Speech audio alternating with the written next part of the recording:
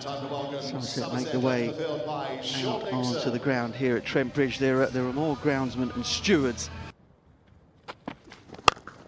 Bang over mid-wicket and see some glory for their team. Oh, knocked him over. That's a beauty. That is a beauty from Alfie Ogborn. Around the wicket. Wasim Akram would have been proud. Pitched on off stump, straight and hit off stump. Oh, 2 in 2. 2 in 2, and we'll see that arms outstretched celebration again from Alfie Ogborn.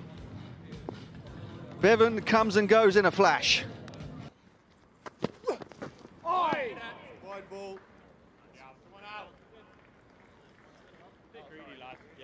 Yeah, it's been a long season. It will seem a fair while ago. Looks to go over mid-wicket again. It's gone up in the air.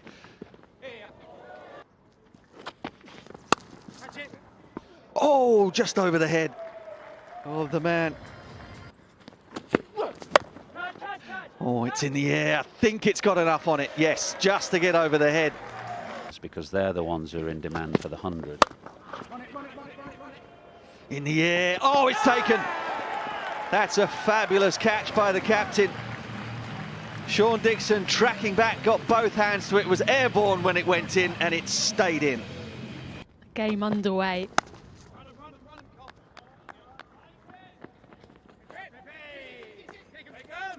Have to be quick. Better throw would have been close, but Ingram was pretty safe in the end. Roll it through. Perfect. Goodness gracious, just a couple of inches saved. Big screen, please. Little bit casual running in, probably thought he was very comfortable. Not got all of this and will perish at the hands of Ben Green at long on. You could hear it was a little bit of a clanky sound off the bat of Colin Ingram. Thomas into the attack, and he picks up a wicket with his third ball. High in the air. I think it's got the distance. It has, only just. Well hit behind square all the way. So Billy Root. Extra cover this time, so Northeast really opening his shoulders. Productive over. This has been excellent batting from Northeast. And the sixth, which brings up an excellently played 50 to Sam Northeast. His third in the competition this year, and it's a timely one for Glamorgan. Edged, slow ball, bit of a cutter. Now this will be a no ball. The call has already been made, and therefore the chance of a run out. Oh my word. It's all kinds of chaos here. Oh, flick the bail, hasn't it? Yeah, just roll that through, please. And yeah, pause it there. Thank you. I've made my decision for the big screen. Ian Blackwell, the man up there. 70s mark looking about right. Gone.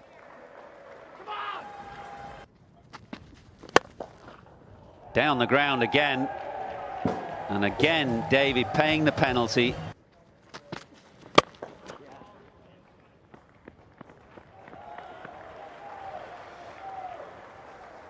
So a flourish at the end lifts Glamorgan to 186 for 7 from their 20 overs. Caught behind, is it?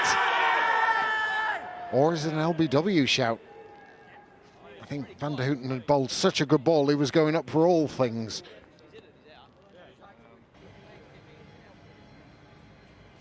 Pitching outside, impact in line, wickets, umpire's call. We go back on field to David, please.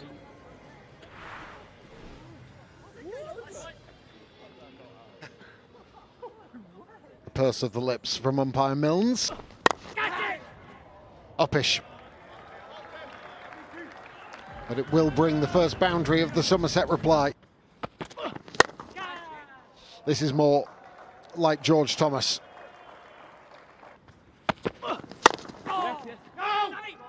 Oh, trouble, big trouble. At the keeper's end, gone for all money. Came charging down, did Thomas. Hamid wanted nothing of it. Sent him back, he came down probably 3/4 of the way. And Glamorgan have the first breakthrough. Chaos from Somerset. Please hit it to mid-on. Mid-off correction, and that one's gone over mid-off.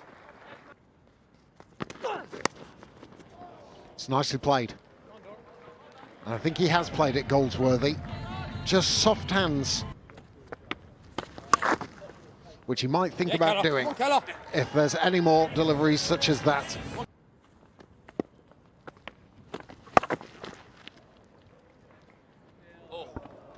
He's, well, originally did do very well. Oh, belted. It's a bad ball. Been in terrific form. In the air, but wide. Dragged down and dispatched.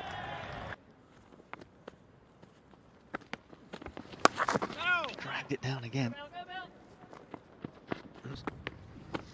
Oh, this could be out. This should be out. Oh, it is. Just about. Didn't pick it up initially. The skies, the light here is really peculiar. Well, the ability to get that breakthrough. Wow. In the air, but through. Again, the timing and placement. Got him, got him. That is a superb catch. Hamid slinks off the field. He can barely believe it, but that is an absolutely brilliant piece of wicket keeping from Will Smale. Catch it. Straight up in the air. Smale says it's mine, and he gobbles it up. Catch! Catch it is the cry. Oh, it just gets over. Go! Oh, shot. Handsomely drilled back over mid-off. Straight down the ground again. Back for two. Oh, my goodness. Does the dive save Dixon? He doesn't think so. The bat's gone underneath his arm.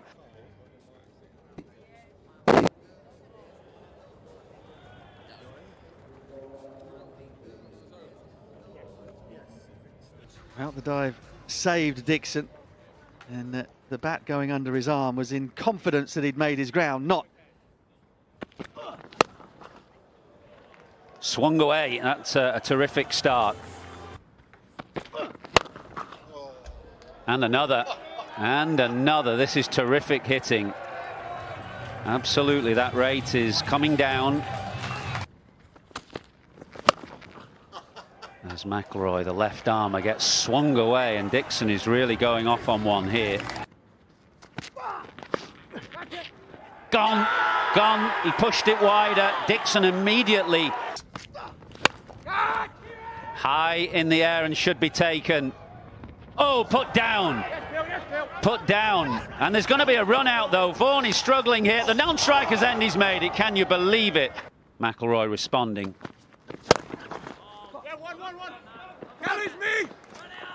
Green hurrying back. Vaughan just about makes his ground. I think there's a collision. And home. Thank is you. Archie Vaughan. Bat is grounded behind the line, ready to make my decision. I was just shouting whilst ball was in play, and that got to take two, had to get Green on strike, and that's not to take away from what Archie Vaughan has done with 26 off 15, but Green is. This is straight up and could be the end for Somerset. Oh yes, taken.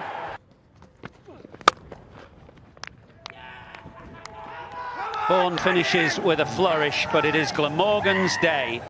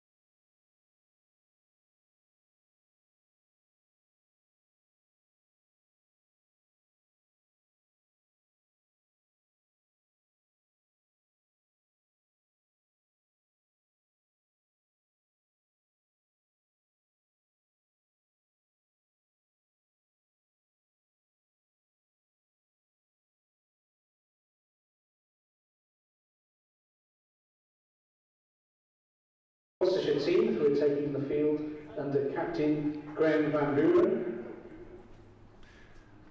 And Boridar, good morning to the Glamorgan batters, number 28 Will Smale and 55 Asa Tribe. So Glamorgan's Will Smale making his county championship debut. It isn't his first class debut. He played one match in Ireland 5 years ago, which we've been busy researching, in which he was run out having faced one ball, but did take a handful of catches. I'm Nick Webb. Alongside me is Ed Seaborn of T20 Blast winning Gloucestershire fame, BBC Radio Bristol. Kenneth Davis will be with us in around about half an hour or so, and we've got an hour before lunch, which, Ed, is probably an hour more than we were expecting. Very much so, yeah. I think thankfully the deluge that we had yesterday doesn't seem to have caused any permanent damage as far as the match is concerned, which is a real shock considering just how much water there was on the outfield at points yesterday. But what we had last night doesn't quite seem to have amounted to as much as was feared, so getting to the ground this morning, it didn't look quite as wet in the streets of Cardiff as I thought it would, so I had a bit of hope then, and getting here with all the covers off and all the puddles removed, it felt as though we were going to start at some point, but I must say I didn't anticipate it being as soon as 12 o'clock, so hats off to the ground staff as ever. So 23-year-old Will Smale, the Newport-born opening bat, facing up to his first ball. Asa Tribe at the other end got his maiden senior half-century last week. And we're underway with Matt Taylor into bowl to Will Smale, who plays it firmly on the leg side to Tom Price at mid-on, and there is no run. We have a match. Congratulations to the ground staff, which is something we also said on Monday up at Trent Bridge, because the odds of a game taking place there looked pretty slim first thing Monday morning. Here's Matt Taylor in again to bowl to Will Smale from this Cathedral Road end, wide outside off stump, and allows it to go through. Smale did open the batting and keep wicket during the one-day cup campaign, with the highest score of 42. Also played in half a dozen T20 matches with the highest score of 59. But this his red ball debut in county cricket, as Taylor's into bowl, outside off stump, and Smale allows it to go by.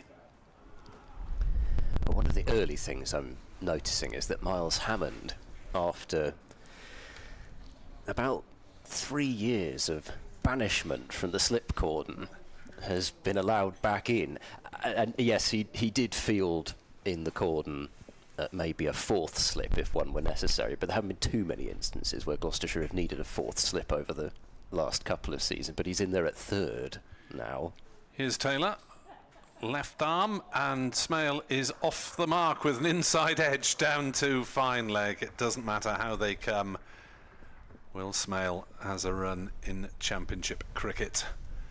And a Gloucestershire attack showing several changes from last time out. Yes, I guess not too surprising in the latter stages of the season. Gloucestershire trying to give everybody a bit of a run out towards the back end. So the three changes from Gloucestershire's side, which was comfortably defeated by Sussex in their last fixture. Matt Taylor, who is bowling now. Ajit Singh Dale returns, and in his second first-class game, Archie Bailey comes into the side. So Zaman Akhtar, Dom Goodman and Ed Middleton are the three dropping out. As Taylor is on his way away from us, bowling to Tribe, who chops down on it very late with a minimum of movement, and the ball rolls down into the gully, and there is no run. Welcome along if you're listening to us from one of the other counties, because there's been an awful lot of rain around and very little cricket taking place around the country. In fact, this is the only game in which play is going on at the moment. As Taylor's in and bowls outside off stump, comes back a bit, but Tribe leaves. Glamorgan won without loss after the first over. And the Glamorgan changes, well, as you'll gather, Smale comes in for his first-class debut. And Ned Leonard, the 22-year-old paceman on loan from Somerset, comes back for another game, which suggests that Glamorgan are giving serious consideration to having him on their books next season. Ben Morris rather surprisingly drops out, thought that he would get another game, and Mason Crane, the leg spinner, is the other man to miss out, and he in fact didn't bowl at all in the second innings of the Yorkshire game, was a little expensive in the first, so 3-day game at maximum, Glamorgan going with one fewer bowler.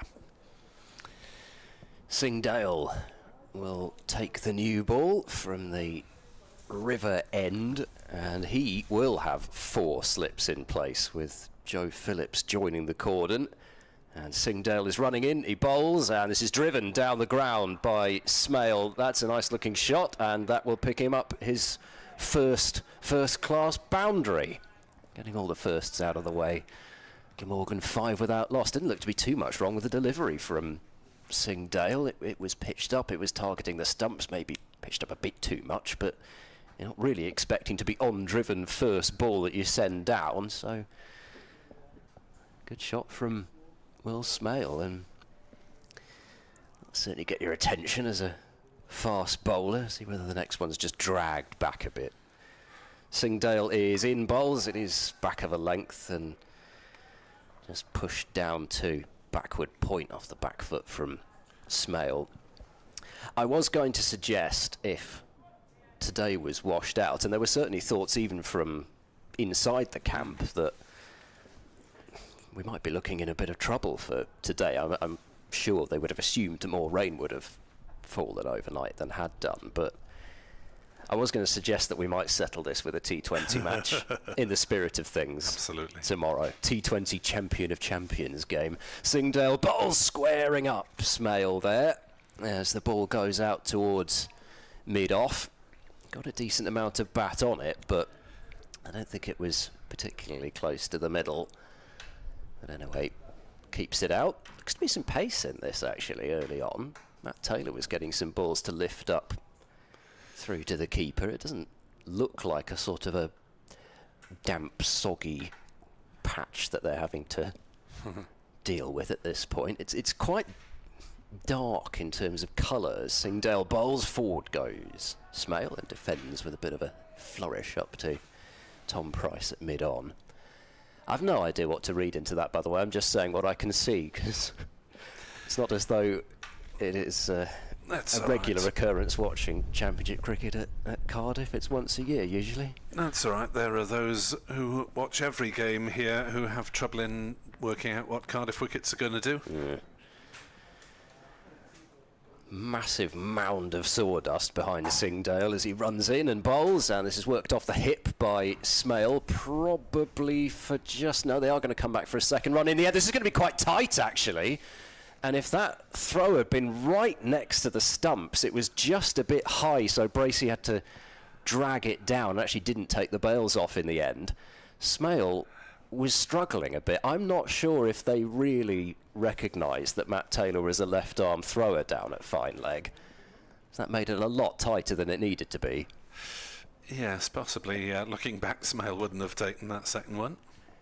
7 for no wicket, so decent over this for Glamorgan. Last ball of it being sent down now. Singdale bowls, and this has come off the inner half of the bat, but played in controlled fashion by Smale behind square, and he will take another single. So 7 runs from Singdale's opening over. Glamorgan 8 without loss.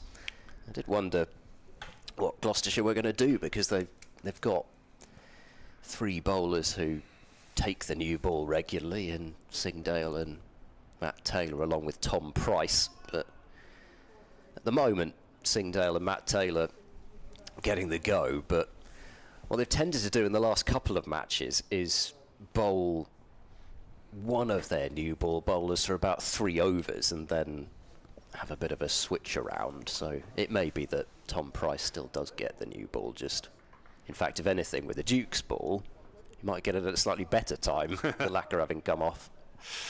Here's Matt Taylor then to bowl to Smale, who drives to mid-off, fielded by Van Buren, and there is no run.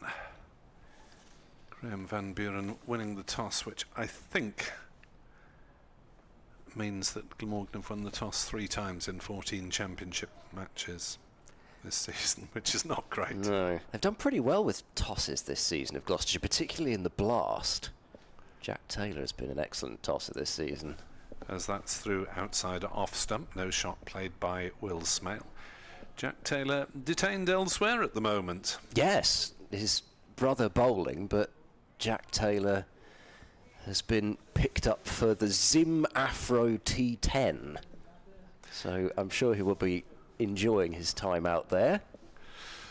Yes, it's a competition in Harare where the names of the teams seem to be South African, American and Nigerian. It's the New York Lagos Strikers. Outside off stump, through low, no shot offered by Smale. Through it goes to James Bracey, who of course enjoyed himself thoroughly with a double 100 up at Cheltenham. And of course Singdale bowled that last dramatic over which produced the tie, as Jamie McIlroy was caught behind spectacularly by Bracey off the very last ball of the 4 days. It's certainly one for the history books, that one. 8 without loss, Glamorgan here on BBC Sport Online, as Taylor's in, bowls to Smale, who takes a step down the pitch and then defends when he gets there out to point, and there is no run. Yes, he's playing Jack Taylor. This is for the Cape Town Samp Army. Yes. If anyone knows what a Samp Army is, they know more than I do. In a little bit of gentle sunshine at Sophia Gardens, quite a bit of grey cloud around, bit of blue sky to our left as Taylor bowls and Smale whips it off his legs for at least a single, turns, looks at the second and then sends Tribe back on this occasion.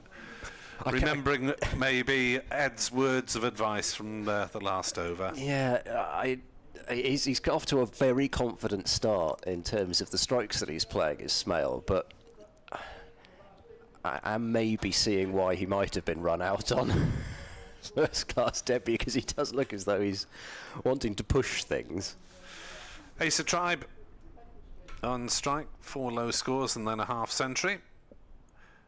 As he defends and that one bounces down into the crease in front of him, rolls about 6 inches away from where he was standing. End of the over, single off it, 9 without loss after 3 are Glamorgan, and having been put into bat, I know it's only half a session effectively, but they'd be very grateful to get to 1 o'clock with only no wickets, or possibly happy with just 1 wicket down. Say 3 wickets for the usual aim for a bowling side, having inserted, but they've only got half a session to do it in. Yeah, so I mean they'd be probably looking for a couple. I mean certainly if one of them were Colin Ingram, who along with James Bracey has been named in your BBC Sport County Championship Team of the Year. Dun, dun, dun. In comes Singdale and bowls inside edge, and it's going to go for 4. And James Bracey just has a look on his face as if to say, how have you managed that? And it was more of a feature of the early season rather than of late, but I cannot believe the number of times I've seen Singdale inside edge to the boundary this season. He just seems to be very good at finding the inside edge, because his natural movement does tend to be into the right-handers. But the problem is that so often nowadays, I think must be something about these thick bats, they just always seem to miss the stumps. 13 without loss. Smale has all 13. Singdale into him, and that's a good delivery, which is treated respectfully, but played with a confident-looking defence up to mid-off. The news from Lords, you don't have to leave us if you're an England supporter quite yet, because there's a delayed start between England and Australia in the 4th of the 5 one-dayers, which are meant to conclude, fingers crossed, at Bristol on Sunday. Yes, be more than fingers crossed from a Gloucestershire point of view. Singdale in and bowls, and Smale with a move down the pitch. Plays defensively for the bowler to pick up. The covers came off at Lord's. The covers have just been put back on again. So fingers crossed that they will be able to get some cricket in there. Amir Evans says, hoping for fireworks from the one-day Kings. 83 for naught at lunch, anyone? Well, that's a pretty decent start run rate-wise. Singdale bowls and goes past the edge of Smale. And I think that was a ball that he maybe played for some in-movement that he got earlier on in the over. And I'm not sure that time that it was there. I think it went pretty much straight on. But he didn't really follow it.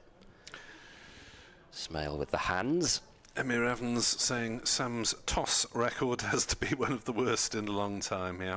Can you send a specialist? Specialist in toss, that discipline. Practitioner.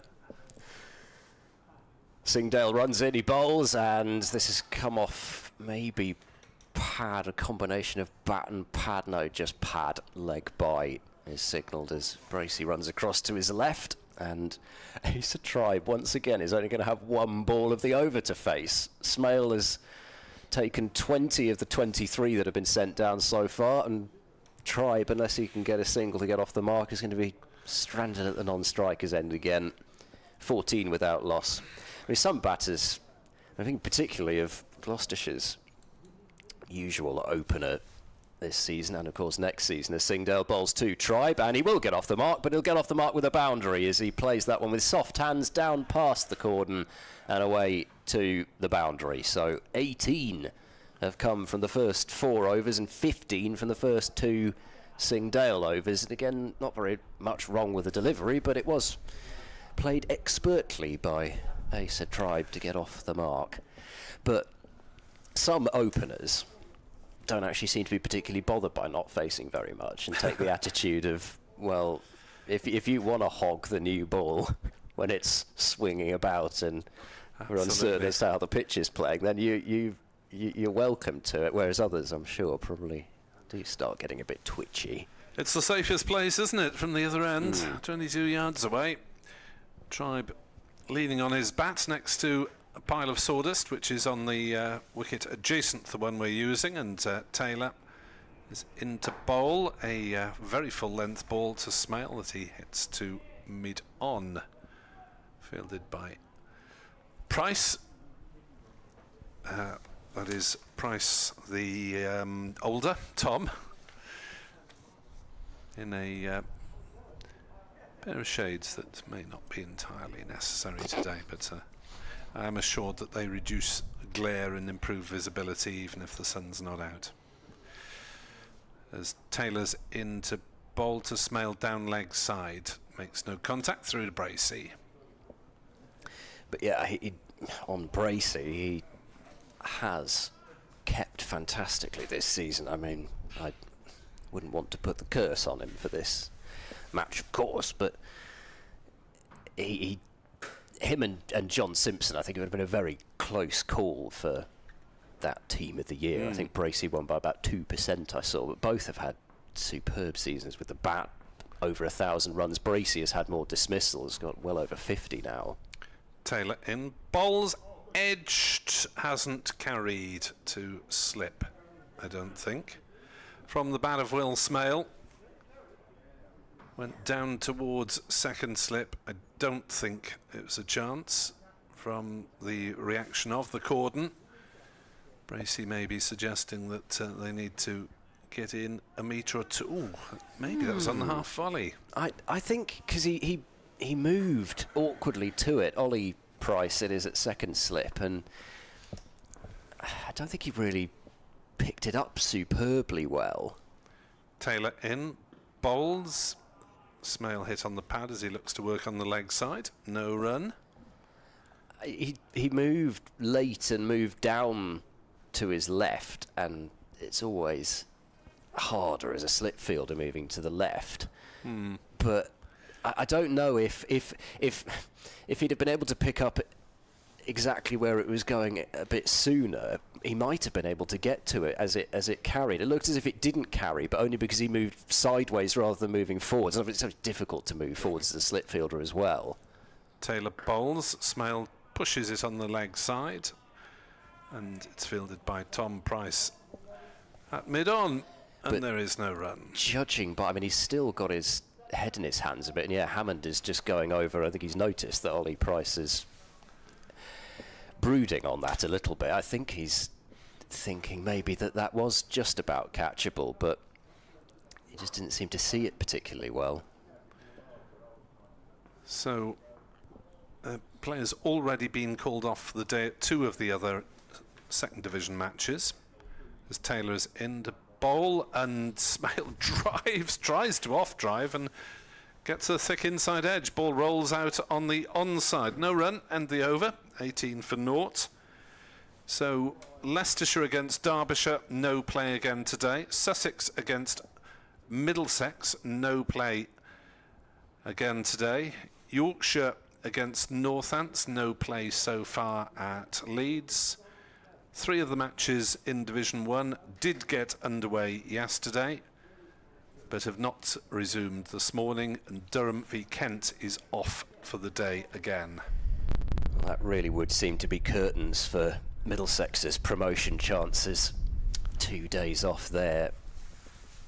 Singdale into Tribe. He bowls edged, and again it's short. This time Ollie Price and Chris Dent both, I think, got hands on it, with Price first and then tipping it towards Dent, but looked to be as close to a genuine edge as you could see. And they understandably are standing a bit deeper for Singdale because he's quicker, but I think that time it did look as though it fell in front of Ollie Price, but outside edge is now found of both bats and no wickets. Singdale charges in once more. He bowls to Tribe, who turns this one up to mid-on with a roll of the wrists, and there is no run. And this is really the first over that Tribe has had where he's known that he's going to be facing at the start of it. Whether that contributed at all to the edge, but both of them, Gloucestershire, have got the 2 Glamorgan openers to play a little bit away from their body, and that's just, I guess that's one of the things that happens when you just come off playing one-day cricket. Singdale is in, bowls. He's had a flash at that one as Tribe and misses the attempted forcing drive through the offside. Exactly the sort of shot that might have produced a nick, but it didn't. Yes, they're living on the edge at the moment, these Glamorgan openers. Asa Tribe made 58 in the second innings against Yorkshire. It was Glamorgan's top score, but he's got a fidgety old start here today. He's looking to go very hard at that, and Gloucestershire have now left cover open and gone back to 4 in the cordon. Singdale bowls to Tribe, who works this one away into the onside though, and fielded by Archie Bailey, running in from square leg. This is not the only squad that Asa Tribe has been named in this week. He's also in the Jersey squad for a international T20 qualifying series, which is taking place in Nairobi. Oh, what a trip. And so he may well be involved there later this week, or next week, depending on which way you look at it. Singdale passes the umpire and bowls, and chopped away out to backward point as Singdale just drops it a bit shorter and a bit wider, but Tribe can't really take advantage. In the meantime, he's left his brother to do the work. Zach Tribe got a century for Jersey against Qatar yesterday. So Asa may well be out there for duties later in the week. Takes you to all the best locations. Associate cricket, I think. Why not? Why not have a go at it? I know that's not the route that Tribe has gone, as Singdale bowls, and this is guided towards backward point. I'm thinking more towards those Grant Stewart types who've decided to take up Italian citizenship, I guess, and playing for them. I don't know, just... Any of those in the Gloucesters in recent years? Not that I can recall that have done it that particular way. But I like to see it. It adds intrigue to the associate level, and I'm sure from their point of view, if they're not getting picked up in franchise leagues, might as well go and play some cricket somewhere. Craig Mester, a Glamorgan all-rounder, played for Germany at the back end of his career, had a handful of matches there before fitness issues forced him to pack it in. Matt Taylor is in to bowl, smashed away on the leg side. That one may reach the square leg boundary. It does. Smale with a flourish of the bat, dispatching it to backward square, and although the ball isn't running very quickly over the wet outfield, it was able to beat the dash of the man round from fine leg. 22 for naught. Smale has 17 of them. The other former Glamorgan player to go down the associate route was David Hemp, who was born in Bermuda and remembered that at the back end of his career and played for them for a couple of years. As Taylor bowls and... dropped. Was that a drop? Yep. Did it catch the edge? Yep. Or was that just movement? Yeah, it looks like Bracey has spilt it from the extremely reluctant way in which he peels himself off the ground. Smale pushing forward. Bracey going to his right. And surprisingly could not hang on. Yeah, it was a one-handed effort, and he went for it thinking that it wasn't going to carry to dent at first. As that one is through low outside off stump. So there we go. Blame me. The curse. I don't know whether it would have carried. It may have carried just through to Chris Dent, but I'm sure having seen two not carry, Bracey's already in the mode of thinking, I've got to go for everything. So I think he was right to have a go, but he was only ever going to be able to get one glove on it, and it didn't stick. Well, this is certainly a nervous start from this young Glamorgan pair, and 25 minutes in, it's a question of survival somehow. As Smale smashes another one through the leg side for 4, similar to the earlier delivery in the over. Clip that away. Anything on his legs he looks particularly strong on, and dispatch that one in style and moves into the 20s. He's got 2 balls really to swing, has Matt Taylor, and they both started 2 straight and both been crashed away through the leg side. It makes a fearful thump off his bat when he does so, and it's hard to say, oh, the outfield isn't as slow as I thought it might have been, because he's just hit them that hard that they've still sped away. He's quite a big lad, Will Smale, for a keeper. He's around the 6'3" mark, I believe. I think he's a touch taller than I am. 26 for naught. Smale has 21 of them. Taylor on his way. Bowls appeal for LBW, not given. Didn't sound entirely convinced, that one, in terms of the volume level. No, I think that was not the in-ducker from Matt Taylor, who quite liked it, because I'm sure he's thinking, well, that's very possibly going on to hit the stumps, but I just don't think that it pitched in line. We are basically bang in line in our position for this pitch, and it just didn't look as if it was the one that nipped back. He's been looking for it, but as I say, he's started them 2 straight when he's gone for the big in-swinger to try and target those pads. Taylor in to bowl to Smale, leaves outside off stump. Ball goes through to Bracey. End of another eventful over here on BBC Sport Online. Glamorgan 26 without loss, having been put into bat. Yeah, he's certainly looking very likely, Matt Taylor, in the 4 overs that he's sent down, but the issue is that when they've found the nicks so far, they've either not carried or they've just about carried, and one-handed efforts haven't stuck. It's not really been Gloucestershire's first just under half hour. Singdale will have a 4th over, and still the 4 slips, backward point, mid-off, mid-on, square leg and fine leg as Singdale bowls, and just trying to tempt Tribe into something outside the off stump there, but in the end the leave is effected. Marchant de Lange, by the way, was at one point hoping, I think, to be coming back for this last game of the season from his injury, but unfortunately that hasn't happened, so de Lange's season at an end, and of course he missed finals day as well.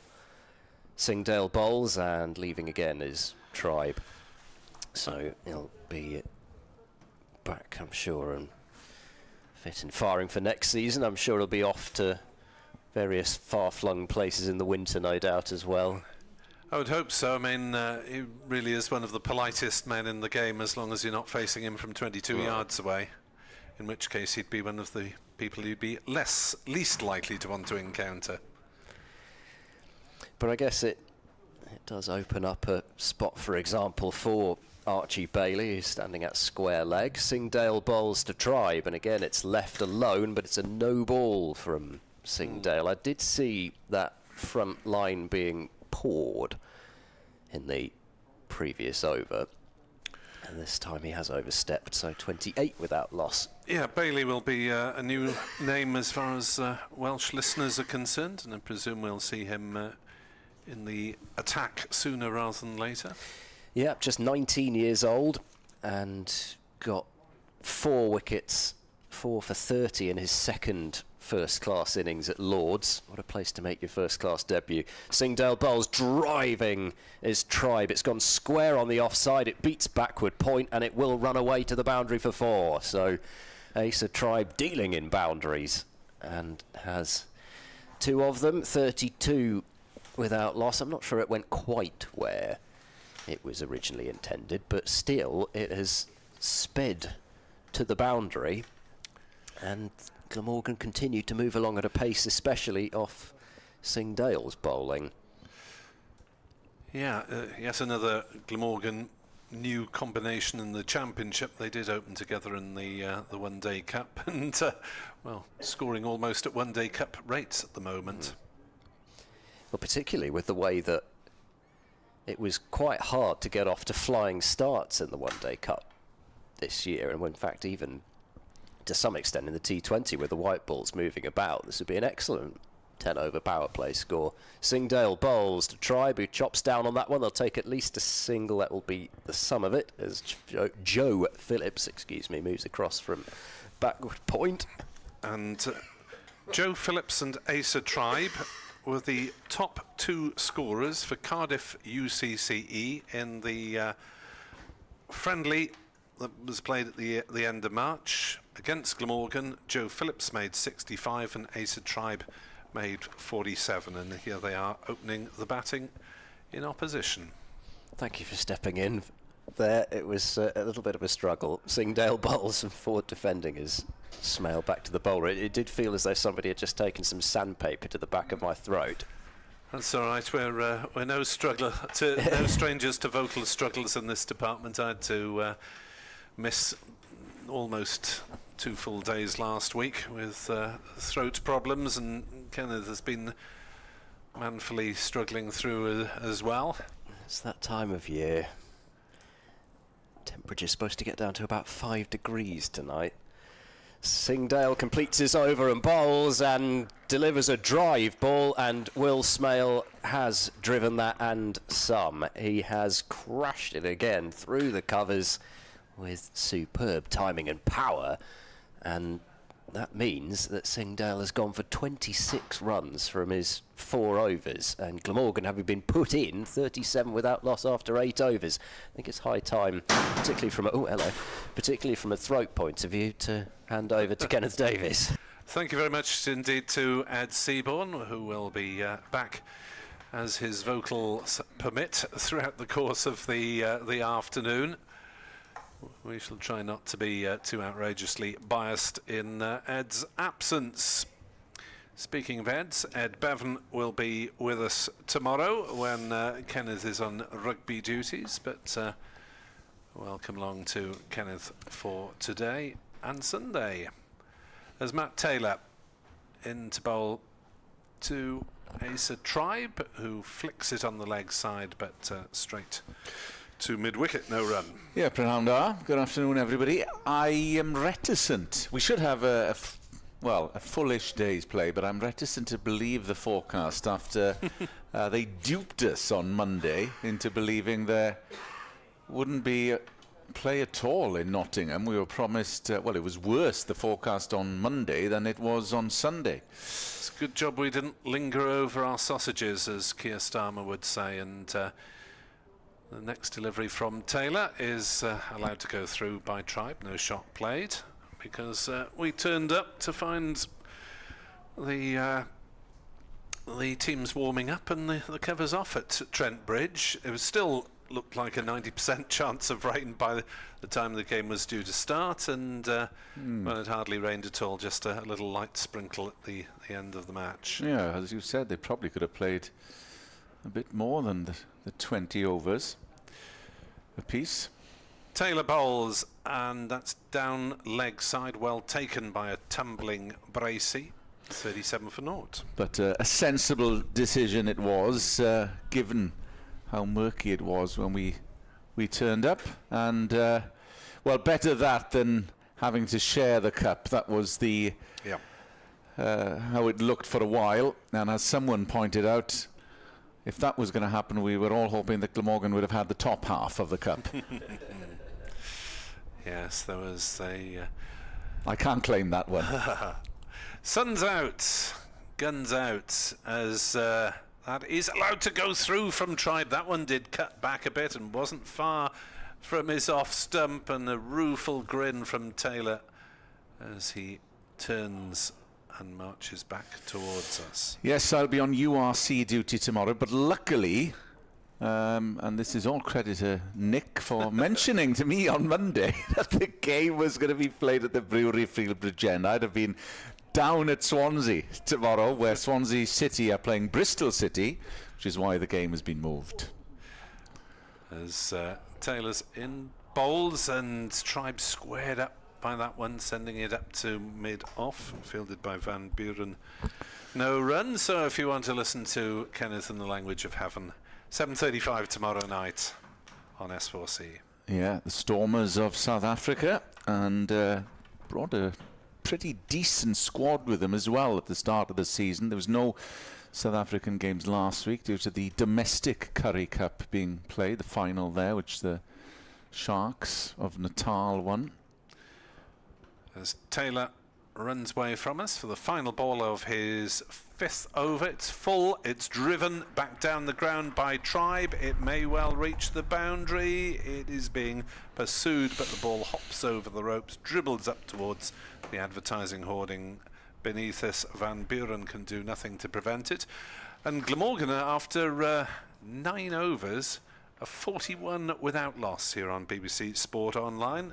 Quite how they're without loss, only they will know, because there's been at least one full chance and a few half chances.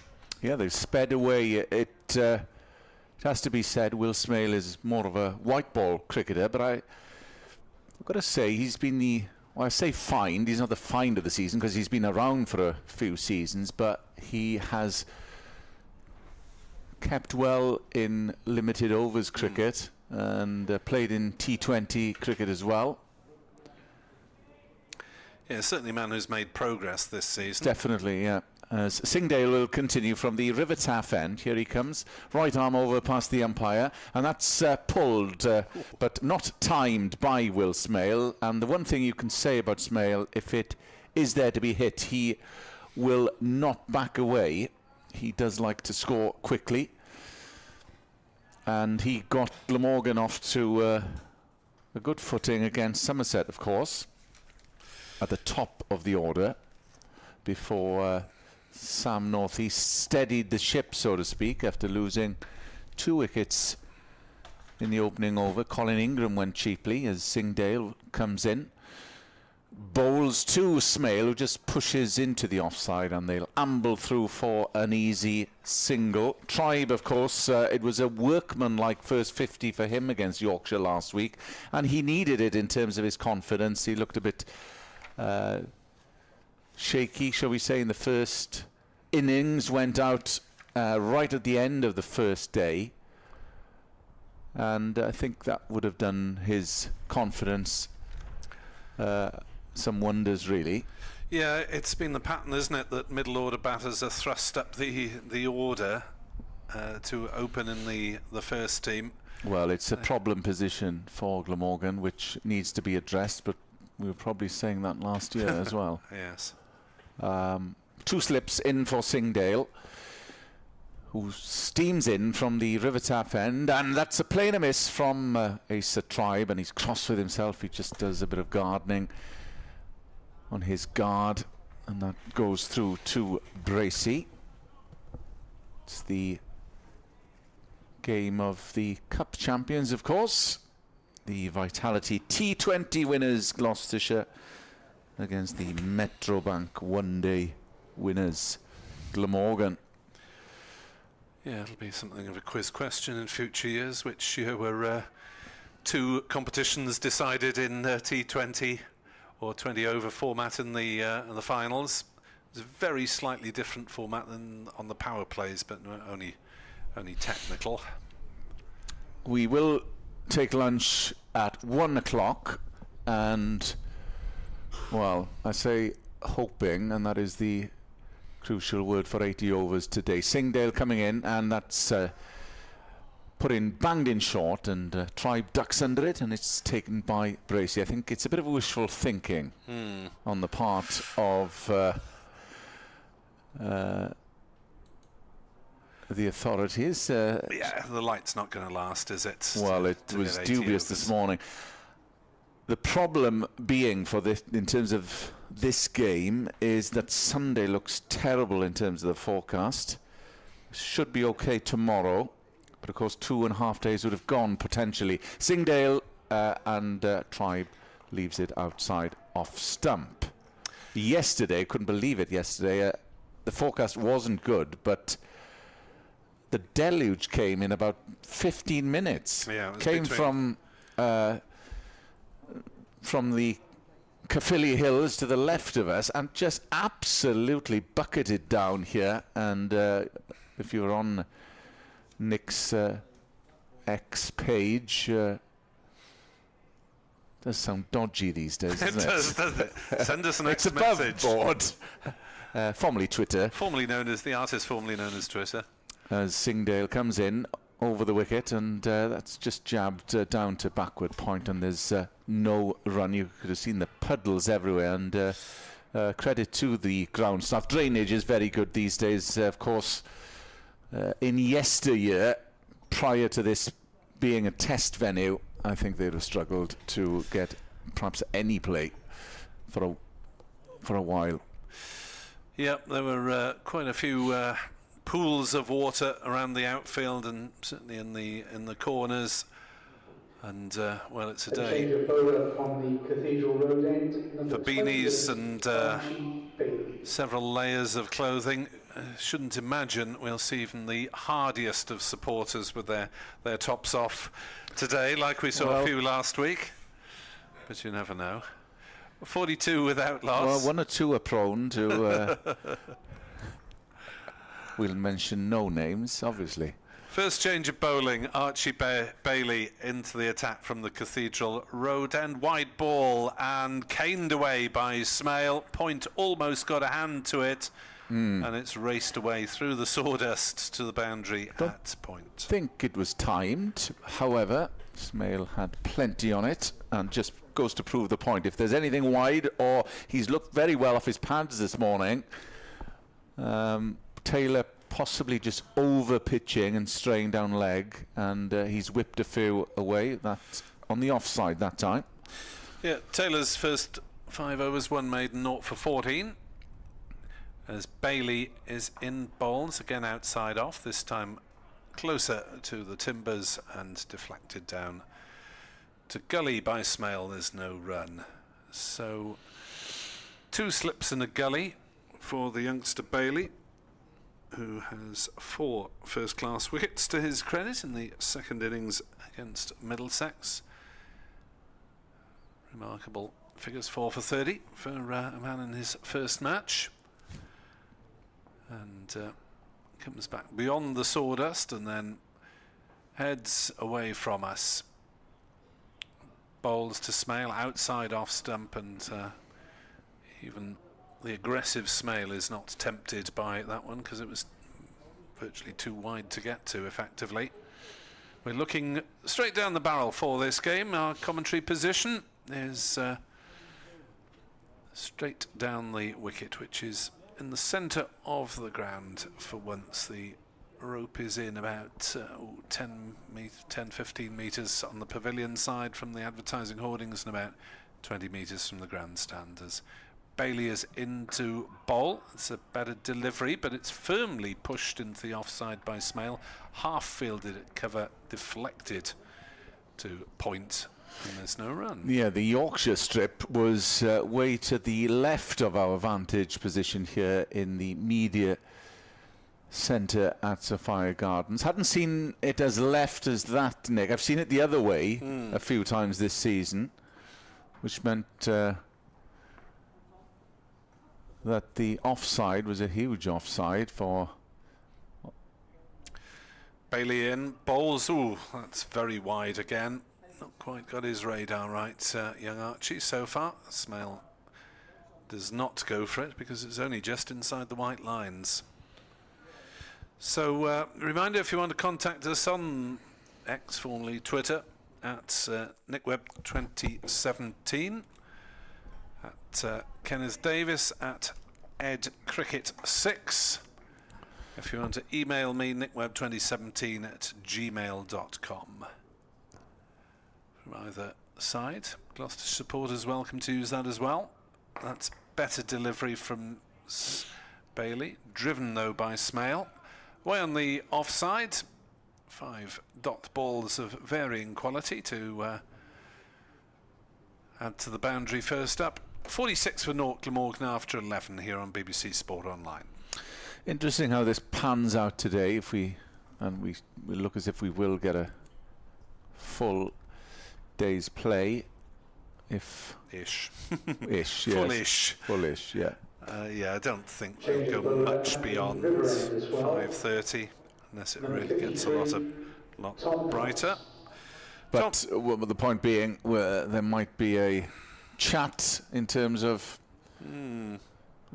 how we can proceed, because as I say, Sunday isn't looking great at all. Well, let's see how adventurous they are. It would be unusual for the captains to cook up effectively a one innings match with maybe a double declaration with 2 days to go, if you like. They can't always go for the forecast, so I would be pleasantly surprised if we had an agreed run chase tomorrow. Tom Price, 8 wickets at 39 so far this season in the attack.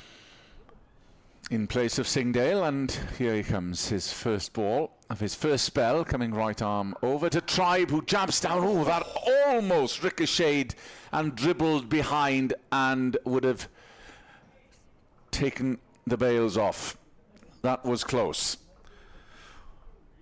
Wow, he wasn't able to react in time there, Acid Tribe. No. Jabbed the ball hard down into the ground. He tried to get his right leg back to sort of kick it away, but I think he would have been too late. Bounced very close to the leg stump. So he breathes a sigh of relief, does Asa Tribe, as Price comes in, and that's driven firmly just to mid-off, and there's no run. 46 for no wicket. Well, both batters have been fortunate, really. Tribe, a couple of edges, and then the near play on, and Smale dropped by Bracey on 17 off the bowling of Taylor. A few inside edges as well. 2 slips, a gully. As Price comes in from the River Taff end, and there is no run as Tribe plays it into the offside and is fielded at point. So some 13 minutes left of this truncated first session. Yes, this Glamorgan lineup is effectively a batter more than last week, with Carlson, North East Ingram, Cook and Callaway as all-rounder status. Price ambles in. Tribe on strike, and that's played into the onside. There was some muffled encouragement from the slip cordon. Last week we had Callaway up at 5 and Cook at 6. Probably be 6 and 7 in either order, with Van der Hoogten reliable in the lower order, especially on Monday. A vital bit of biffing at the end, 26 not out off 9 balls. Well, we didn't know how vital until we saw Sean Dixon coming in and smacking it to all parts, and had he stayed in, well, who knows? That was the crucial wicket, Andy Govin. He was caught by Colin Ingram, but he looked dangerous. As Price, this is a good over so far, and as mentioned, the commentator's curse as that's whipped through square on the onside for 4. There we are, we have got a crowd here. Albeit what? I think Ed counted them earlier. They're 50 odd when Ed counted them just before play. I think it's probably somewhere between 100 and 200 paying spectators in the ground. But 50 up for Glamorgan between these two youngsters, which is a good start. In the 12th over, this is the last ball for Price, and that's a good length delivery, and that's Tribe strode forward, played it defensively, and there's no run. Good over apart from that boundary on the 5th ball, and Glamorgan, as Nick mentioned, are 50 for no wicket. Yes, Smale, the 9th debutant, I believe, for Glamorgan in first-class cricket this season, which is a high number.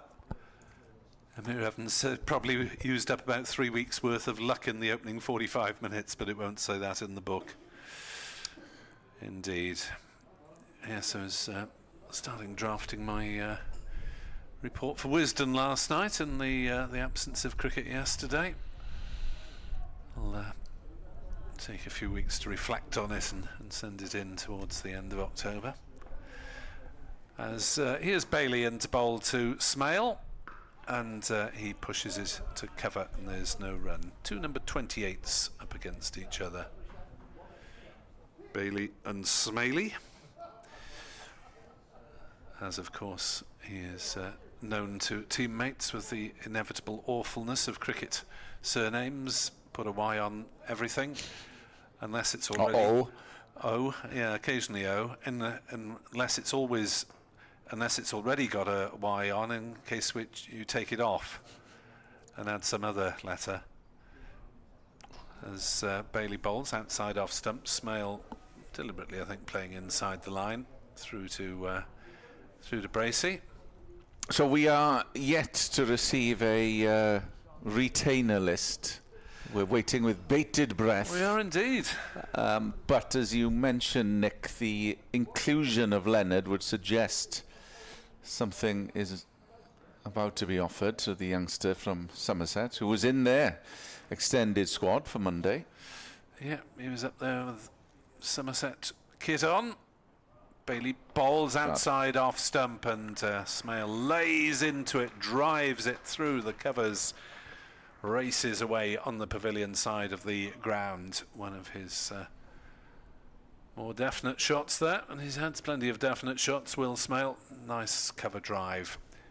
Slight surprise, Nick, that they didn't persevere just for this one game at the end of the season with Ben Morris. Thought he did okay against Yorkshire. He was a bit wayward in the first innings, a bit of nerves, obviously, his first-class debut.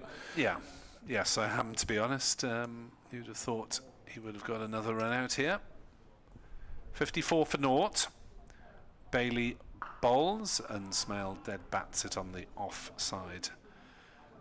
And there's no run. Another area of sunlight sweeping over Sophia Gardens. There's quite a bit of blue sky away to our left. Well, if this is around between 5 and 6, it'll improve the chances of our getting something approaching the 80 overs in. 20% chance of rain this afternoon as Bailey bowls, and that's again a little bit over full, and it's driven off a thick edge down towards third man. It's picked up just inside the ropes, and a couple of runs ensue. Bailey, in only his second first-class match, is just giving them a bit too much width at the moment. Well, they're scoring freely at 4.3 and over in this 13th.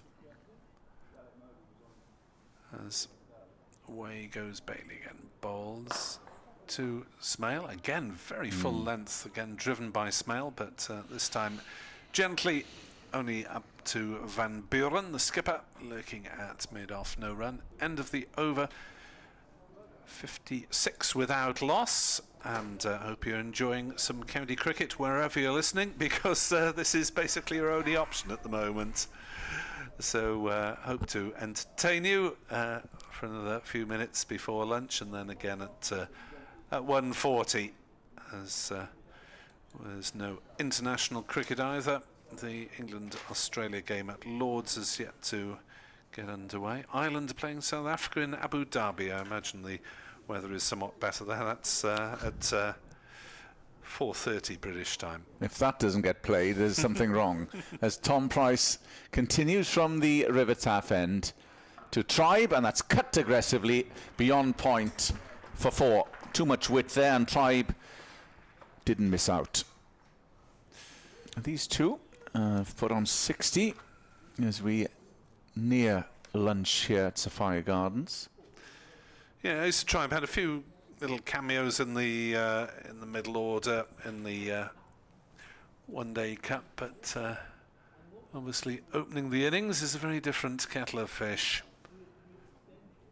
and well, anything they can get, even what they've got already, will be something of a confidence boost. If they can get through another couple of overs till lunch, they'll be absolutely delighted. Coming in is Tom Price, right arm over, and that's a better ball, and that's worked into the onside, but there's no run. But Gloucestershire have had, well, the one chance that was put down by Bracey off Smale. Each batter had an edge that dropped maybe on the half volley to slip, and then Tribe nearly played on to Tom Price's first delivery. So it's been a litany of near misses for the Shire so far. As in comes Tom Price to Ace Tribe, and he'll have to go again. Back to his mark. That was a little slip. One of his teammates is looking rather suspiciously at the run-up area.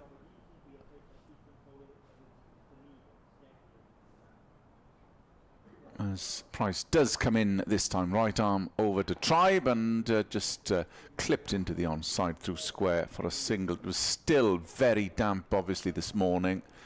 The rain had fallen overnight, which meant a delayed start, but I have to admit I didn't foresee any cricket before lunch, because I don't think had that deluge not happened yesterday, we wouldn't have played until after, because it was so, the outfield was so wet.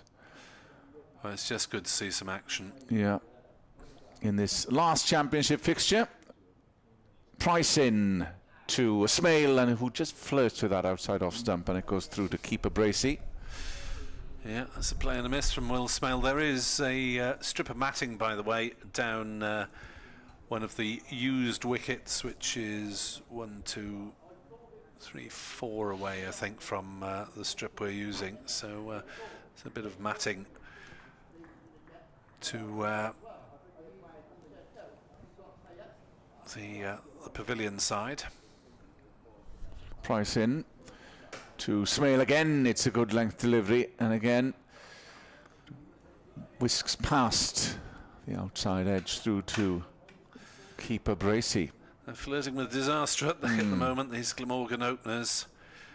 Yes, that area of matting will be to the right of your picture if you're looking, as we will be shortly, over the shoulder of Tom Price, bowling from the River Taff end. So this the final ball of Tom Smith's over to Smail, and he squares him up, does Tom Price. That was a good over.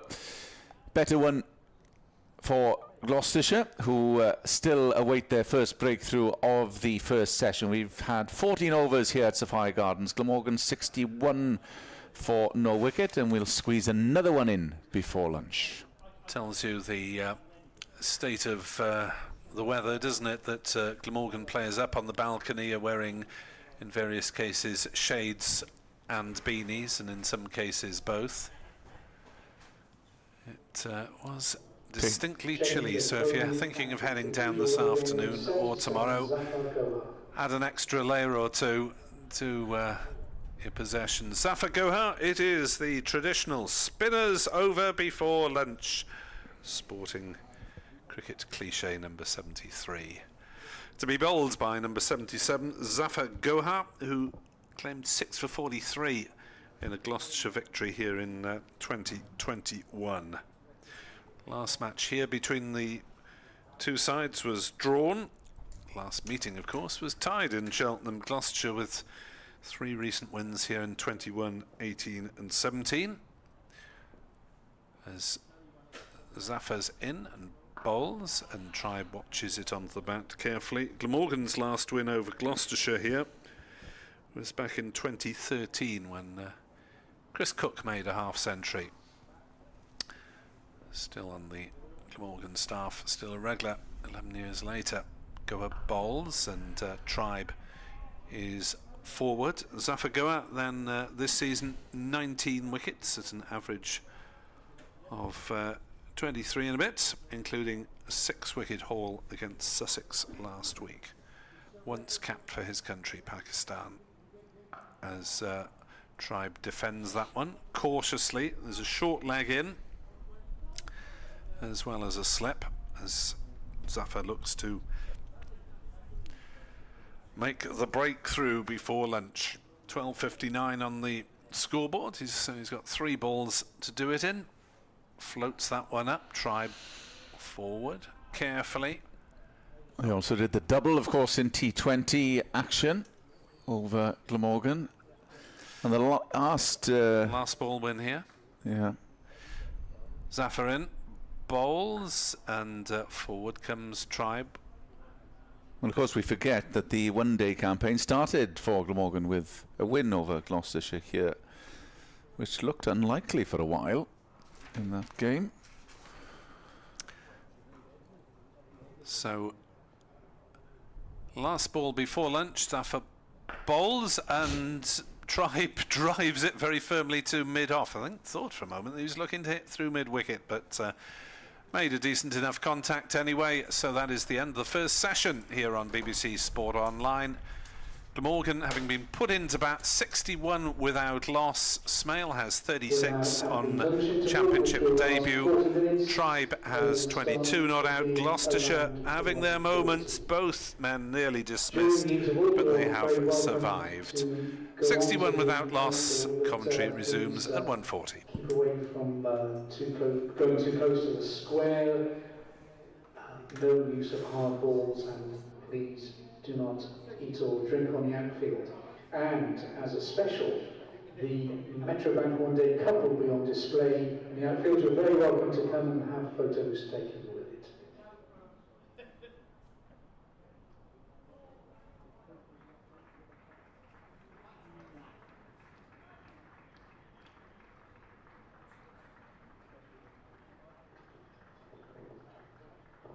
If you're looking for something to eat or drink, the Pyramid Lounge Cafe on the ground floor of the Thatcher's Pavilion is open, 10% discount for Glamorgan members.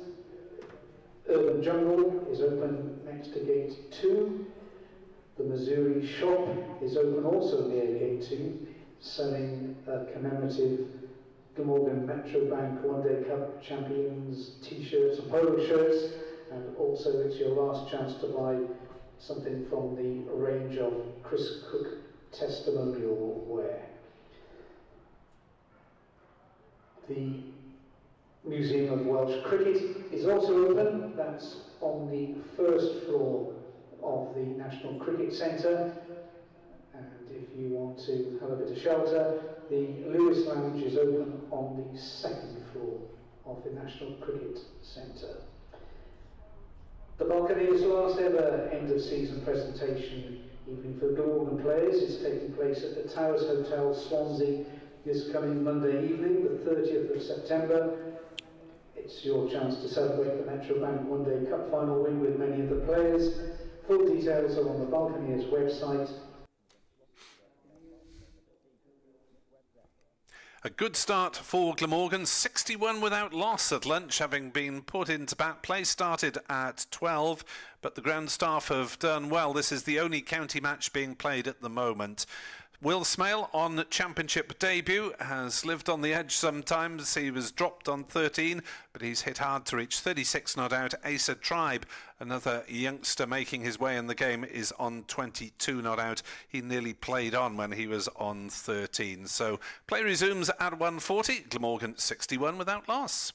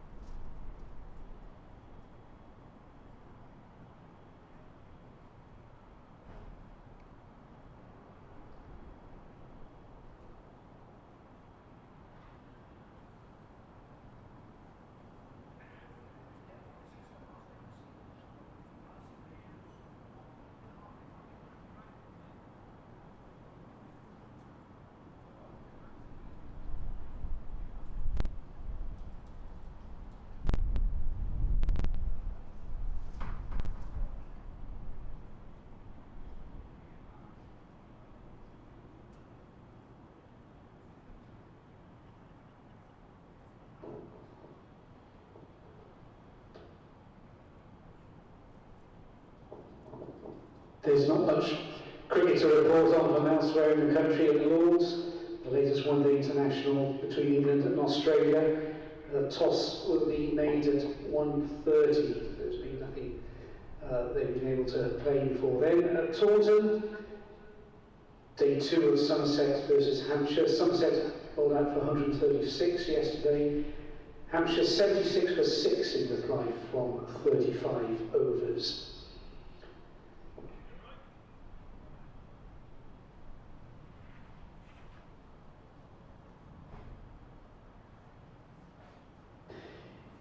If you enjoy watching Glamorgan home matches, membership is the most cost-effective way of supporting the county.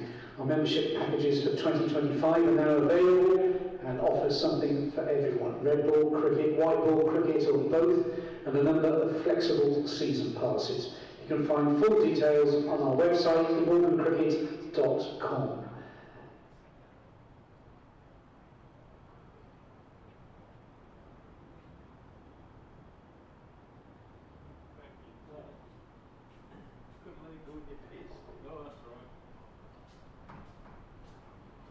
This game, of course, continues until Sunday. Then the next big occasion at Sophia Gardens is the always popular Sophia Works fireworks display, which takes place here at the Gardens on Sunday evening, the 3rd of November. Gates open at 5 o'clock. Tickets are selling fast. In fact, premium seating is already sold out. The whole event is sold out for the last 2 years, and we're confident that it'll be just as popular this season, so you should move fast to buy your tickets. Members get a 10% discount by entering a code which has been emailed to you, and you can get your tickets from the website, glamorgancricket.com.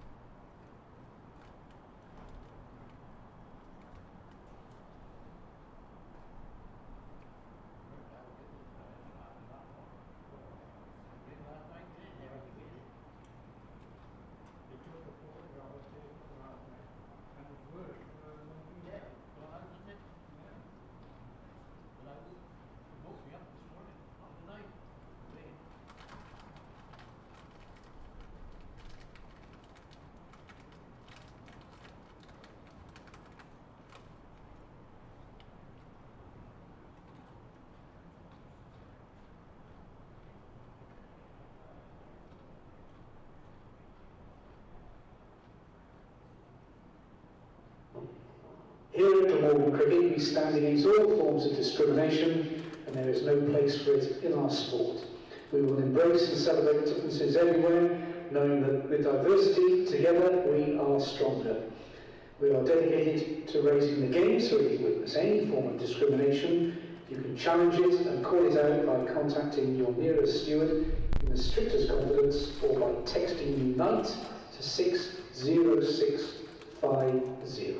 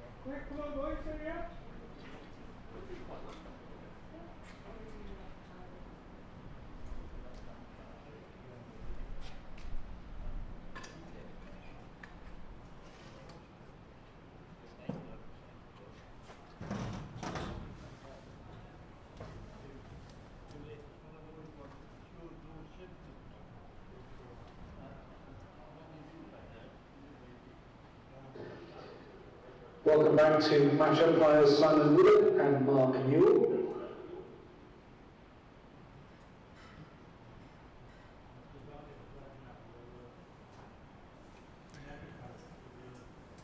Welcome back to the afternoon's action then, here on BBC Sport Online from Sapphire Gardens, where Glamorgan resume on 61 without loss, having been put into bat.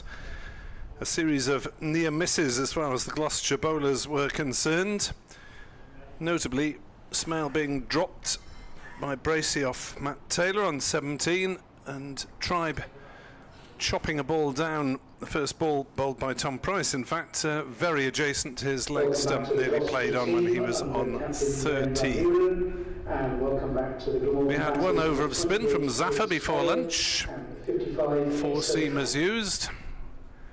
We have 33 overs scheduled for the afternoon session. Tea is taken when 32 remain, theoretically. But who knows in terms of the weather. We may get a passing shower, we may have bad light later on, but let's just enjoy what we've got. Kenneth Davis alongside myself, Nick Webb. Yes, good afternoon.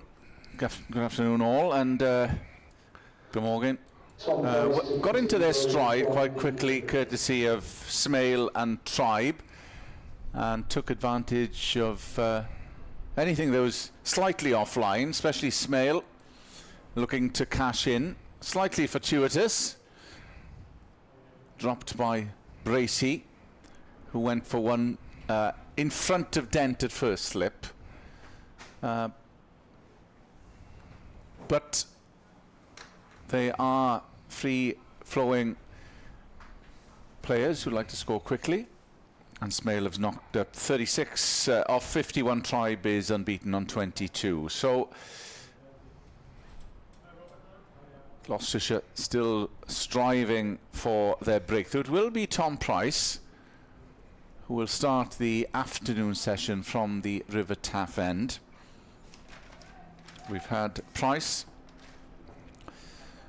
Singdale, Taylor and Bailey as Price will start from the river end, and that's driven firmly, aggressively by Smale to a wide-ish mid-off, and there's no run. I thought Bailey possibly was the one that didn't get his arrows as he would have liked prior to lunch. Slightly wayward. As Price comes around with 2 slips. Mid-off, mid-on, cover, mid-wicket. Price coming in, bangs that on a good length, and that's just played into the offside to cover by Smale, and there's no run. Deep backward square, there's a fine leg.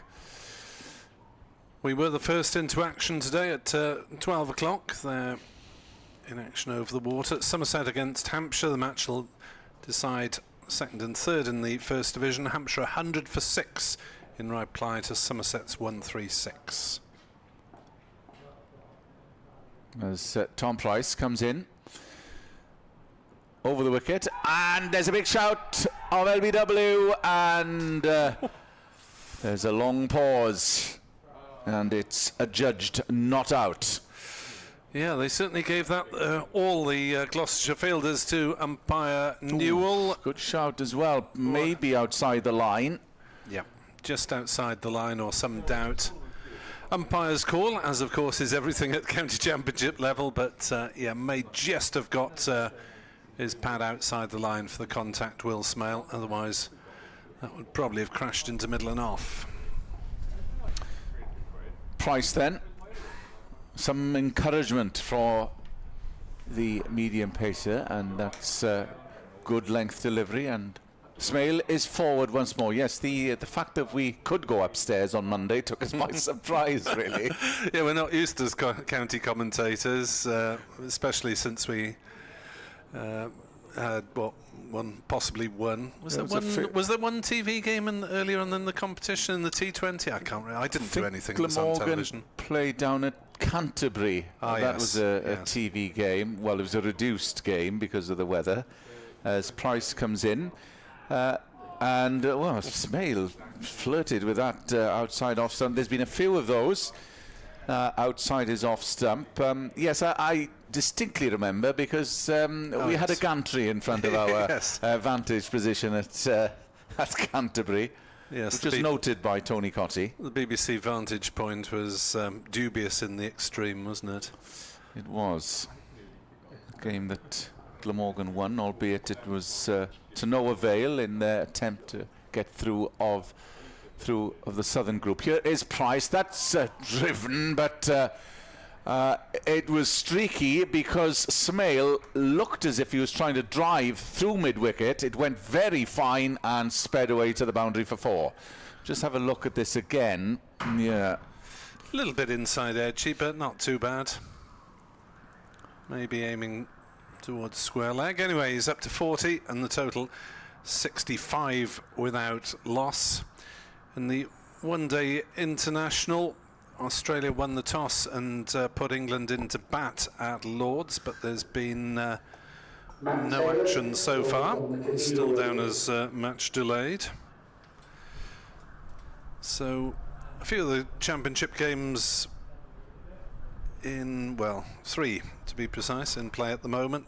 Giving you the score from Taunton at Trent Bridge. Nottinghamshire 62 for 3 in reply to sorry, that's the first innings of the match. They're playing Warwickshire, and a draw there would realistically do both sides and send Lancashire down, and Lancashire haven't got on today against Worcestershire, whom they reduced to, well, they had 7 down very cheaply. Worcestershire recovered a bit to 119 for 7.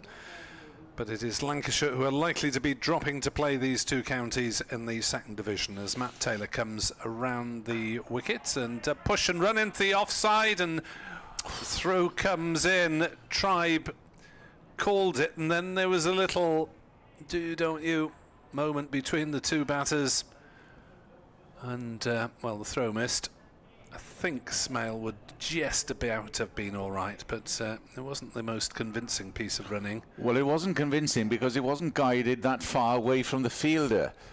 And I think that was tight. Maybe just Smale would have been home.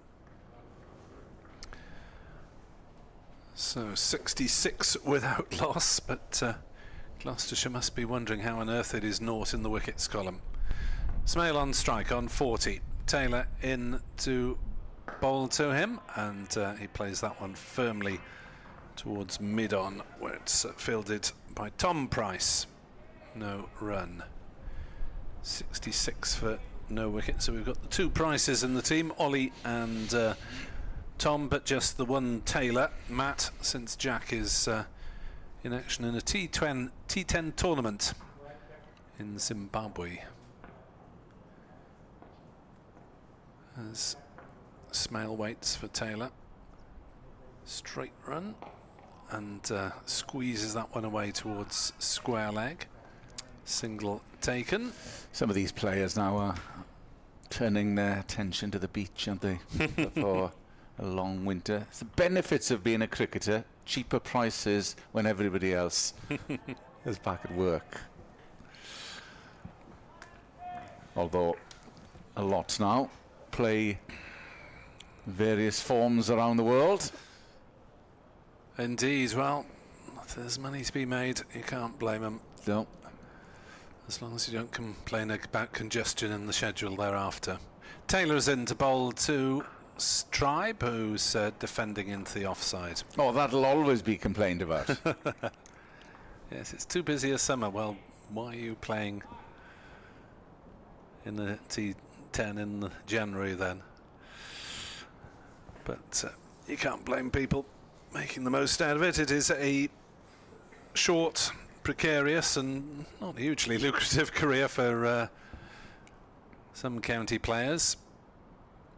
Taylor to Tribe, who turns that one down to fine leg, takes the single. 68 without loss here on BBC Sport Online. Nice to see Trevor Freeman, who usually follows us on social media and online from Dublin, over for this game. Yeah, spoke to him at the boundary when the players were warming up, and he said he had enjoyed a meal in Cardiff last night. As Taylor's in to bowl to Smale, who's forward defending back to bowler, no run. The unfortunate thing was he didn't know where he'd been eating, so he couldn't tell me. He couldn't suggest that it was a place to go. I'm sure there are one or two Welsh sports fans who would have similar experiences of Dublin. Indeed. 68 for noughts. Mainly on international weekends. Yes, indeed. No Wales Island men's game over in Dublin. It's in Cardiff this year. Tickets went on sale to the general public this morning for England of the matches against Ireland and England, just a mile or so away from us at the Principality Stadium. Yeah, although the Dragons are there this evening, and that is going to be a tough game as Price comes in from the River Taff and to Asa Tribe, who's unbeaten on 24, trying to follow up his knock of 50 plus last week against Yorkshire. And he's looked solid. Another one of the youngsters who've tried to break through this season. Will be awaiting news regarding the retainer list. And Price just has to check back, start his run up once more.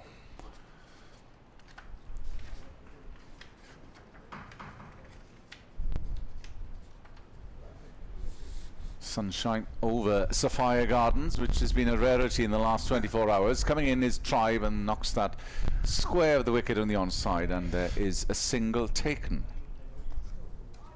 Yes, among the contracts we do know about, signed up for next year, Sam Northeast, Alex Horton, one of the reserve wicket keepers, Eddie Byram, Kieran Carlson and Ben Callaway have got another 2 years definitely, and Mason Crane another 3 years definitely.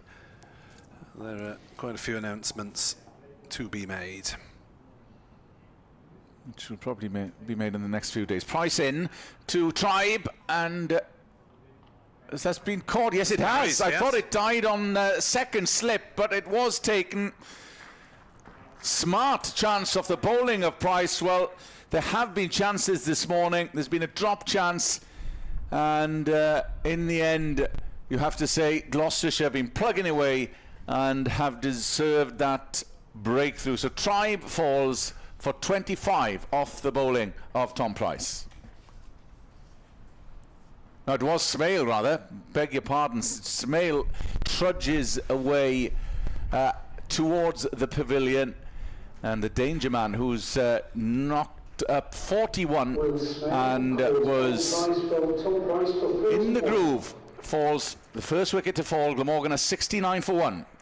And it was Tom's brother Ollie who did the duties at slip. 69 for 1, and you can't say that Gloucestershire don't deserve that wicket, really. It has been coming.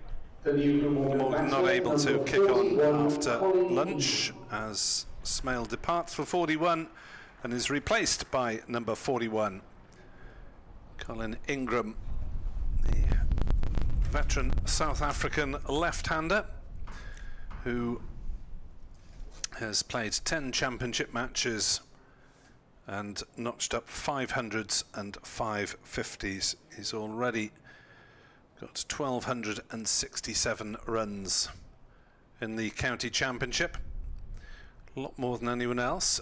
Kieran Carlson and Sam Northeast have chances to get to 1,000. Northeast is on 940, with about 90% of them having been scored away from home. And Kieran Carlson on 922. And were they both to get there, it would be the first time that 3 Glamorgan batters has reached the milestone in a season since 2011. With the fewer games in the championship these days. Colin Ingram, Glamorgan's player of the season in this format, comes in, takes guard. 3 slips in for the South African, and slightly taken aback by that wicket because there was barely any celebration from the the Gloucester players rather. As Price comes in, 3 slips in now. Ingram leaves that outside off stump. It was almost bizarre. Considering how hard they'd appealed for the LBW in the over before, and there's obviously a lot of pent-up frustration in that Gloucestershire side, you would have thought there'd been a lot more celebration when they finally did get the wickets caught. Price bowled Price, which was the reason I thought it may have dropped short of second slip, but good catch as Price comes in, and that is left once more by Colin Ingram. It's jagged away quite a bit off the pitch, didn't it? It started wide, so it didn't pose a danger, but a bit of movement there off the surface. What are we in? 18th over.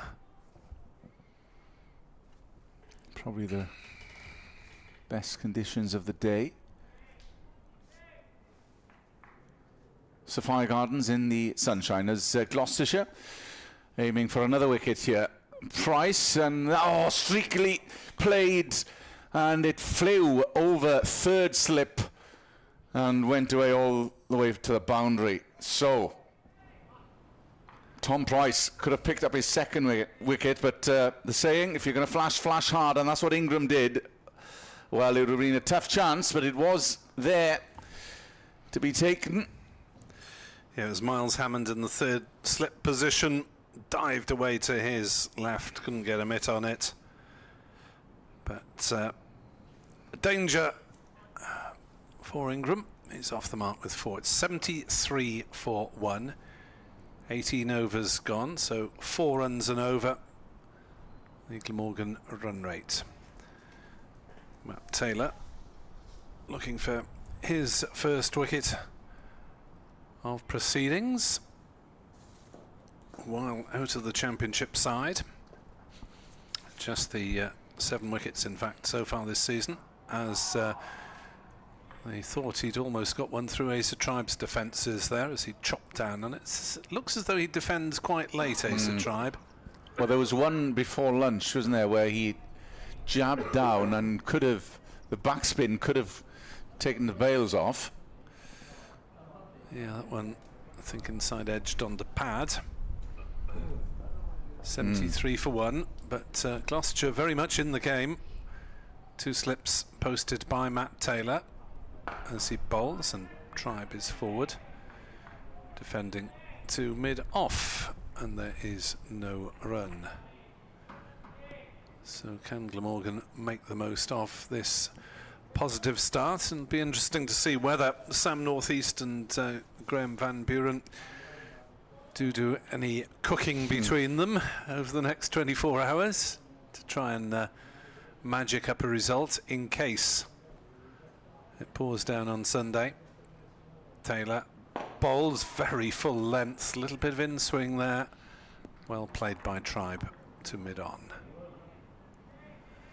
So, if you're joining us for the first time in this afternoon session, Gloucestershire won the toss and put Glamorgan in. Gloucestershire changing, well, half their bowling attack effectively from their last time out. Actor, Middleton and Goodman giving way to Matt Taylor, Bailey and Singh Dale. Taylor bowls, Tribe leaves. While on the Glamorgan side, Crane and Morris miss out, the leg spinner and the rookie seamer. And coming in, Will Smale making his first class debut for Glamorgan. And also in Ned Leonard, the seamer on loan from Somerset. As that's driven by Tribe, but straight to cover. There's no run. They obviously see something in young Ned Leonard, who's on loan from Somerset, and there is a dearth of options in the bowling department. So will we see him offered a deal? Yes, he's not been very lucky so far, as we have a ball that isn't from Matt Taylor, who pulled out at the very last moment there. Not sure if the batter pulled away. Didn't see it if he did, but it was dead ball called.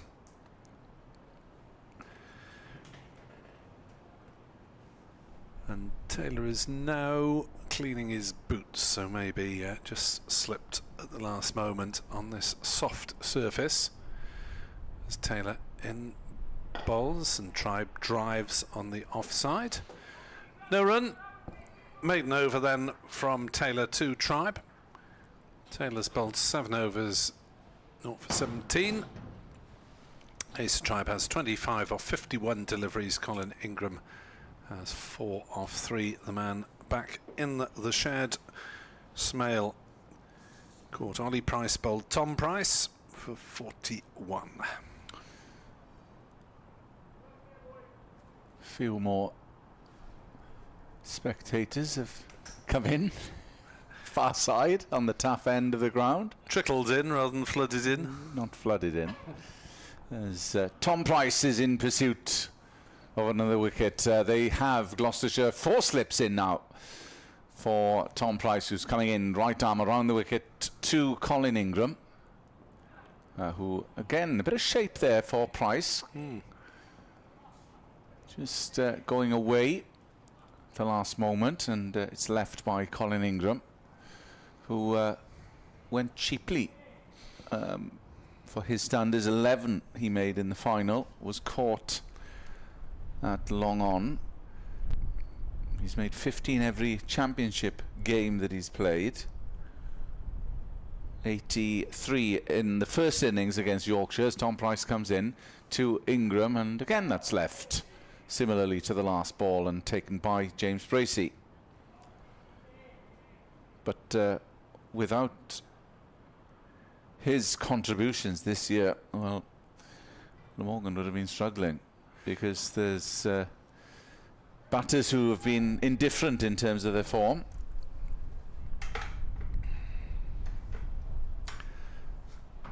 Yeah, I was penning a few lines about the season last night. It really has been highs and lows.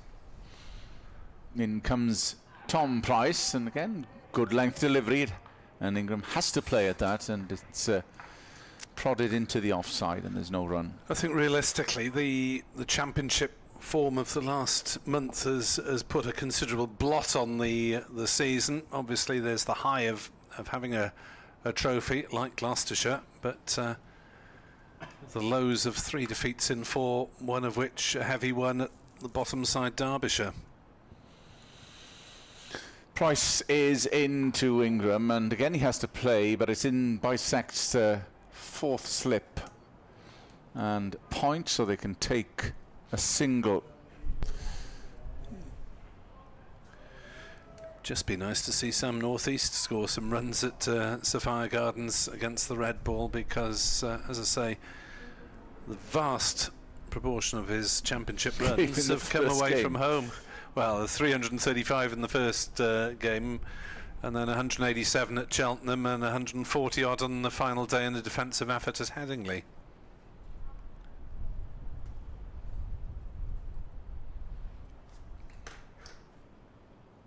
As they arrange the field for Asa Tribe, 3 slips into the youngster. Price still arranging his field, mid-off, mid-on, deep square. Cover as Price comes in from the River Taff end, and Tribe resolutely defends, and there's no run. Yeah, so yes, Northeast average skewed slightly by those 3 knocks. He was absent as well during, well, mainly in the One-Day Cup during August. Price coming in past the umpire, right arm over, and Tribe, that squares Tribe up. He was trying to play it to the onside, but it goes down to the vacant 3rd man area, so there's enough time for them to head back for a second, and they come home with something to spare. 76 for 1. That is the end of the over, with Tribe moving to 27. Ingram is unbeaten on 5. Glamorgan 76 for 1. Bright sunshine, quite a breeze here at Sapphire Gardens this afternoon. Trees not turning too brown so far, but certainly there have been quite a few leaves scattered in the corner of the ground, blowing around for the last couple of championship games. But as I say, if you're heading down, I'd pack an extra layer just in case, because it can be quite chilly when the sun goes in. At the moment, all very pleasant. 20 overs bowled, a quarter of our scheduled day's entertainment. Says he with scepticism. Yeah, don't hold your breath.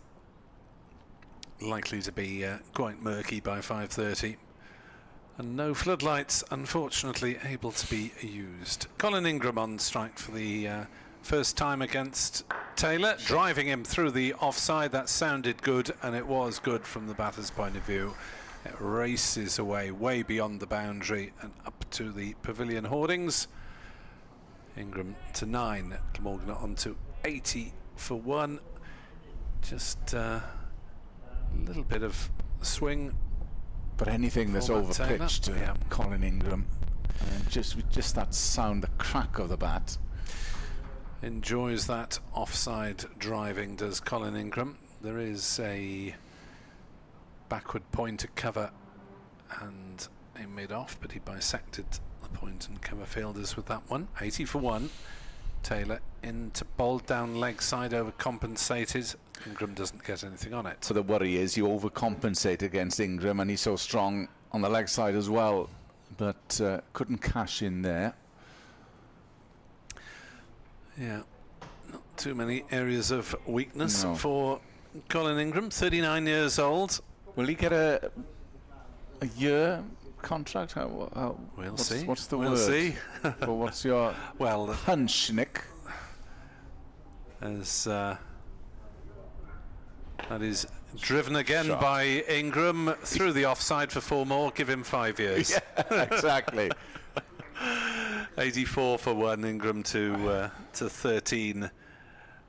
Not out. I mean, I would have thought he'd welcome a couple of years, but does a guy at 39 get a 2-year contract? Or could he, or will there be a coaching element? Yes, that's what I was going to suggest. If he gets a year and then potentially a year play a coaching role of some sort. Yeah, I believe he has had some involvement with the academy. Well, to pass on his invaluable knowledge. Yeah. As on his way away from us is Matt Taylor, and defended by Ingram up to wide mid on. Initially fancied a single, but then saw that Van Buren was on the case and sent Tribe back. Well, he is settled here now in the Vale of Glamorgan, so he would welcome, I'm sure, as you say, a couple of years. If the knees hold up. But really, knee surgery around about 5 years ago absolutely saved his career, because he was hobbling around for 1 season. Taylor bowls. Oh, that's jagged back in at Ingram, and well defended. Well, he really is getting a bit of movement here, is Matt Taylor. Possibly both ways. That one forced Ingram to look lively on the defensive, considering he only played 1 championship match in a 4-year spell. Colin Ingram was very much a white ball player, but the knee repairs allowed him to go back to red ball. Driven again by Ingram, not quite timed this time. To cover, runs up to mid off. 84 for 1. The 2 boundaries off that Matt Taylor over. 84 for 1. Ingram 13, Tribe 27. And Glamorgan looking to consolidate after losing Will Smale. The only wicket to fall in this second session on the second day. No play at all possible yesterday after the deluge that came down around lunchtime, prior to lunchtime. Play was quickly abandoned. There would have been no hope of getting any play. The puddles, various parts of the ground. And given the rain overnight, the ground staff had done a remarkable job of getting this on. So 84 for 1, Tribe unbeaten on 27. Ingram quickly on to 13. Tribe on strike to face Price, and he ducks out of the way and is taken through by keeper Bracey.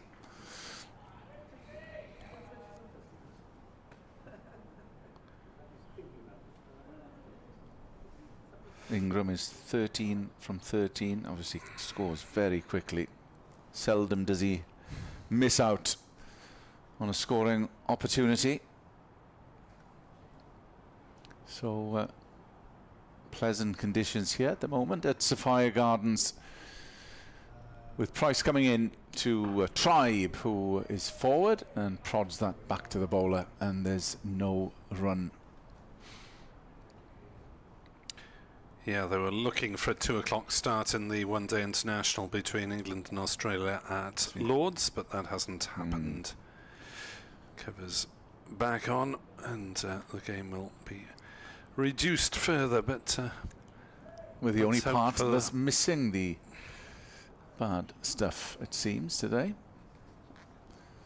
3 slips in for Tom Price, who steams in. Tribe drives firmly towards wideish mid-off, and there's no run.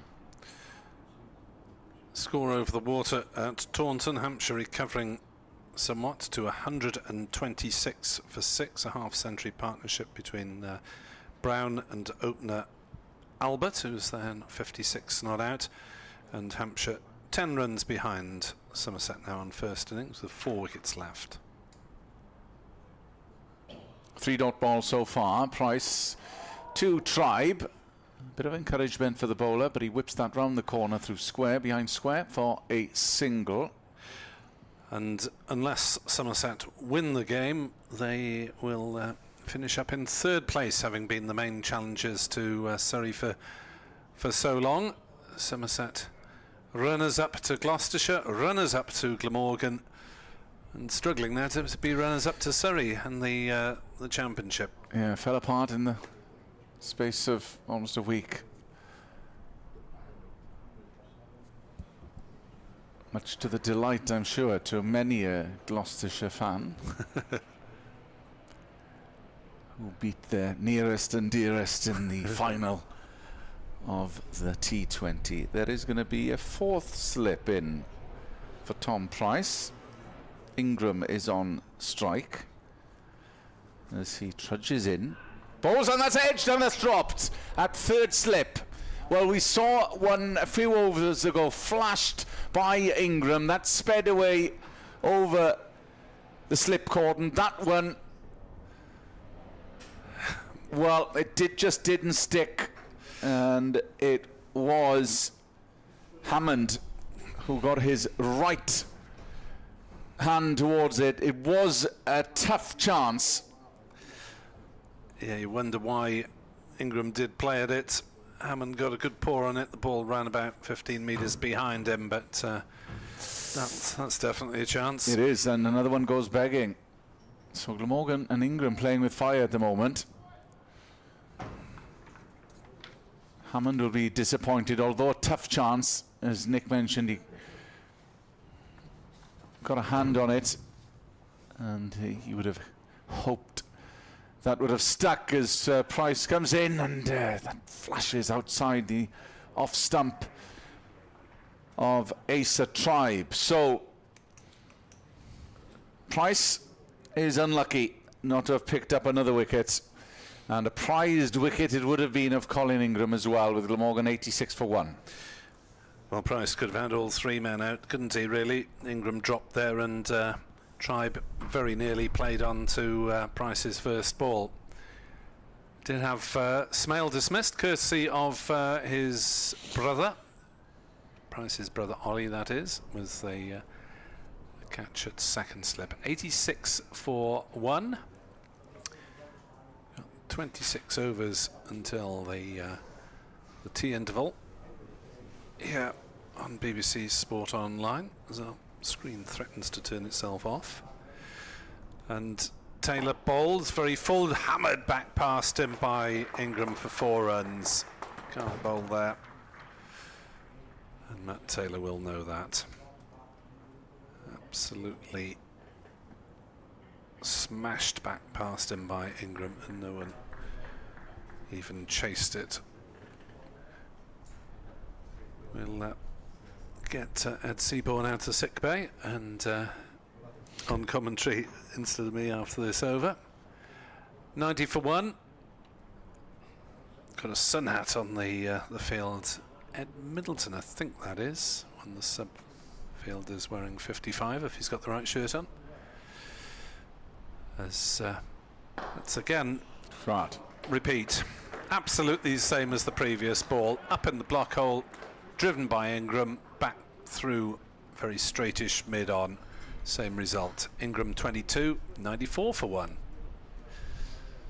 Yeah, just again, as we see how strong he is, all parts of the ground.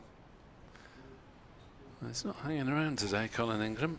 22 off 16 deliveries.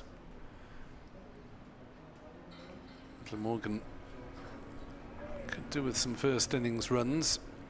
They did get them here against Leicestershire with a big lead, but it's not been the best of seasons in terms of batting consistency. Yes, and courtesy of this man, Colin Ingram, as he defends one on the offside. But there have been too many occasions where Glamorgan have been behind on first innings and scrapping to stay in the game, and although they've done that on a few occasions, they need to transfer some of their second innings runs into the first innings.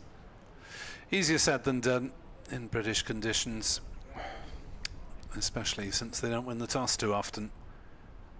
Taylor bowls. Ingram swings it away on the leg side, hits it hard down towards backward square, but Gloucestershire have a sweeper down on the boundary there. Ingram rehearses the shot at the non-striker's end. There is an awful lot of movement between right and left-handed batters. Taylor comes round the wicket, but he starts his run almost directly behind the umpire. And in fact, when he starts his run, Tribe probably can't see him. Very straight as we look straight down the wicket from the commentary box. It's a very good position for this particular game, since they play a lot towards either side of the square at the start of the season. Tend to move inwards. 95 for 1. Tribe has 28 of them and remains on that score as he defends to Middleton at short mid-wicket, no run. Hampshire 1-3-5 for 6 at Taunton, 1 run in arrears. Nottinghamshire against Warwickshire, both sides would be happy with a draw at Trent Bridge. Notts 123 for 3. The youngster Freddie McCann is 63 not out. Taylor bowls. Tribe drives. He's timed that one fairly well through the covers. I don't think it's going to reach the boundary. They'll run 2 and they'll settle for that. Decent pursuit by the skipper Van Buren. 97 for 1 then at the end of the over. Ingram 23. Tribe has 30, and Kenneth Davis to be joined by BBC Radio Bristol's Ed Seaborn. Thanks, Nick. So these two trying to forge ahead here after lunch. Despite the loss of Will Smale, the only wicket to fall, Ingram has quickly gone on to 23 from 18. Just shows his turnover really in terms of runs scored. Tribe is on 30, and he's looking to take a step forward after his knock of 50 plus against Yorkshire, and he's looked well, has Ace at Tribe. Still 4 slips in for Tom Price, who starts his run up from the River Taff end of the ground. Colin Ingram was dropped in the last over and flirts with that outside off stump. So he's given away a few chances as Ingram. He flashed at one early on when he came in, but flashed hard, and that flew over the slip cordon. But the last one, Hammond, probably being self-critical, would have expected to take, even though it was a smart chance. Price coming in to Ingram. Bowls, and it's driven firmly, and they don't need to move for that. We've seen him on drive past the bowler. That's exquisitely off-driven, and that is Colin Ingram at his best. That's why they called him the bulldozer. Shots like that, just that power that he gets. I remember there's a feature I think that was done on TV about his batting, and he was one of the early ones really to think about kind of swing path and that sort of thing. I'm thinking about it more in terms of golf almost than cricket, in terms of his T20 batting. Price in to Ingram. That's driven through the covers. Might not get all the way, but there's a couple here for Colin Ingram, and yet they notch up another 2. Very seldom do you see him with it's just very little backlift. He's just the power element, and the timing is superb. Yeah, and he's been severe on Gloucestershire. He's had some deliveries to put away. I think they've bowled well in 2 or 3 over, maybe maximum periods, and then along will come an over where they bowl 2 boundary balls, and it just all dissipates. Yeah, Price, who took the wicket of Smale, is driven, and that might have gone, but he feels. But that was firmly driven on the onside, but the bowler picked it up, and there is no run. But yes, you're right, Ed, because Price was getting it to shape away a few overs ago, but it just hasn't been on a consistent basis, unfortunately. And Glamorgan again have dealt with the loss of Smail, and these two looking comfortable at the moment, you would say. Yeah, in a situation where you would really have expected ball to be on top of bat, with a pitch that was undercover for as long as it was, moisture about, end of season.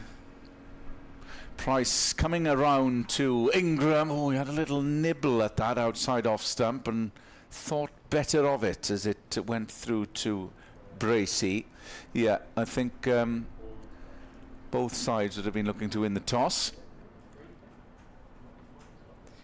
I mean, I think it's also just, you see from that ball there as well, if you don't bowl it quite so full, all of a sudden there's a little bit of movement there. And just imagining what somebody like a Van der Guchten would have done running in here, just hammering on that length. Price in, 3 slips now in for Ingram, who just dabs that down into the offside, and they trudge through for a single. They've probably been, and that is the end of the over, incidentally. Glamorgan 104 for 1, Tribe 30. Ingram is also 30 from 24, just shows how quickly he's been scoring. Probably have bowled too full, you would say, has been the theme in the first session. Yeah, and you want, obviously, to get people driving and playing off the front foot and bringing the outside edge into play, but you can go too far, and I think that's probably what's happened here. And we're going to see a bit of spin now with Zafar Gohar returning to the attack from the Cathedral Road end, and I don't think this is a bad move at all. I think in that morning session, if we can call it a session, brief opening stanza, 15 overs in the morning, actually the one over that Zafar bowled looked as likely as anybody to take a wicket in that morning session, so we'll see whether he can extract anything out of the surface. If there's a bit of dampness about, he might get a little bit of grip out of it and some turn. Of course, it is day 2, but it's effectively, I mean, what are we, how many overs so far? 24, so we're still effectively in the first morning of the match, and Gloucestershire having to go to spin because they haven't got the consistency that they would have liked out of their seamers. Slip and a short leg for Zafar in terms of men round the bat. He bowls to Ingram, who's back and punching away down to a, well, long on really, as Hammond trots in off the boundary. And 105 for 1, the score. Yeah, no Mason Crane for Glamorgan, so it'll be Kellaway to take the reins in terms of spin for the home side. The switch bowler. The switch bowler, indeed. Round the wicket goes Zafar to the right-handed Tribe. Maybe a little bit of straightening on that one as it's dabbed away to backward point, and there is no run. Well, that was the amazement for us at Trent Bridge, that Jack Leach was rendered redundant. Zafar bowls and Tribe comes forward in defence. Yeah, it was surprising. I think I could see why Somerset didn't, from the point of view of, whilst the seamers were bowling, it seemed to happen quite suddenly that Glamorgan really got on top of them. Short ball, cut away, beats backward points, running out towards the backward point boundary. Van Buren is in furious pursuit of it and will just tip the ball back in, not cleanly, to Archie Bailey, so they will come through for a third run on that, but committed chase from the Gloucestershire captain at least saves 1.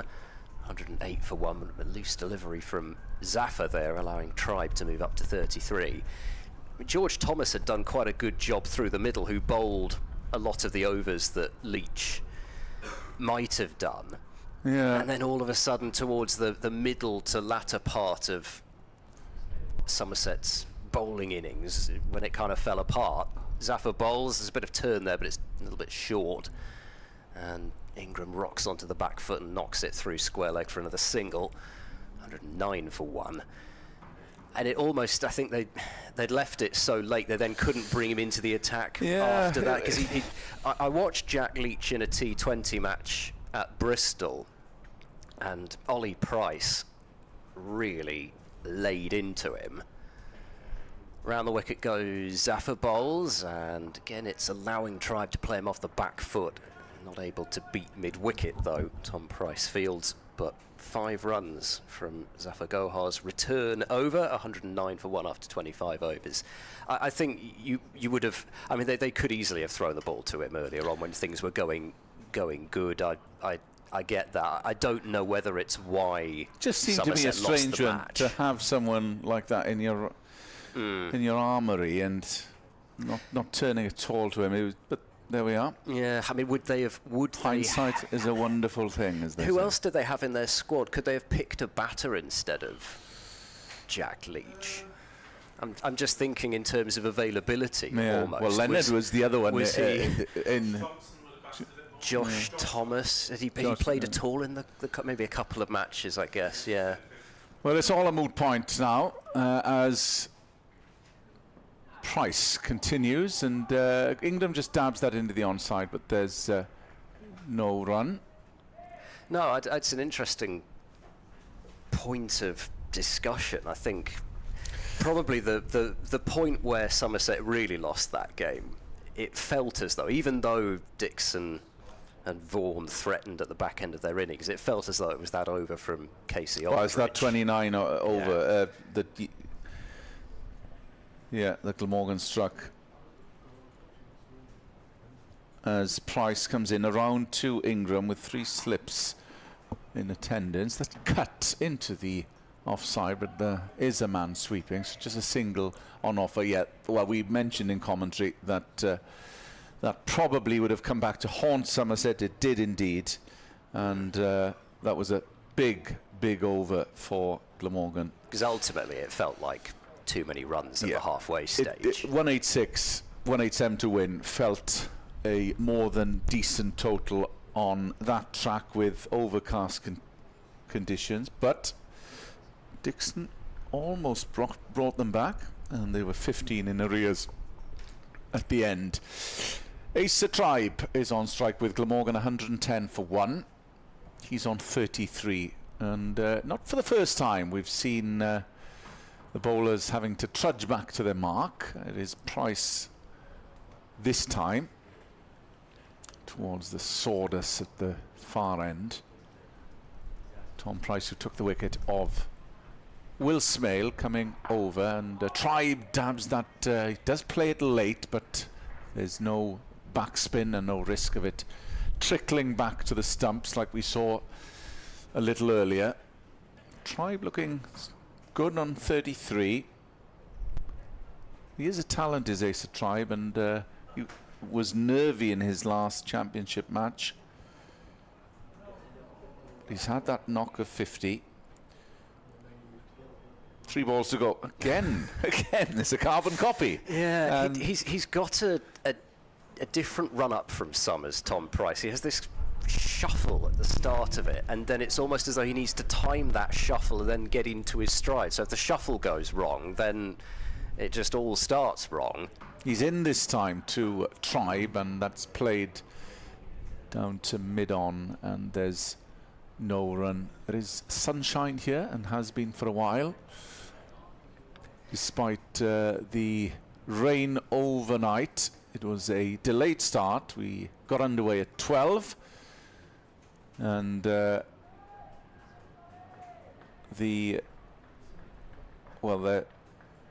won't be 80 overs, but that's what was scheduled. No, I'm very optimistic. All right, okay.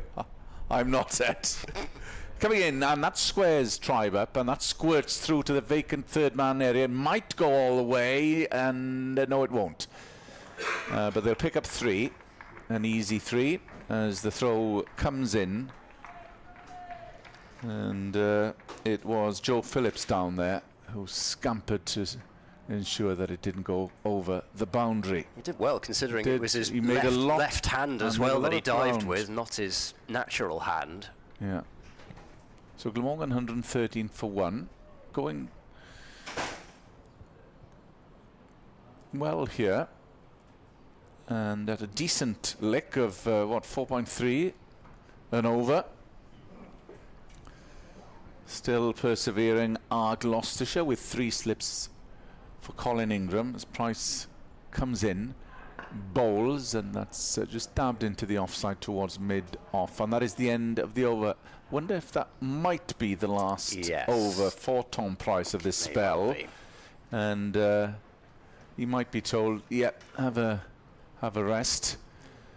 It has brought a wicket, but at the same time, it has yielded runs as well, with Glamorgan now 113 for 1 of 26 overs. Yeah, I think overall, if one of the other half to 3/4 chances that he generated, if those had fallen his way, and you're looking at 8 overs, 2 for 34, that all of a sudden very different from 1 for 34. But as you say, yeah, I think some overs better than others, as Zafar is in to bowl to Tribe and strays onto his pads, and this is clipped out through square leg for another single. 114 for 1. In terms of the position in the table, vital stuff this, but in terms of Gloucestershire's end position in the season, in theory they could finish as high as 4th. I think, especially given the start, it's rather unlikely. Are you giving it bowls, and this is worked into big the leg side for a single? This is what is on offer. Yeah, well, technically in the last game. A top half finish is still possible for Gloucestershire, but I don't think it is really, because Northamptonshire would need really to be beaten by Yorkshire, and that doesn't look as though that's going to happen if they actually even make it out onto the field. Yeah. 115 for 1. Zafar bowls, and leaning forward to play a very correct-looking defence, head over the ball from Tribe. There's no run. At the Yorkshire, the team that we will be losing in this division. Losing the Yorkies and gaining the Lankies. Yes. It looks like. Yep. Zafar in and bowls, and this is prodded away into the onside, no run. So off for the day at New Road, which is desperately bad news for Lancashire in their last-ditch efforts to try and save themselves from the position that they've got themselves in. Zafar bowls, oh, that does turn, and goes past the attempted drive of Asa Tribe. That's the first ball that's really gone, and that's gone from quite straight as well, which might interest Zafar particularly. That sort of straighter line that you want to see the turn happen from. Wasn't out of any, not there are any footmarks at this stage anyway. Zafar bowls. There's another defence brought out by Tribe, as it doesn't come through particularly quickly off the surface, but 2 runs from that over, a better finish to it from Zafar Gohar, 115 for 1 at the end of 27 overs. The magic number, I think, for Nottinghamshire is 9, and then Lancashire can't do anything about saving themselves, but that's requiring Lancashire to score 450, the 9 points, so that immediately comes down if Lancashire don't get to 450, which you'd imagine to be quite a hard thing to do on a New Road surface, which does tend to be quite lively when there's been some rain about. So I think, but having said that, they could still win the game, and you'd end up with a ridiculous situation where Lancashire have the joint 4th most wins in Division 1 and have still gone down, whilst a side in Warwickshire have won 1 match and have stayed up. Which proves the point that there's something needs to be done still as regards to this competition. Singdale is a change at the River Taff end, and Ingram clips that round the corner, backward of square on the onside. They think about a second, but they think otherwise. It's just not quite right. You can't have a situation like that, surely. There's just, at the moment, we all can appreciate the draw as part of the game, and there are exciting draws. Unfortunately, and I expressed this last week. There are far too many draws in this competition, with games just petering out.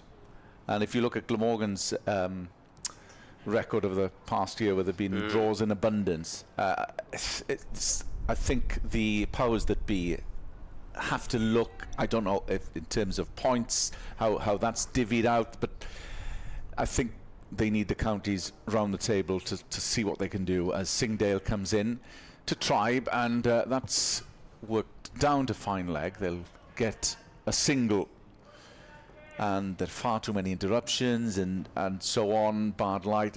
It's a big problem. Yeah, it's tricky, isn't it? Because this is the season where they've gone back to 8 for the draw rather than 5 that they had last year, and it's trying to balance the product in terms of what we enjoy as fans.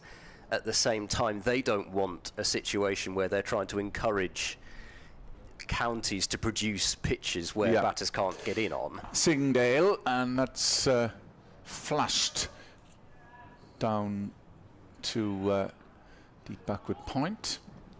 But as with so much, I'm afraid, to do with county cricket as a whole, the schedule, the structure, everything, it just seems as though you change one thing and then something else happens that is either intended or unintended, or you've got to make some sort of a trade-off. It's very hard. Well, that was part of the discussion after events at Nottingham, and we'll come back to that as Singdale starts his run-up. Tribe is on strike, and that's just pushed into the offside for no run. The fact, I mean, I'm reticent to, it's not the fact that it was, I've heard a lot of people say, why was it played on the first official day of autumn? But quite often, you know, September is quite good. It was the fact that there were 5 weeks between the semi-final and final, where you had no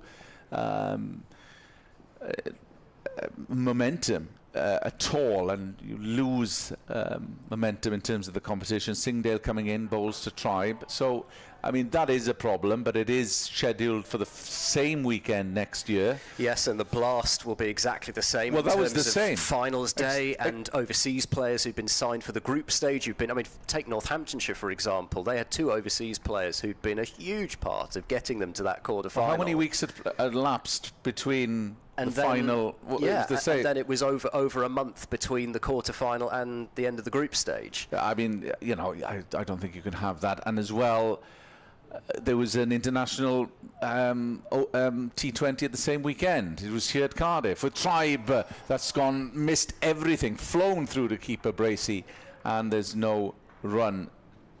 So England play Australia here on the same weekend as Leicestershire playing Somerset in the T20 final. It's just...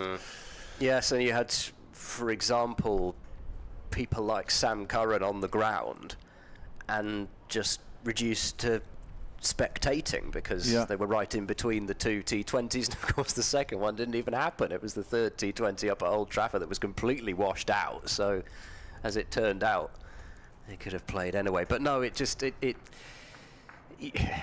yeah. I don't actually levy the blame at all, because it's not levelled at the people who make the structure in terms of the people who come up with the schedule. Zaffer starts a new over, bowls to Ingram, who is forward and defending into the onside. First ball of Zaffer's. We will be here over. having exactly the same conversation. And it's great because year. It fills time on air as well. That is true. No, that is true. And it's a debate. We'd rather not it is a debate.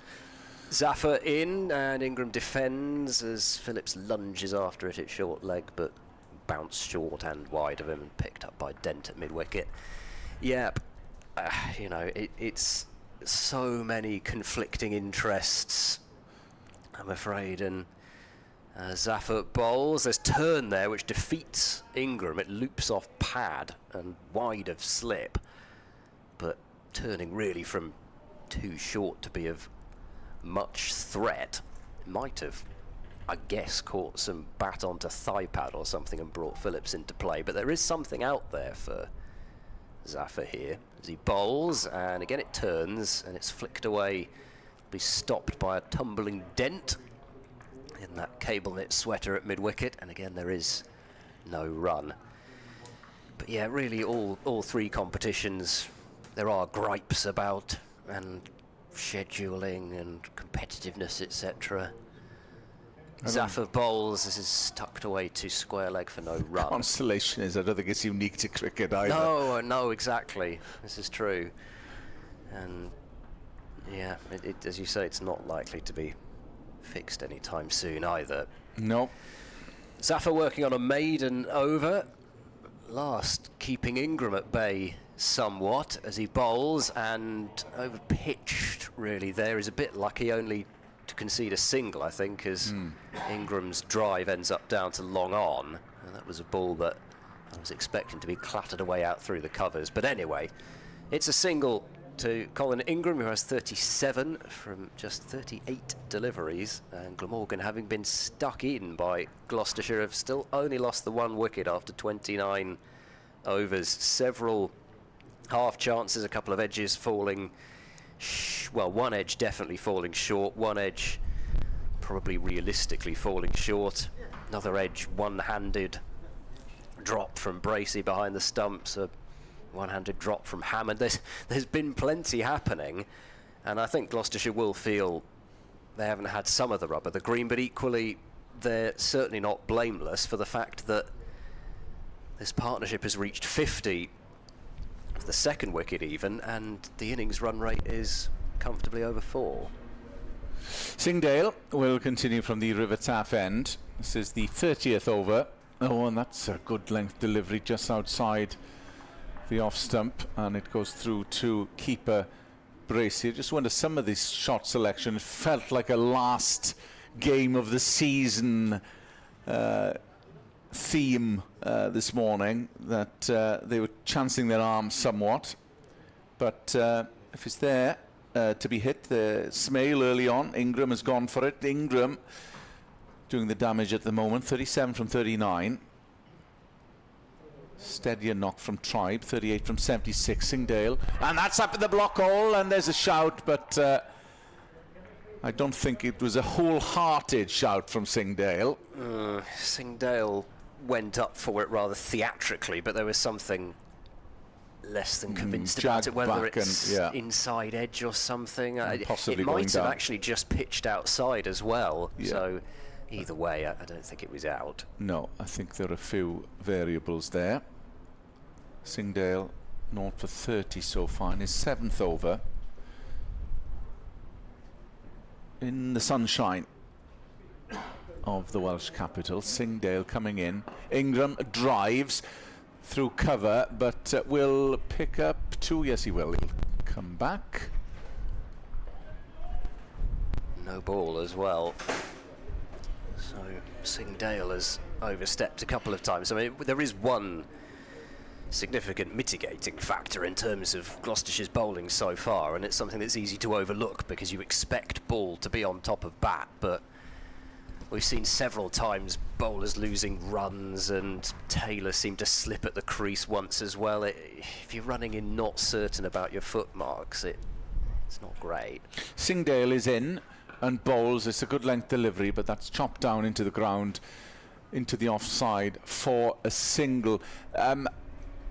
It was very damp early on, which meant that we had a delay, and who knows, we're unsure as to how it's going to look. Tomorrow is good, forecast wise. Sunday not as good.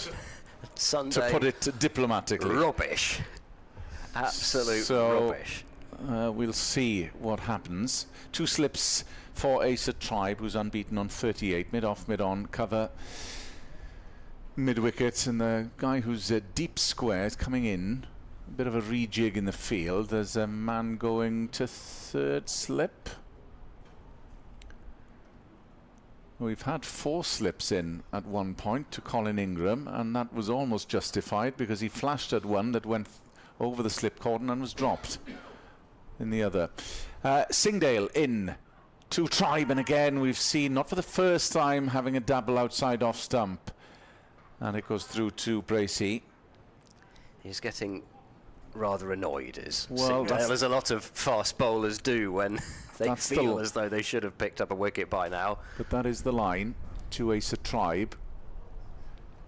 And from a Gloucestershire perspective, you just have to think that one of those is going to have a feather outside the off stump. As it is, 124 for 1. In comes Singdale past the umpire, right arm over, and again that's driven unconvincingly by Ace Tribe. And well, if he was frustrated before, it's a good way to poke the bear, that, isn't it?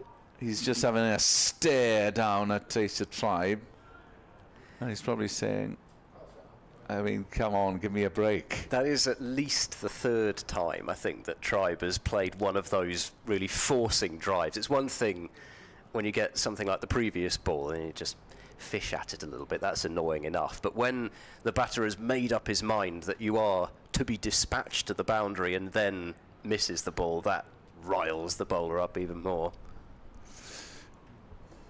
Man will go back to sweep on the onside boundary as Singdale will complete his over. Bangs that one in short, and that's played into the onside, and Ace Tribe survives. Good over, 2 new balls apart from Singdale, but with no joy, and Ace Tribe remains unscathed as Glamorgan 125 to 1 for 1. It'll be Ed Seaborn, and then followed quickly by Mr. Nick Webb.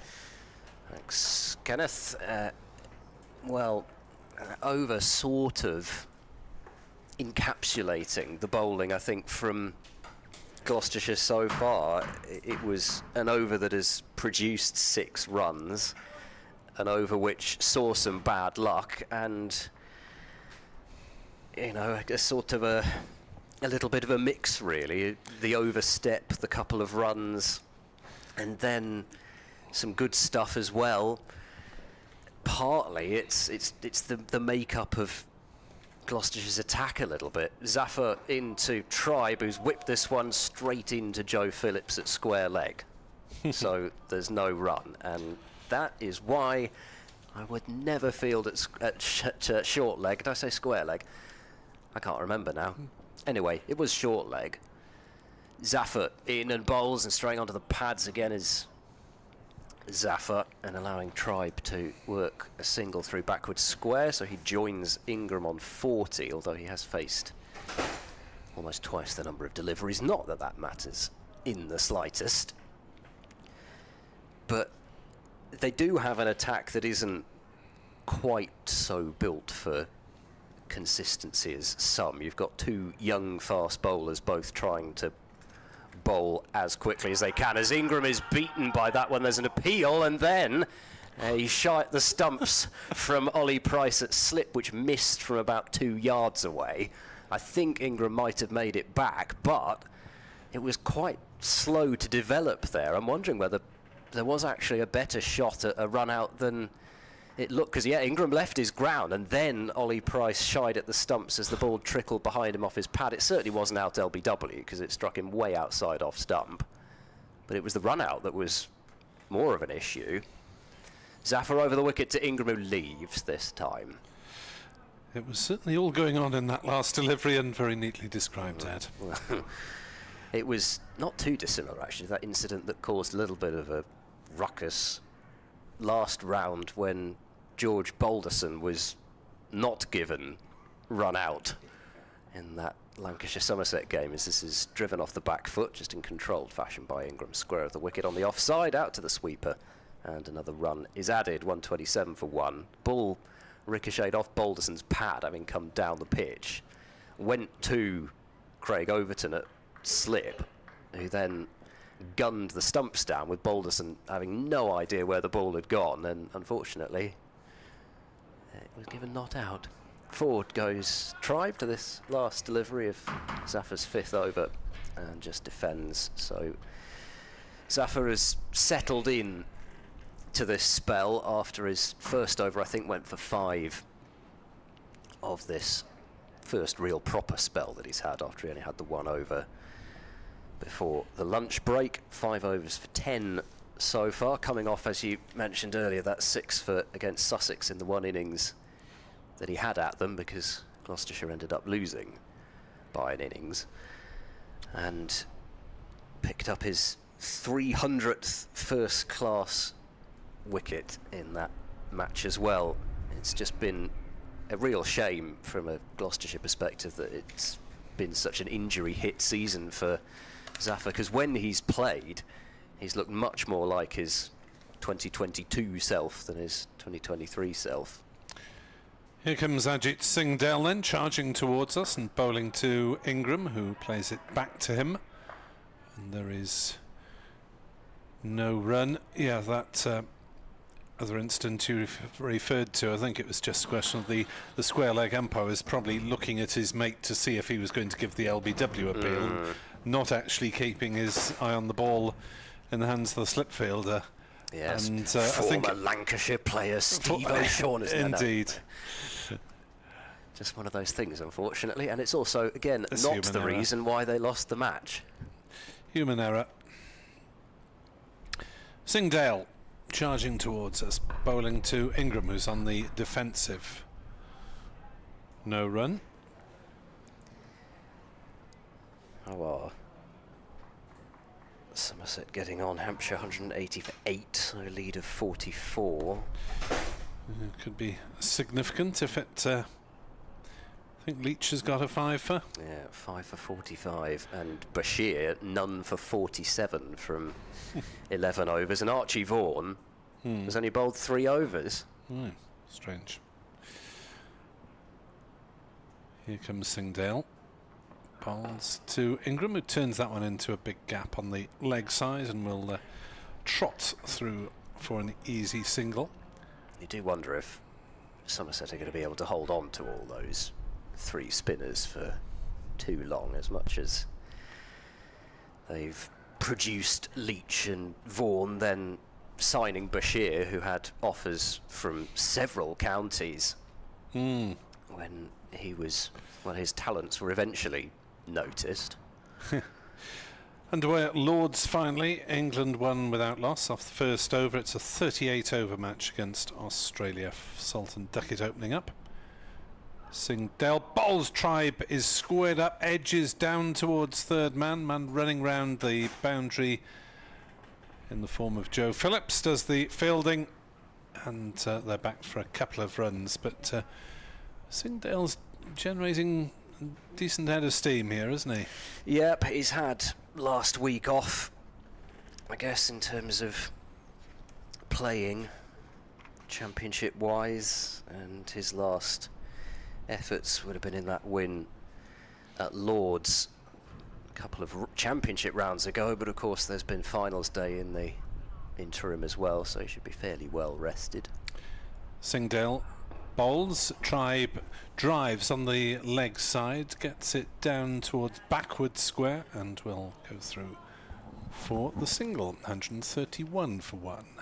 Pace has definitely not been any sort of an issue for Singhdale, and whilst I think today he hasn't been at his most accurate, you wouldn't say he's been inaccurate this season either. I think it's just been one of those things where you've got a combination of the fact that quick bowling doesn't always work as well as slower bowling in English conditions, and still young. I'm sure another season comes along and stats could look different. Singhdale bowls, Ingram's nearly played on there. The ball trickles down towards the leg slip area. Bracey collects it and they go through for a single. I wonder if the Gloucestershire analyst has the ability to go back and look at the number of inside edges that Singhdale has generated this season. As I say, it was more something that seemed to be particularly happening at the start, and the wickets just haven't come, but he's generated so many of those. Did he play for just seem to miss the Lions? stumps. He did, yes. He was, unfortunately for him, he was ill during the match, so I don't think he quite bowled the number of overs in the game that he hoped to. It was Gloucestershire's other young lion in Zaman Akhtar who grabbed the headlines with the 5-wicket haul in the first innings. but Singhdale, I think, only got through about 6 overs, something like that, in Sri Lanka's second innings. But yep, he's already on England's radar, very much so. Zafar bowls edged wide of slip, and it will go for 4. There's nobody anywhere near that to stop it from bobbling over the boundary rope. And Zafar Gohar is the latest Gloucestershire bowler to look rueful after finding the edge of a Glamorgan bat. It was significantly wide of Ollie Price. A second slip might have had a shot at it, but there isn't one. And Ingram is up to 47. Glamorgan 136 for 1. There is some turn and there is some bounce for Zafar Gohar. But there's also a 0 in the wickets column so far. None for 14. He bowls now, and Ingram is forward, dabbing this one defensively for, again, Ollie Price to pick up. I fancy a bowl himself. Ollie Price, after seeing the ball turn. One of Gloucestershire's other spin options, should they decide to go down that route. Zafar bowls. Again, there's turn, but Ingram works with that turn and finds a single through the vacant square leg area. Archie Bailey comes up to do the fielding. Good battle this, isn't it? Well, it's always nice. I mean, again, it is such a shame that it feels as though we always have to wait until September for spin to play a significant part in proceedings. I mean, again, unfortunately it's our climate really, as much as anything else, as Tribe plays round his front pad and turns this one to mid-wicket for no run. But having said that, it was the one thing that the Kookaburra ball at the start of the season did do, is at least get more overs of spin being bowled. You could argue that Zafar bowls, and again Tribe is turning this one to short mid-wicket.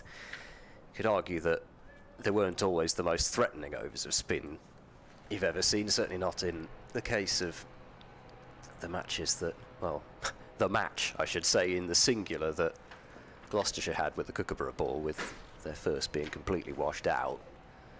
Zafar bowls and flicked by Tribe through a wider mid-wicket this time, allowing him to come through for a single. He will keep the strike at the end of that over. Glamorgan 138 for 1. This partnership continues to move along. 69 these two have put on since the fall of Smale, the one batter to go, so all 3 have made it into the 40s.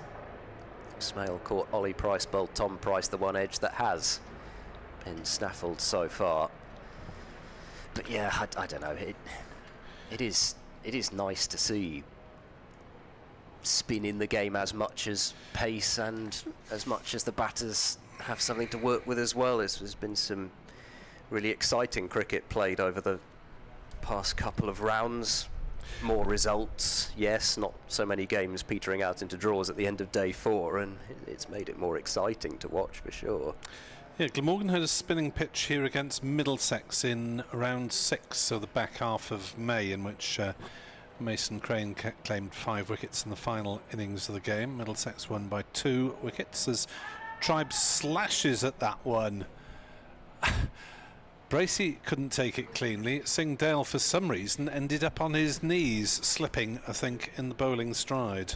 Yeah, he doesn't fall over quite as much as Marchand de Lange, but he does, as he launches himself through the crease sometimes, he just ends up flying forwards. It's a slightly odd-looking piece of cricket all round, really. It wasn't the greatest delivery. It didn't end up carrying through to James Bracey behind the stumps, and then it was a bit of a slash from Tribe. Cricket was not the winner on that occasion. Here's Singhdale into bowl to Tribe. Short ball, ducks underneath it through to Bracey.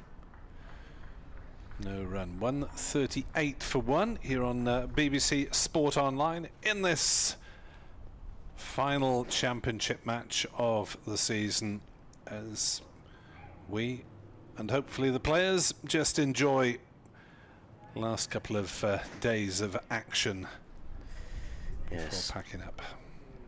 Whether they'll have a little period off, or a lot of them, I'm sure, will be straight off out to Australia or somewhere for their winter club cricket. Singhdale bowls another short ball. It's a no ball at Tribe, ducks underneath. 140 for one. Yes, there's usually a few youngsters looking to do battle in Australia. Van der Hoogten might have a Netherlands date or two somewhere around the world. Oh yes, there could be some really exciting locations there. Triangular series they seem to be playing in sort of Namibia or Canada or somewhere like that. Who knows these days in the bizarre global world of cricket, as Singdale into bowl to Tribe, who chops it down towards backward point. Well, it'll be fielded by Hammond.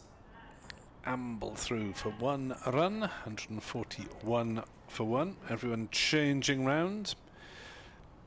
Somerset against Hampshire in Division 1, the battle for second place.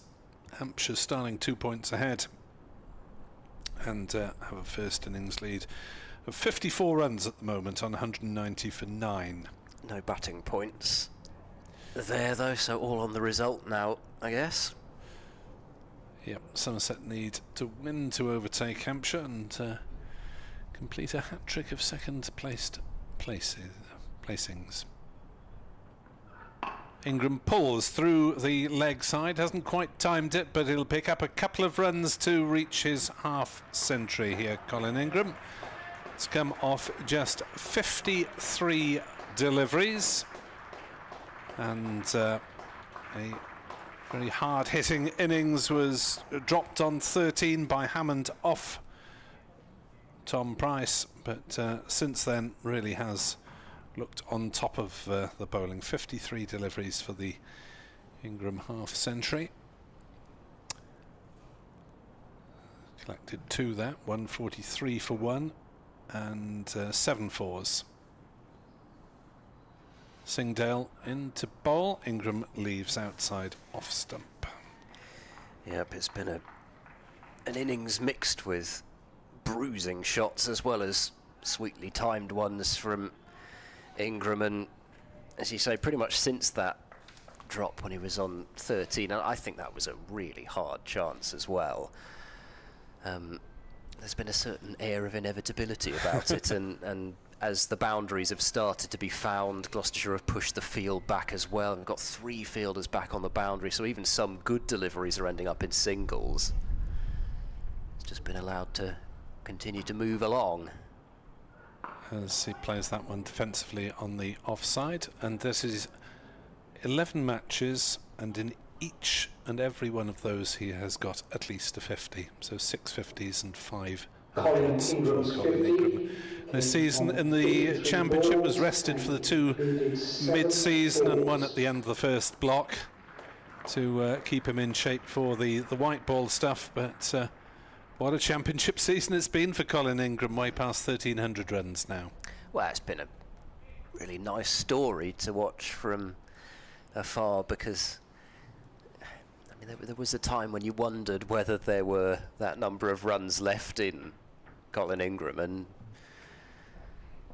it's been prolific. Zaffer starts his next over, bowling to Tribe, rocks onto the back foot and tries to cut, but doesn't time or place it as it ends up in the hands of Bailey at cover.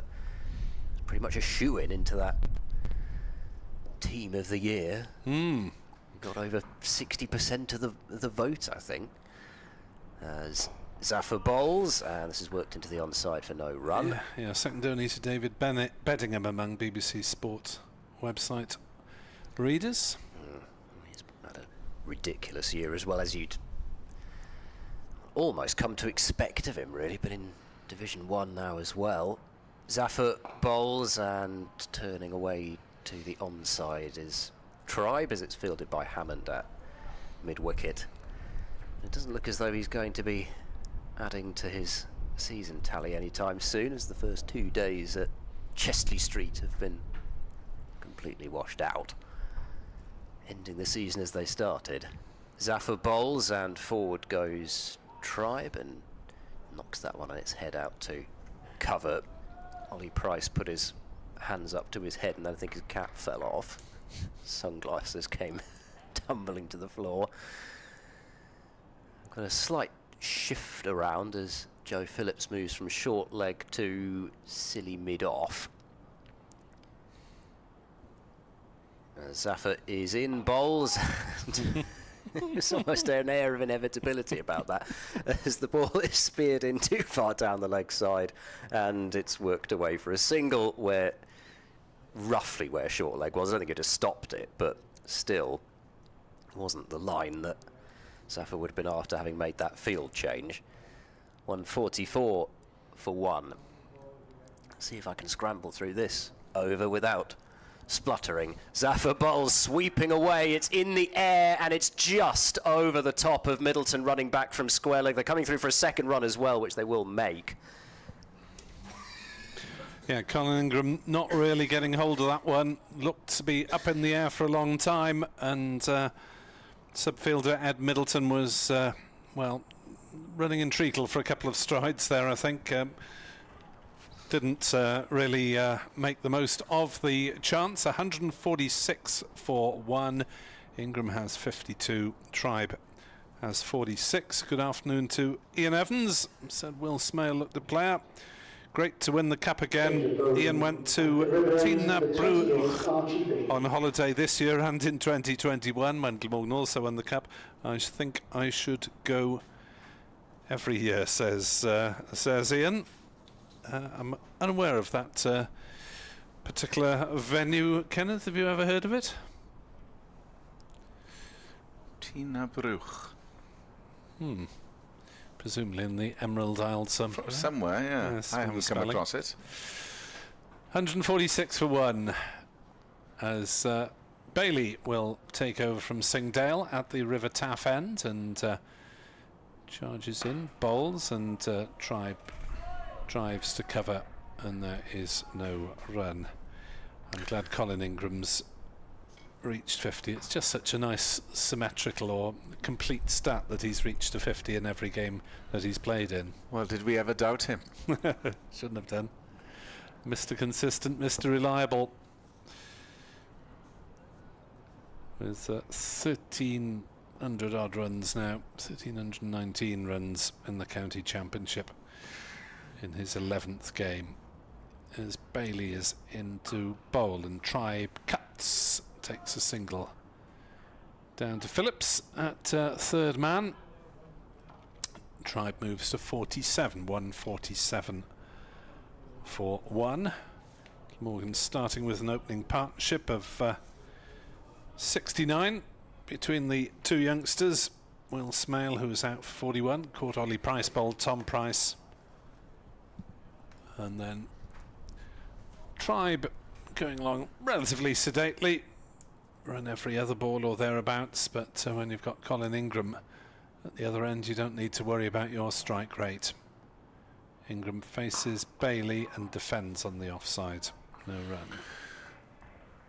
Well, quite, because Ingram has powered on 52 and 57, and Tribe has just been able to play the assistant, so to speak. Yeah, it's like the Glamorgan side of the late 90s, really. Players batting in partnership with Matt Maynard, and if Maynard stayed there for any length of time, he'd score so quickly that no one else needed to worry. As Ingram drives up towards wide mid-off. Tribe thought there was a single there. There wasn't, but there will be now in terms of an overthrow as the ball raced then towards the mid-wicket boundary. Did that flick off the stumps off the way through? Yes, it did. Yes. So, yeah, it's one of the little anomalies in the law. Some say that it should be dead ball when it hits the stumps from a fielder's throw, but it ain't the case. About 12 overs after this one and due until the tea interval here on BBC Sport Online. As Bailey hair flopping into Tribe, who works him off his legs. He'll just get the single to move under 48. Asa Tribe on the back of his 58 last time out, having started with 8 runs in his first 4 innings.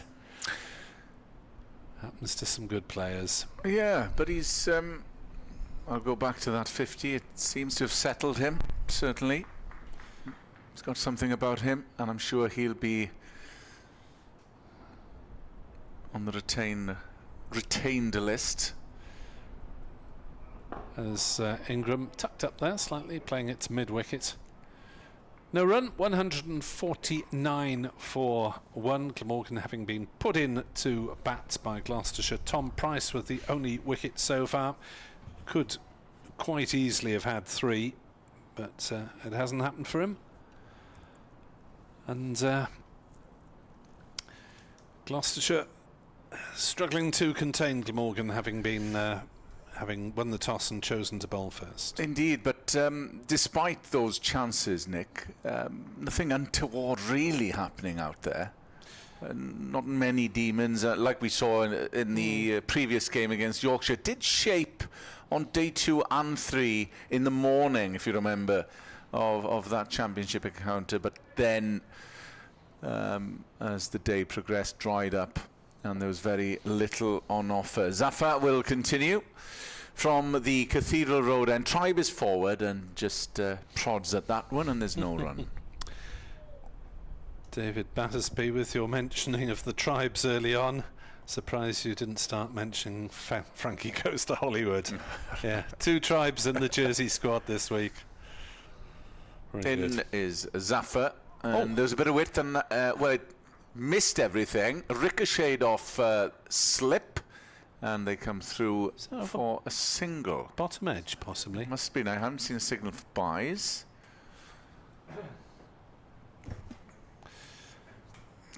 So that's 150 up.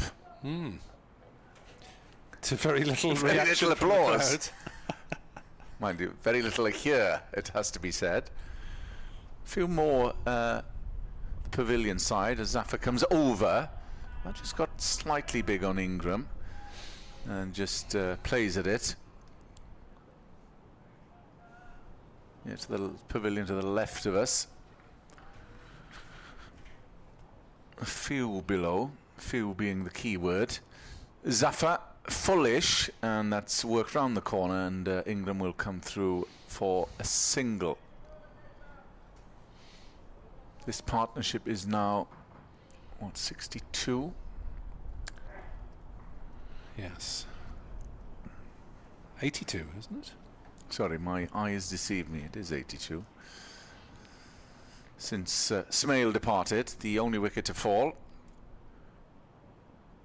for 41. Zafar coming around, and Tribe has missed completely, and Zafar cannot believe that hasn't gone on to hit. I was looking the offside fielders there. It looked a lovely shot, apart from not making any contact whatsoever. Zafar in, fullish, and worked into the onside, but there is no run. So that is the end of the over. Ingram is 54. Tribe nearing his 50. Second successive in championship games, is on 49. Yes, good captaincy from Graham Van Buren, with the youngster on 49, bringing the fielders in, making sure that there were no singles available to get him cheaply to his 50. Keith Bailey on Twitter saying extraordinary that competitive championship cricket is continuing on the 27th of September. All missives to the England-Wales Cricket Board, please.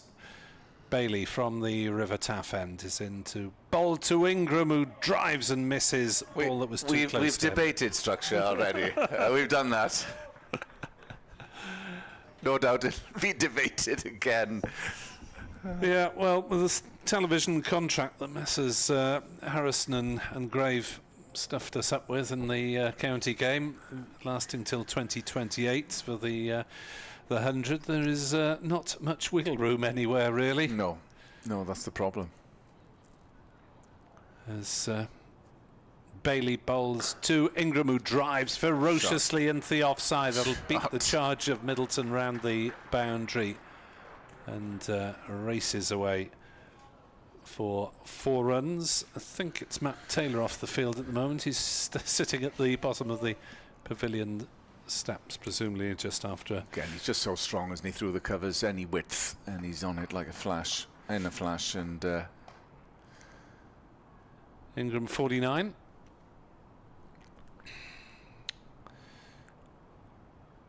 As he drives again into the covers this time. Got away with that. Middleton will be able to collect it and keep them down to a single, 156 for 1. Bailey had trouble from the opposite end, the Cathedral Road end, prior to lunch, and he's just having trouble honing in here at Ingram. Just too much width on the last 2 balls, and he got away with that. No, well, they're not crowding Tribe quite so much. A single square of the wicket on either side, if he can work there to get a half century. Bailey bowls a short pitch delivery. It's a no ball, and 2 more runs go on to Glamorgan total. Steve West says, bring up the possibility of winning draws. Could extra points be allocated for these efforts to get a fairer reflection in league tables? Well, I suppose the only thing you could do is give points for first innings leads, maybe in games that have been severely affected by the weather. Maybe an extra point or 2 for a first innings lead might work. As Bailey bowls another short pitch ball that Tribe ducks underneath. I'm not sure whether they've got some sort of theory about Acer Tribe not liking short pitch deliveries, because virtually all the balls banged in have been to the youngster from Jersey, possibly just to keep him hanging around a little bit, 1 short of his half century. He seems to have played them okay though. Well, he's got out the way, which is yeah, the sensible exactly. way. Bailey in towards us in the sunshine. Bowls, and Tribe will reach his half century here for the 2nd successive innings. He moves to 50 off 106 balls as he shows his bat all round the stadium to acknowledge the applause of the sparse crowd. He's hit 5 fours, 106 balls, well batted. Acer Tribe. Yeah, once again. So, yeah, successive 50s after an extremely stuttering start to his career opening the batting. Hasn't particularly been an opener for the seconds. As Ingram pulls this one, dispatches it through mid-wicket. Gosh, that was a shot and a half, with Bailey just dropping short and Ingram contemptuous almost, swiveled, smashed it away. 106 balls and 5 fours. Lawrence Horan on the PA confirming those details. Ingram moved on to 63 with that boundary, and Glamorgan on to 163 for 1. The partnership now worth 94. I wonder if there might be a change from the river end. Bailey not getting much joy. To be honest, at this stage of the season, if you're playing a 19-year-old, you might as well bowl him. Let him have his head and have a decent spell. It's not as if much in the championship will be decided by the outcome here. Quite, but you would have said the same about Ben Morris, who's not in yes. the team at all. Indeed. As Zafar comes in from the Cathedral Road end, and that's played over mid-off. Not convincingly. Didn't clear him by too much. No. Tribe looking for the big one, but skewing it rather, and looping over. Just a bit in out there from Acer Tribe, over mid-off, but it is safe. He moves on to 52. Josh Shaw, another subfielder there. Zafar coming around, slightly short that time, which enables Tribe to try and cut it into the offside, but it's fielded by cover. Tribe's half century, by the way, exactly twice as long as Ingram's.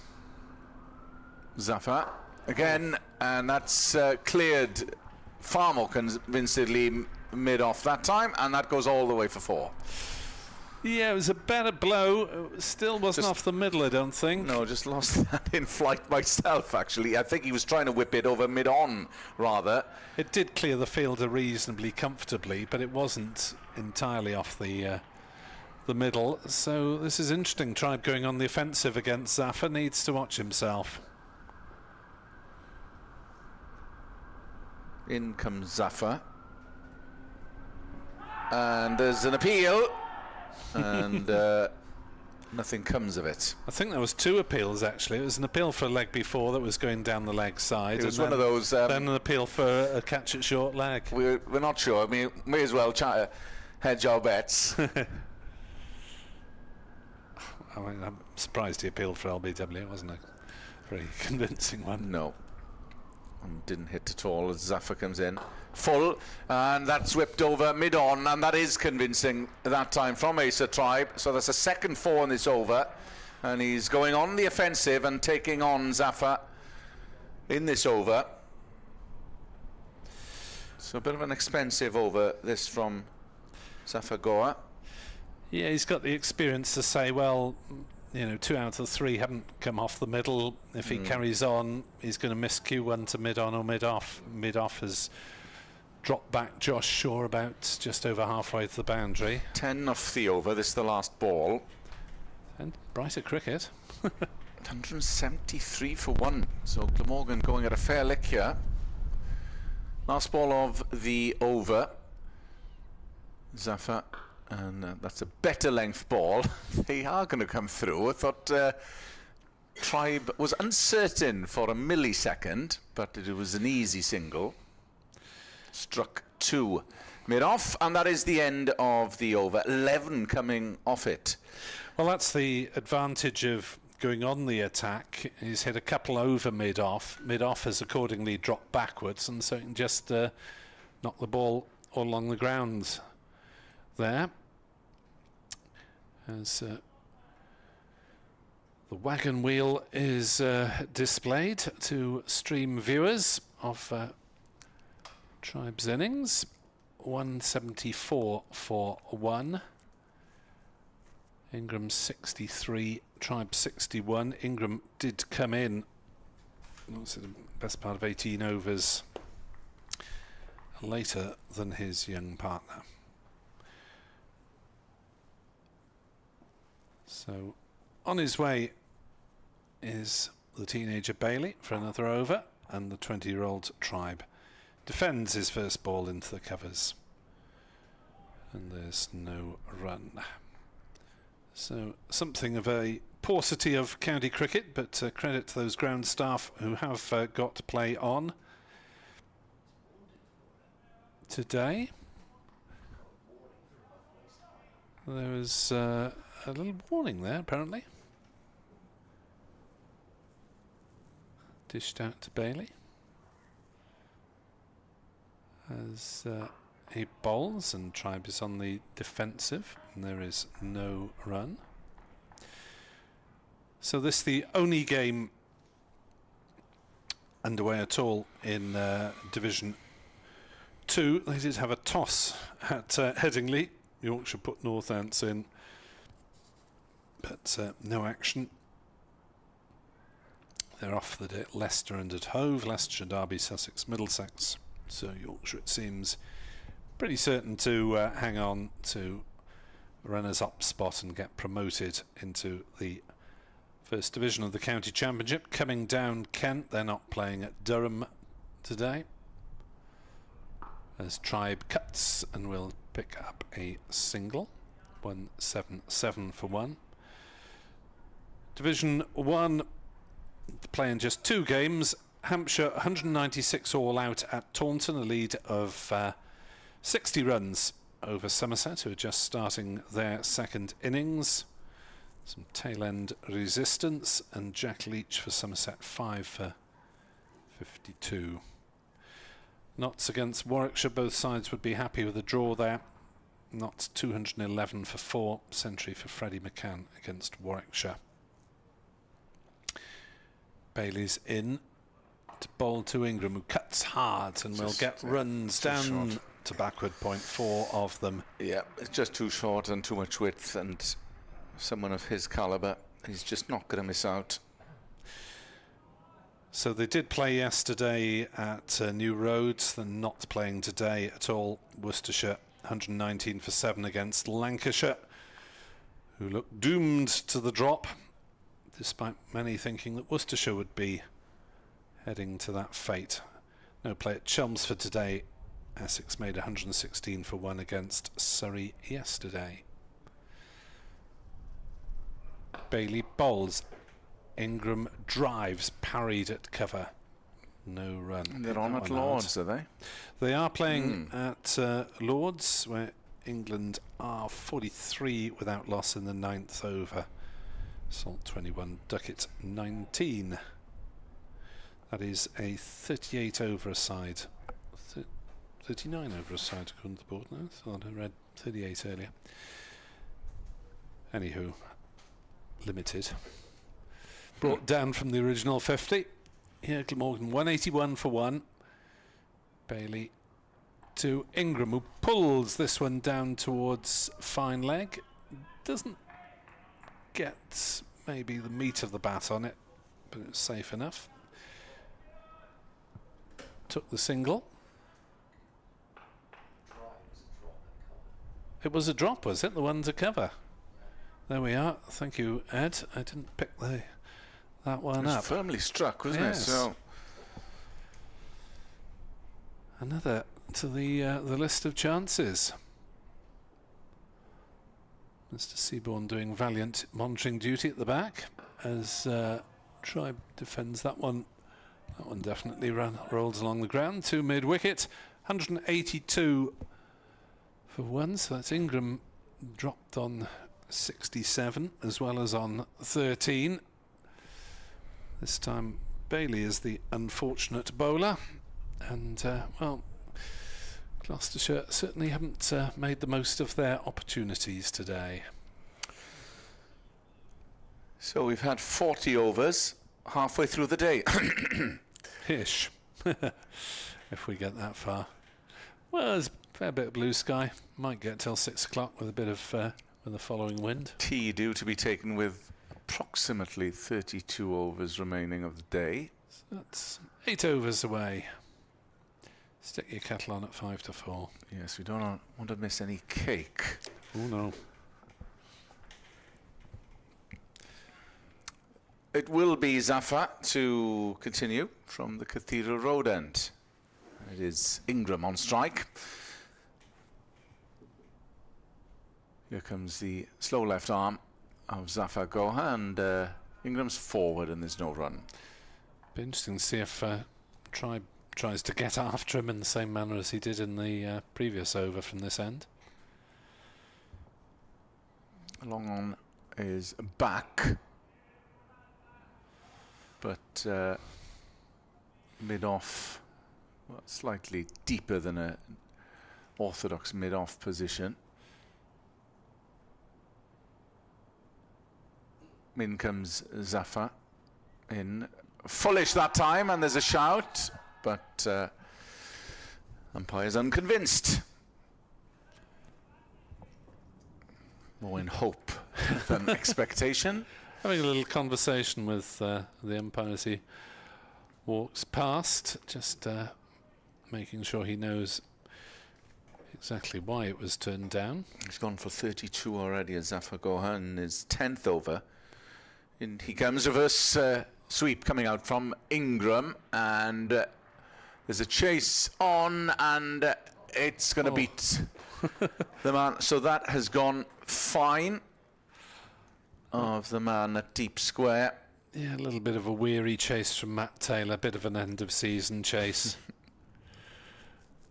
Bit of a, I'm not really going to get this, but I better look as if I am going to get it. Making an effort to get it.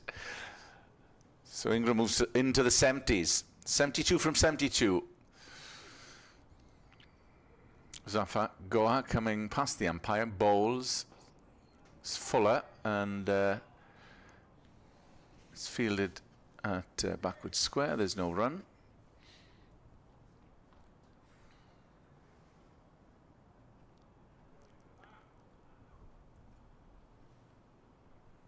Bit of a lull in proceedings now.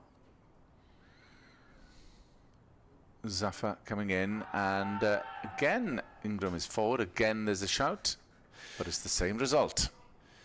Yeah, that looks as though he'd got outside the line, that one.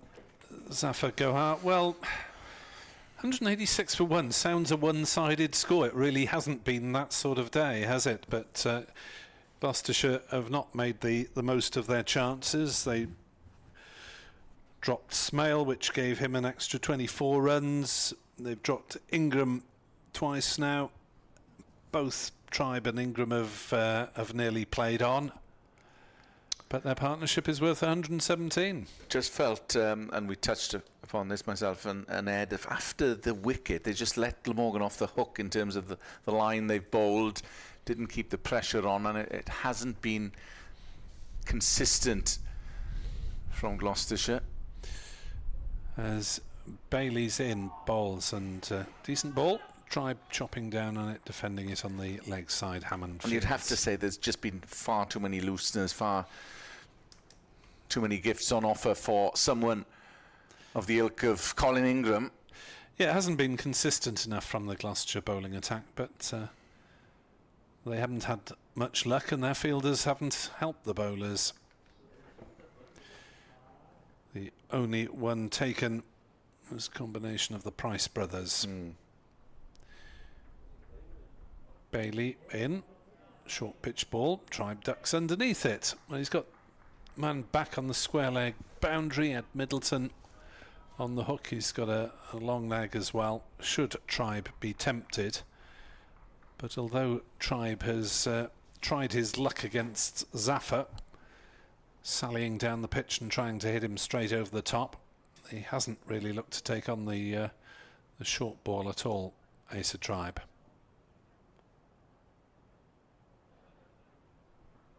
As he cuts that one out to deep point, Phillips Fields, single taken, shafts of sunshine over Sapphire Gardens, a very pleasant vista, but we are inside with the window shut for once here in the commentary box.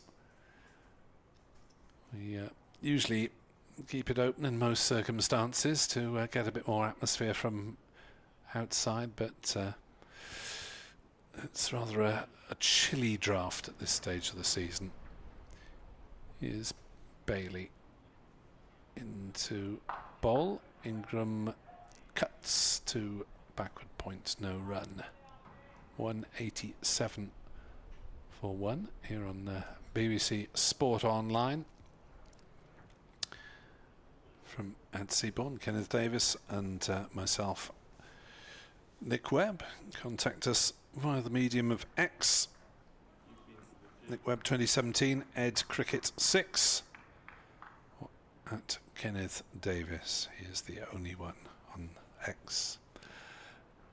As Ingram drives on the left side. That's a better line from Bailey. He's had trouble going over the wicket at Colin Ingram. Half thought he might have come round. For rugby lovers, Leinster against Dragons tonight from the Aviva Stadium. Live coverage on BBC 2 Wales and online if anyone else fancies watching it. Outside Wales. Bailey round the wicket. Ingram drives off the outside part of the bat down to Middleton at a backward point. Single taken, 188 for one here on BBC Sport Online. So they need a breakthrough, do Gloucestershire, under the cosh slightly, as Ingram and Tribe are looking to push on.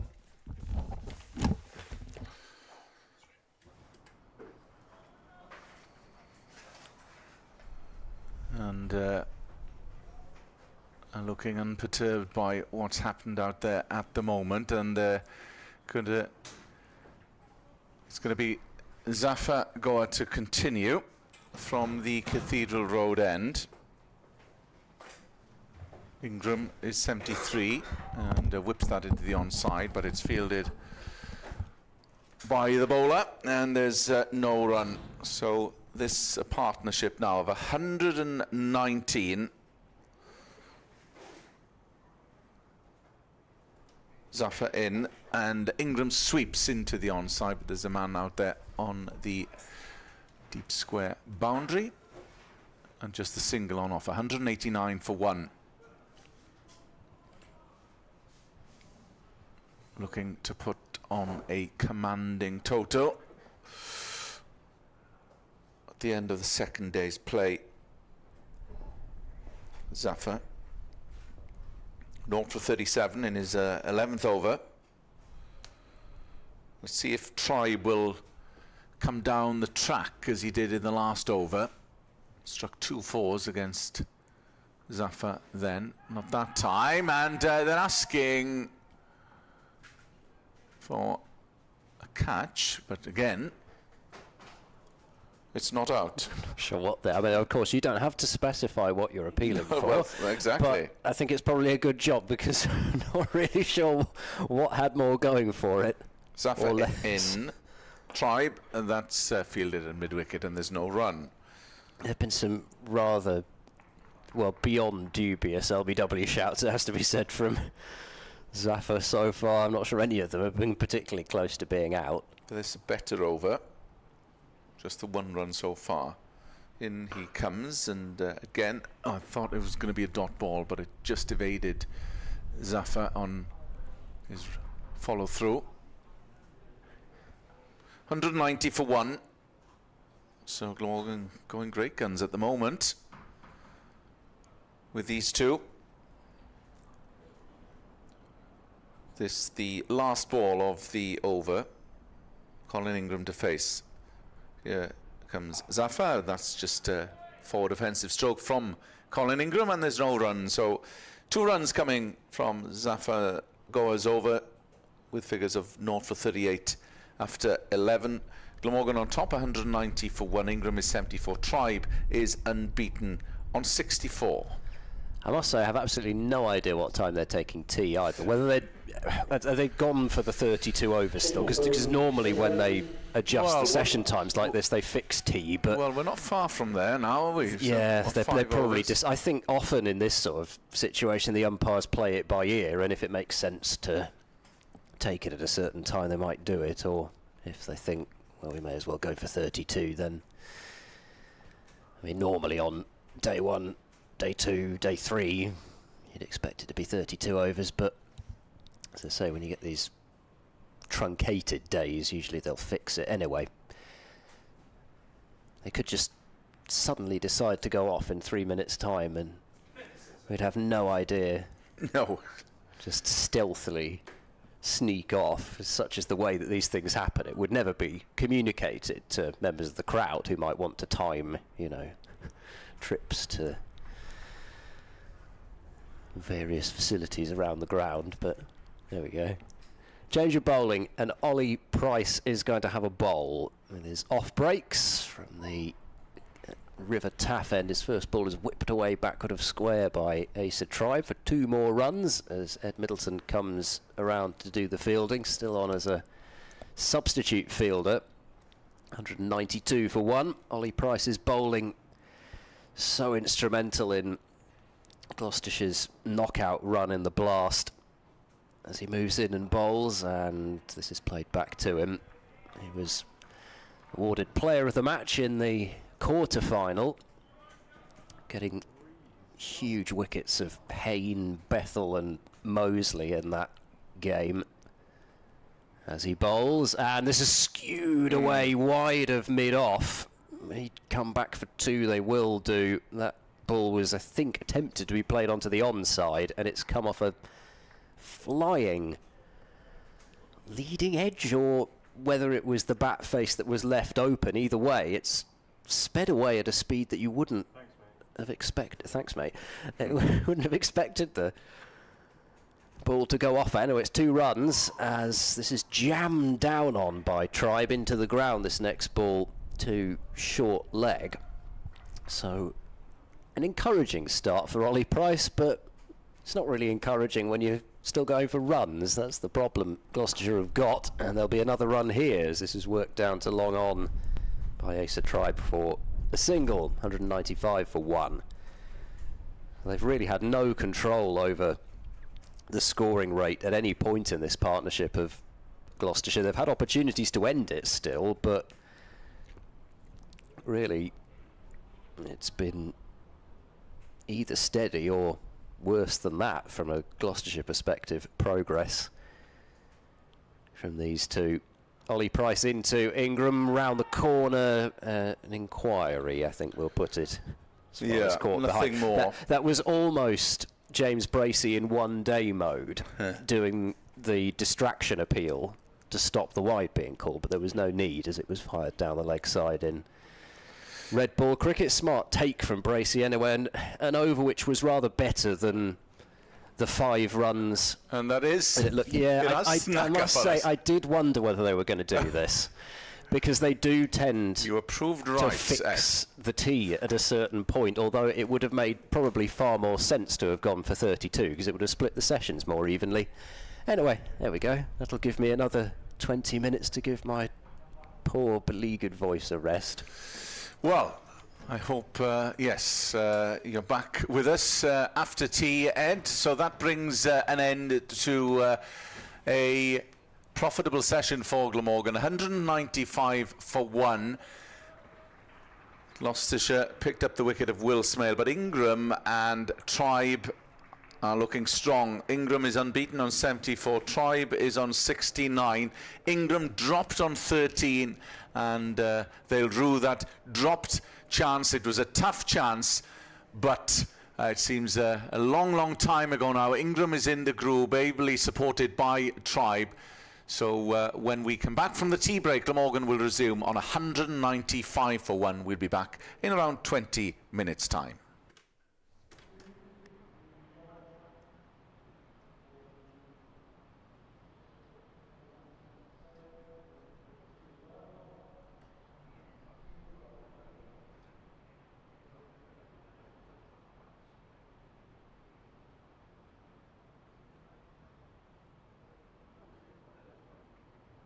We're off for tea for 20 minutes, back at 4 o'clock. During the interval, the Metro Bank One Day Cup will be on the corner of the outfield. You're very welcome to go and gaze long in the theatre or have your photo taken.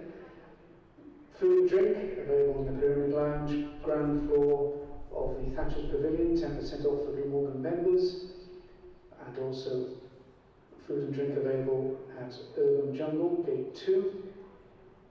The Missouri shop is open also around Gate 2 with a number of commemorative Metro Bank One Day Cup winners t-shirts, polo shirts for sale, also items from the Chris Cook testimonial collection. And the Museum of Welsh Cricket is open on the first floor of the National Cricket Centre. Supply Gardens is one of Cardiff's best and busiest year-round venues for meetings and conferences, whatever the size. We have hospitality and parking packages available for some of Wales's autumn internationals this November. Our hospitality team would be delighted to go through the options with you. You can get more details at glamorgancricket.com. And a reminder that our membership packages for 2025 are now available with early bird prices.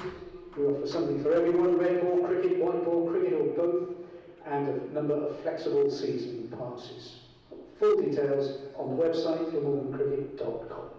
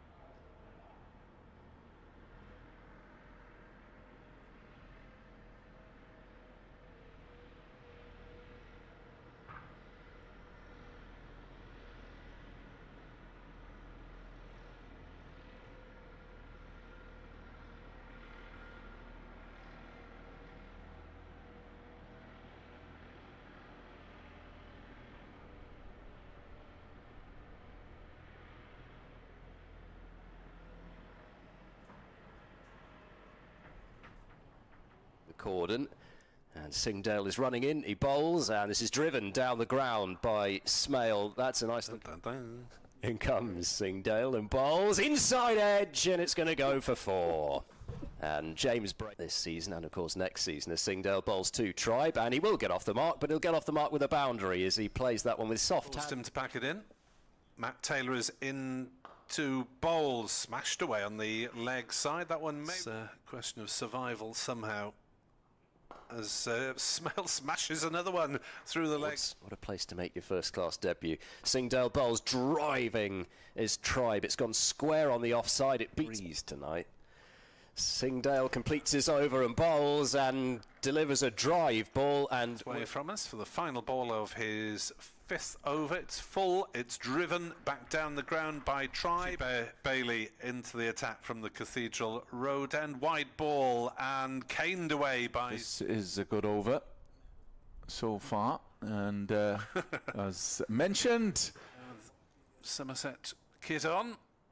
Bailey bowls outside off stump, and Smale lays. Continues from the river taff end to Tribe, and that's cut aggressively beyond point through of the southern group. Here is Price. That's driven, but should probably be made in the next few days. Price in to Tribe, and has that been caught? Yes, it has. I thought it died on second slip, but it was taken. Sure. Aiming for another wicket here. Price, and streakily played, and Ingram on strike for the first time against Taylor, driving him through the offside. That sounded good. That is driven again by Ingram through the offside for itself off. And Taylor bowls very full, hammered back past him by Ingram for 4. As that's again repeat. Absolutely safe. Bowls, and it's driven firmly, and they don't need to move for that. Keeping Ingram at bay somewhat as he bowls, and over-pitched really there. He's a bit lucky, but yep, he's already on England's radar very much so. Zafar bowls, edged wide of slip, and it will go. Placings. Ingram pulls through the leg side, hasn't quite timed it, but he'll pick up a couple of runs to reach his half-century here, Colin Ingram. This week.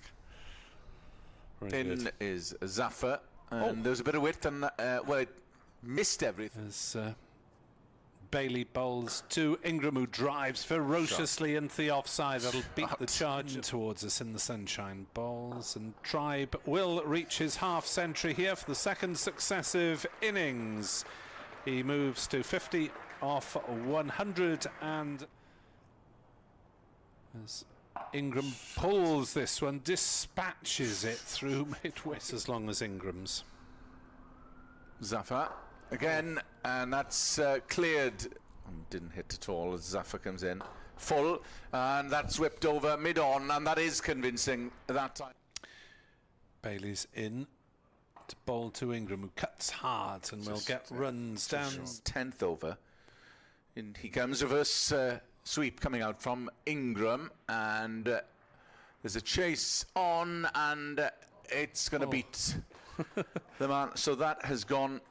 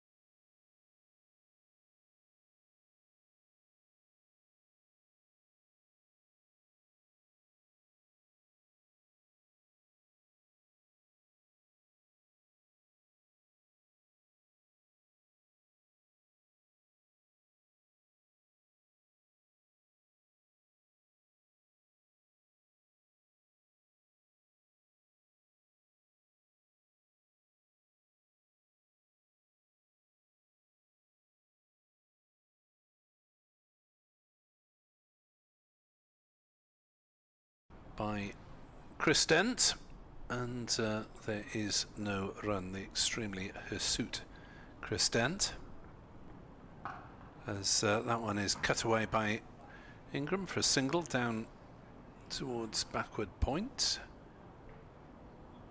205 for 2. Ingram to 81 not out, and Carlson on strike against Zafar for the first time today. If he were to reach another three-figure score, Colin Ingram, he would pass 9,000 first-class runs fairly shortly afterwards. It could be a particularly good day for him.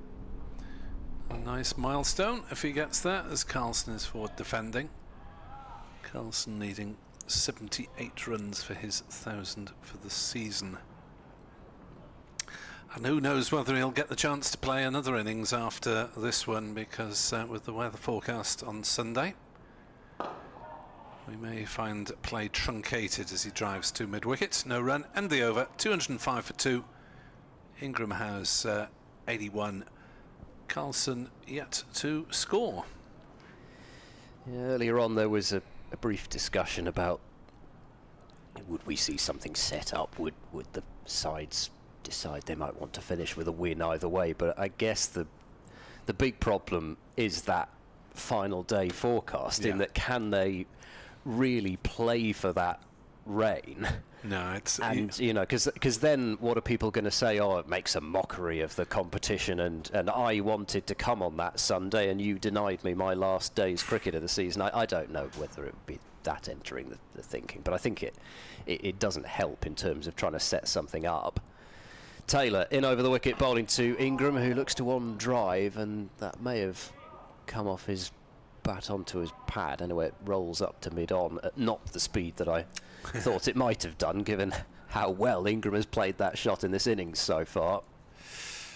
Yeah, I think Glamorgan would be loath to declare, say, if they got to 350 at some point tomorrow morning, because they might be handing Gloucestershire, say, 5 sessions to get them in at a rather modest rate.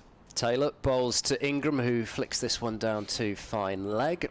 That will be fielded there by Tom Price. He's still got that bandage on his left, I think it's his left index finger, which he's got a noticeable white bit of bandaging on. 206 for 2. Ingram on to 82, so Taylor, I'm sure, won't be too disappointed to concede the single to Ingram, that he can bowl at the new man in Carlson, as Taylor comes in round the wicket to him, and this is stoically defended out into the covers by Kieran Carlson. And they still keep coming, the Glamorgan batting lineup, having got this sort of a platform. You've still got the likes of North East and Cook and Kellaway still to come, plenty of runs to come from the lower order potentially too. Apart from North East, terrible well, record. I had a feeling I was giving you the opportunity to bring that up again. Taylor bowls wide of the crease to Carlson, who comes forward and holds the pose of the defensive shot as it dribbles back to the bowler. But having seen his innings at Cheltenham, where it just looked pretty much from the moment he walked out there that you might as well just give him 100 in that extraordinary chase. It's hard to predict that he wouldn't come out and do it again. In comes Taylor, he's there and bowls, and Carlson steers this one out to backward point and is still unable to get off the mark. Yeah, he's tried to be busy, hasn't he, Kieran Carlson? But nothing doing so far after 8 deliveries. He's not looking too perturbed. Miles Hammond also seems to have some finger bandaging, which he's just thrown up in the air and caught at backward point.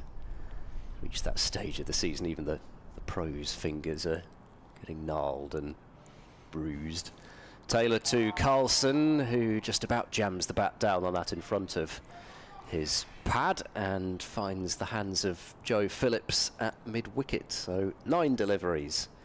Carlson has yet to move his tally along. 206 for 2 at the end of another testing over from Matt Taylor, although with perhaps fewer alarms than before, but 11 overs, 1 for 38.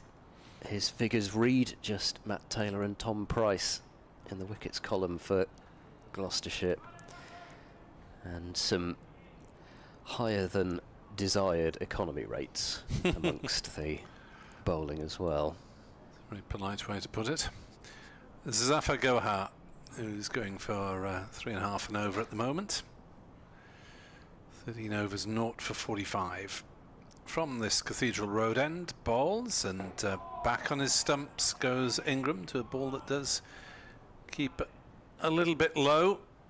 A little bit of turn as umpire Widup having a word with Zafar and saying, don't run down the middle of the track, please. This looks...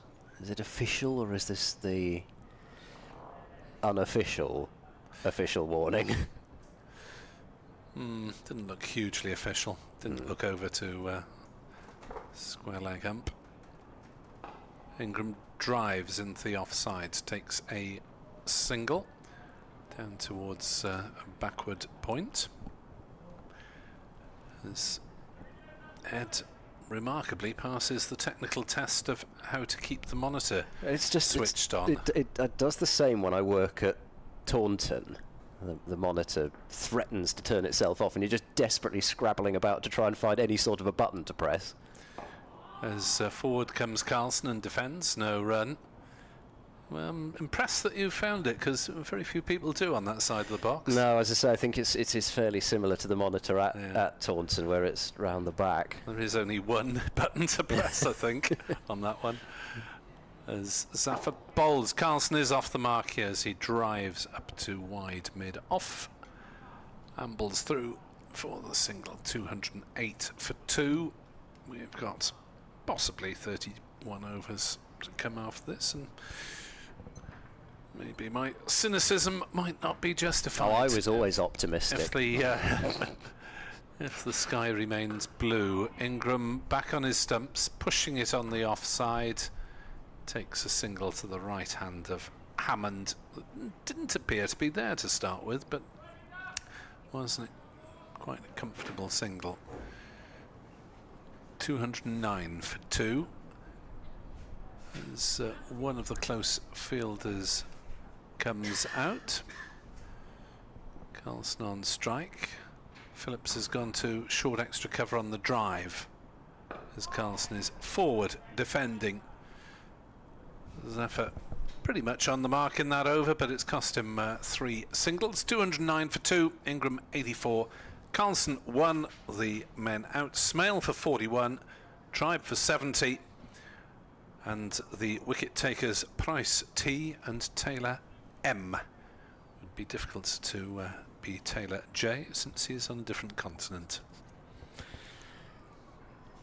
Yeah, it's amazing, isn't it, when Zafar first started bowling, and it may be that the pitch has already got a bit drier, but when he first started bowling, there were a couple of, there was even one ball that Tribe drove at and missed, and I think you would use the word ragged to, not even just turned. But in his last 7, 8 overs, maybe even more than that, there's not looked as though there's been much assistance for him, and his primary role has been, as you put it, more of a holding role. Taylor bowls, it's wide outside the off stump, and Ingram tries to cut and misses the ball through to the keeper. That was the one that Gloucestershire were hoping he would edge. It wasn't a perfect piece of bowling from Matt Taylor, but when you've got somebody in the form that Ingram has been in, it's the sort of dismissal that you feel probably has to go your way to get him out. It's a rare ugly shot from Ingram, wasn't it? Not close, not wide enough to play that shot to, too close to the body. Taylor runs in, he bowls to Ingram, it's full and driven firmly down towards mid-off, where Graham van Buren does the fielding. You can tell that there's been some moisture on the ball by the state of Graham van Buren's trousers, because there is a huge smear of red down the side of it, more so than you'd expect from not even 50 overs in the field, so that's one of the things I suspect that has caused there to be a bit less movement out there than Gloucestershire might have hoped for. Taylor bowls. Oh, he's chopped it on!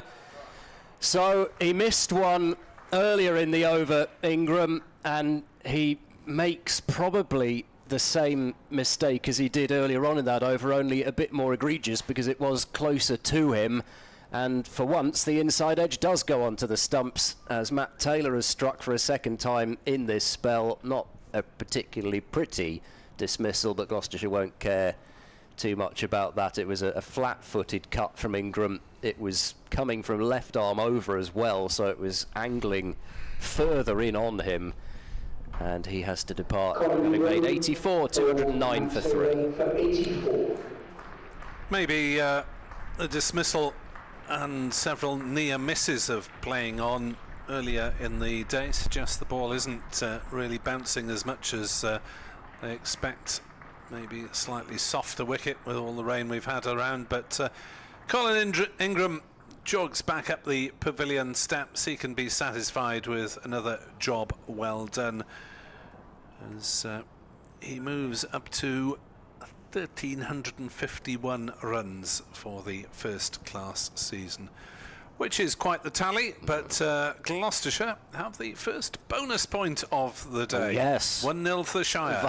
Vital bonus points in their efforts to try and overhaul Leicestershire above them.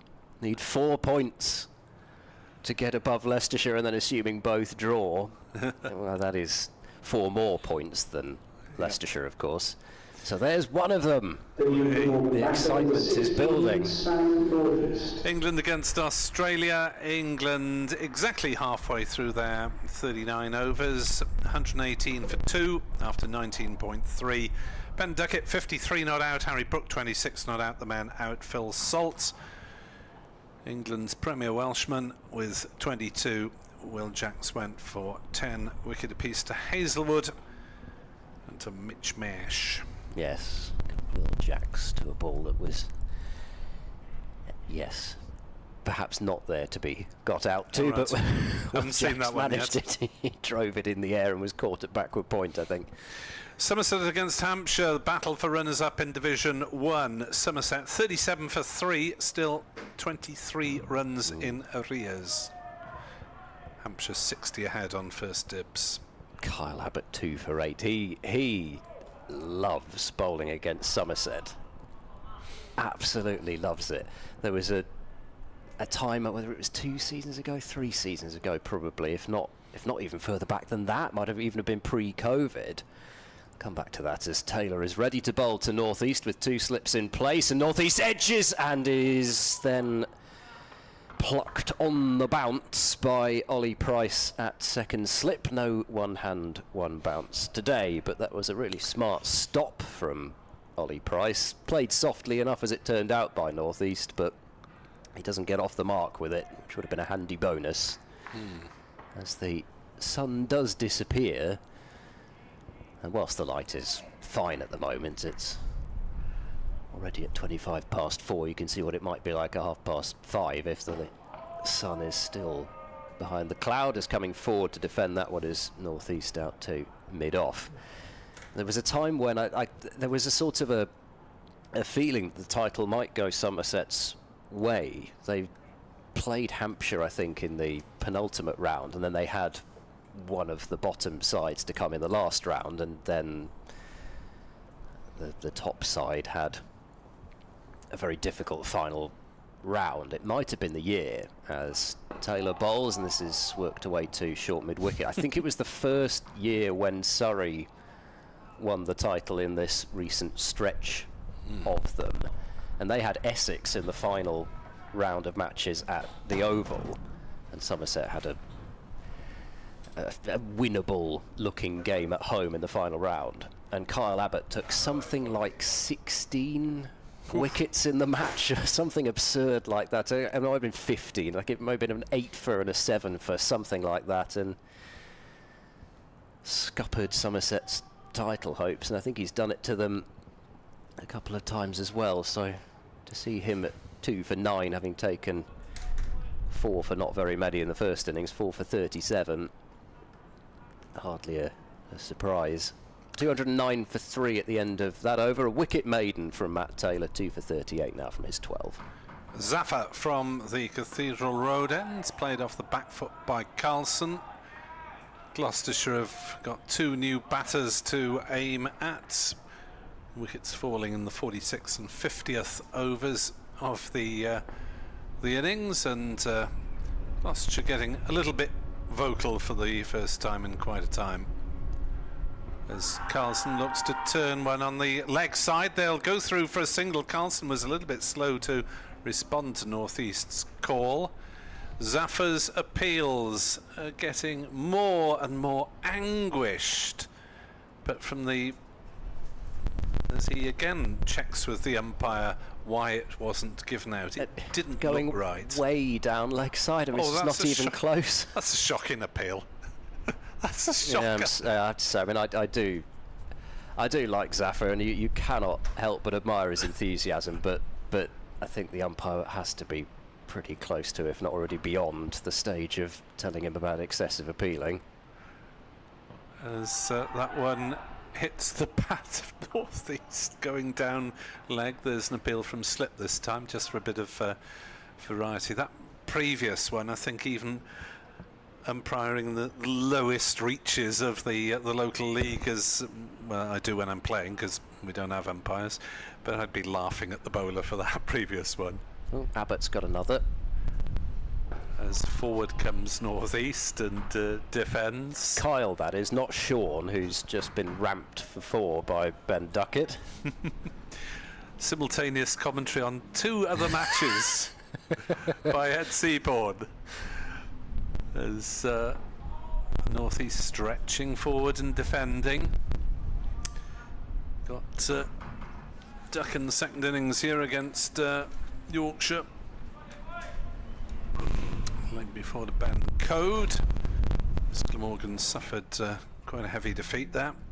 As forward stretches North East. A little bit of breeze getting up. Apologies for that if you're hearing it on the effects microphone. 210 for 3. It's amazing that's kicked up so quickly as soon as this cloud has come over. It was all quite serene out there, at least in terms of wind and sunshine. I'm sure it wasn't particularly pleasant for the spectators given the temperature out there, but all of a sudden the breeze has really kicked up, which I'm not sure will be particularly welcome for Gloucestershire's bowlers. Certainly not welcome for their fielders. No, most of them have got jerseys on. There's a few brave souls without. Taylor then to continue what's been a good spell so far. He bowls round the wicket and he's got another. Carlson wafting outside the off stump and has edged it, and James Bracey has yet another catch for the season. It is 3 for Matt Taylor, 3 for 38, and Glamorgan 210 for 4 as Carlson departs for 1. Little bit flat-footed from Carlson, bit of movement off the pitch possibly from Taylor there, but it's not a great shot. It's the shot of, if Colin Ingram had played that shot when he was in the middle and he was on 60 odd or 70 odd and really had the measure of the pace of the pitch and what it was doing, he may well have crashed that for 4, but it wasn't the sort of shot that you would expect somebody on 1 to be able to hit away without there being a significant element of risk, and as it turned out, too much of a risk for Kieran Carlson. Yeah, would say end of season-ish, but Carlson always plays with a fair degree of risk anyway. Gets the rewards pretty often, and he's averaging 40 this season. Yes, he's certainly not had that prolific season last season. He's not had the sort of a drop-off season that you not necessarily expect, but as sometimes happens after a season like that, when it's hard to follow it up the next year. Yeah, 1 century and 8 half centuries, decent return from a county season, as Sam North East is joined by a man who, well, he's underperformed really this season by his standards with the bat. Chris Cook, his wicket keeping has been as excellent as ever, but is only averaging 25 in red ball cricket. 1 century, 1 half century, and we all know that he is capable of better. But this is quite the comeback from Matt Taylor and Gloucestershire. 3 wickets have fallen in the space of 12 runs.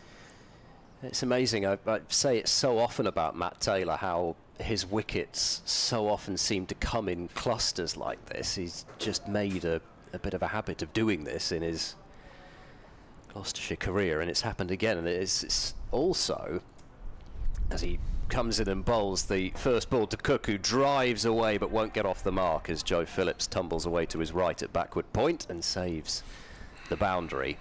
It's amazing how often it seems to come also around about this time when the ball may be, I don't know that it would be here, in fact I'm pretty sure it wouldn't be, but it's often when the ball starts to reverse and he gets the ball to reverse from round the wicket to the right-handers as Cook again comes forward and drives, but this time it is mid-off who is called into action. Ajit Singh Dale does the fielding.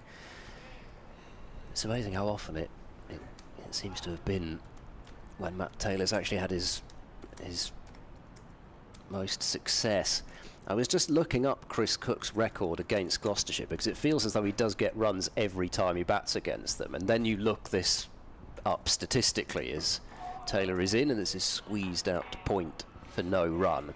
So often you look at the stats and actually it's not borne out by what you feel, but no, we've got good numbers against Gloucestershire.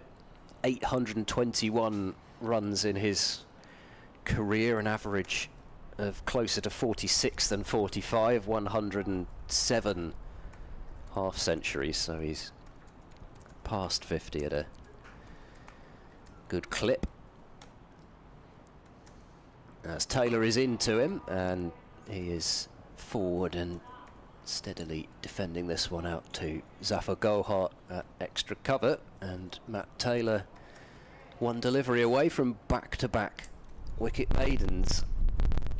Certainly found the sort of consistency that it has to be said has been lacking rather from Gloucestershire's bowlers in this innings so far, and also will lead Glamorgan to feel that if they can achieve that sort of consistency, then they may already have a decent total. Taylor bowls, Cook comes across his stumps and is going to pick up. I think, no, they're just going to settle for the single. I thought they might try and take on fine leg for 2, but Taylor is looking aghast at that because he feels that was probably one of the better balls he's bowled in the over, and Cook has ruined his efforts of back-to-back wicket maidens. But the way that he's certainly making Cook, or trying to make Cook feel with his body language, that was taken from very much on the stumps rather than heading down the leg side. But a single to get Cook underway, so no longer are both batters on naught, and Glamorgan are 211 for 4 now after 52 overs.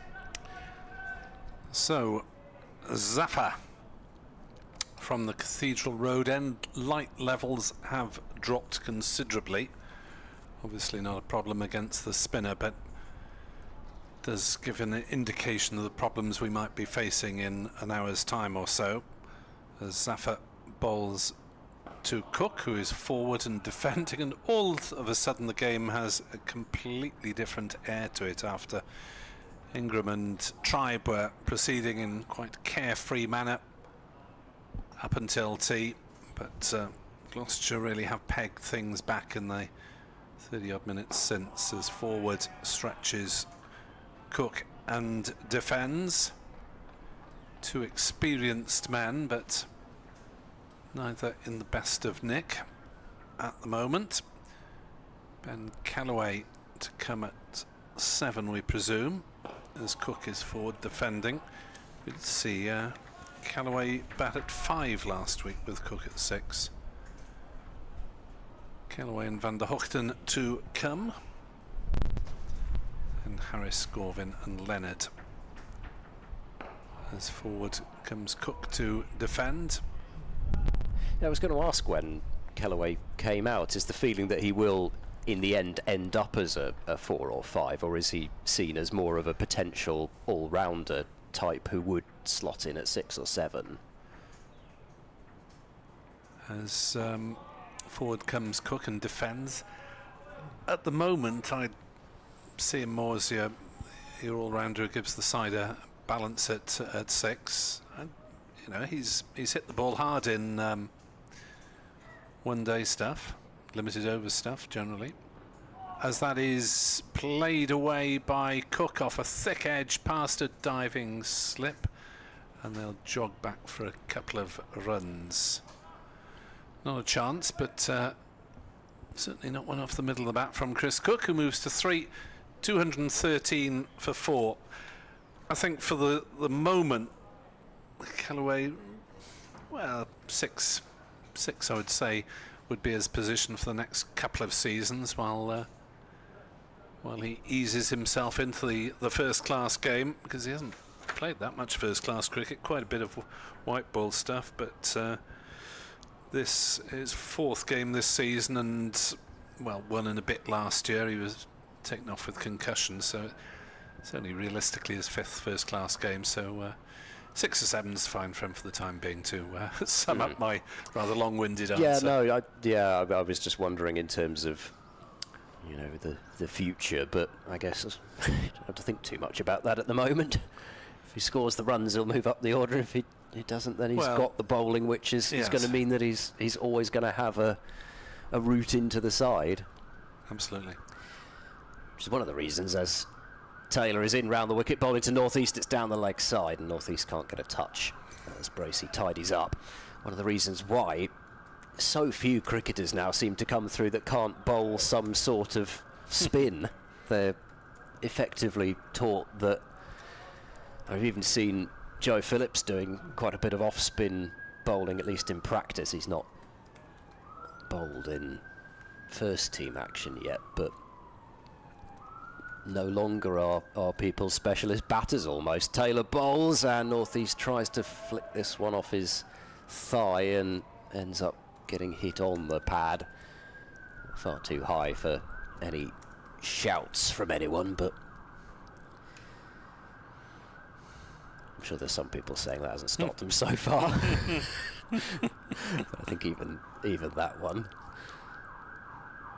is far too far over the top to interest anybody. But North East still himself stuck on a blob as Taylor round the wicket bowls. North East lays into the drive and has driven it square on the offside out to the boundary for 4. So he is off the mark in handsome style, 217 for 4. Lovely shot, wasn't it? Muscle memory, I suppose, by this stage in your career. Sam North East, an experienced player with Hampshire, Kent, and now Glamorgan, and really is a class player on his day. It was just that bit more footwork in that one, wasn't there? It wasn't too dissimilar in terms of length to the ball that got Carlson out, but North East just moved better towards the ball. Taylor to North East, and this is dabbed away defensively out to Zafar Gohar at cover, and again there is no run. So Taylor 3 for 43 overall in his 14th over.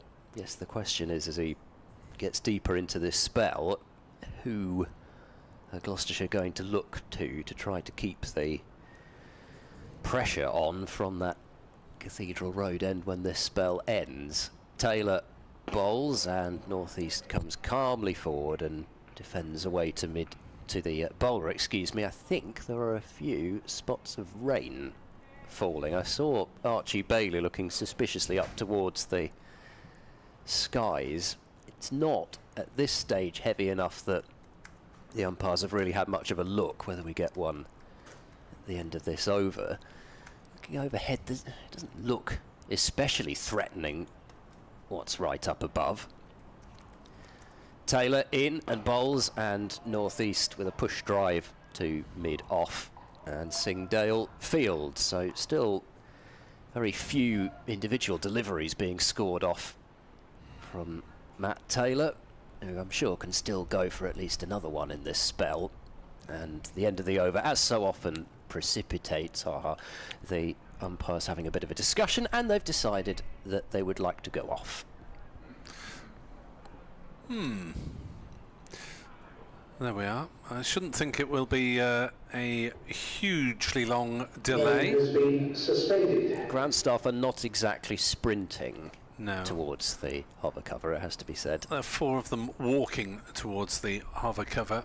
The rain, I think, is going to be so light as to not make much difference, but the umpires have taken the stumps out, so we are going to have something of a delay with Glamorgan 217 for 4 after 54 overs, North East 4, Cook 3, the men out, Smale 41, Tribe 70, Ingram 84 and Carlson for 1. 3 wickets to Matt Taylor and the first one to Tom Price. We'll take a brief break and be back with you when play resumes, but don't go far.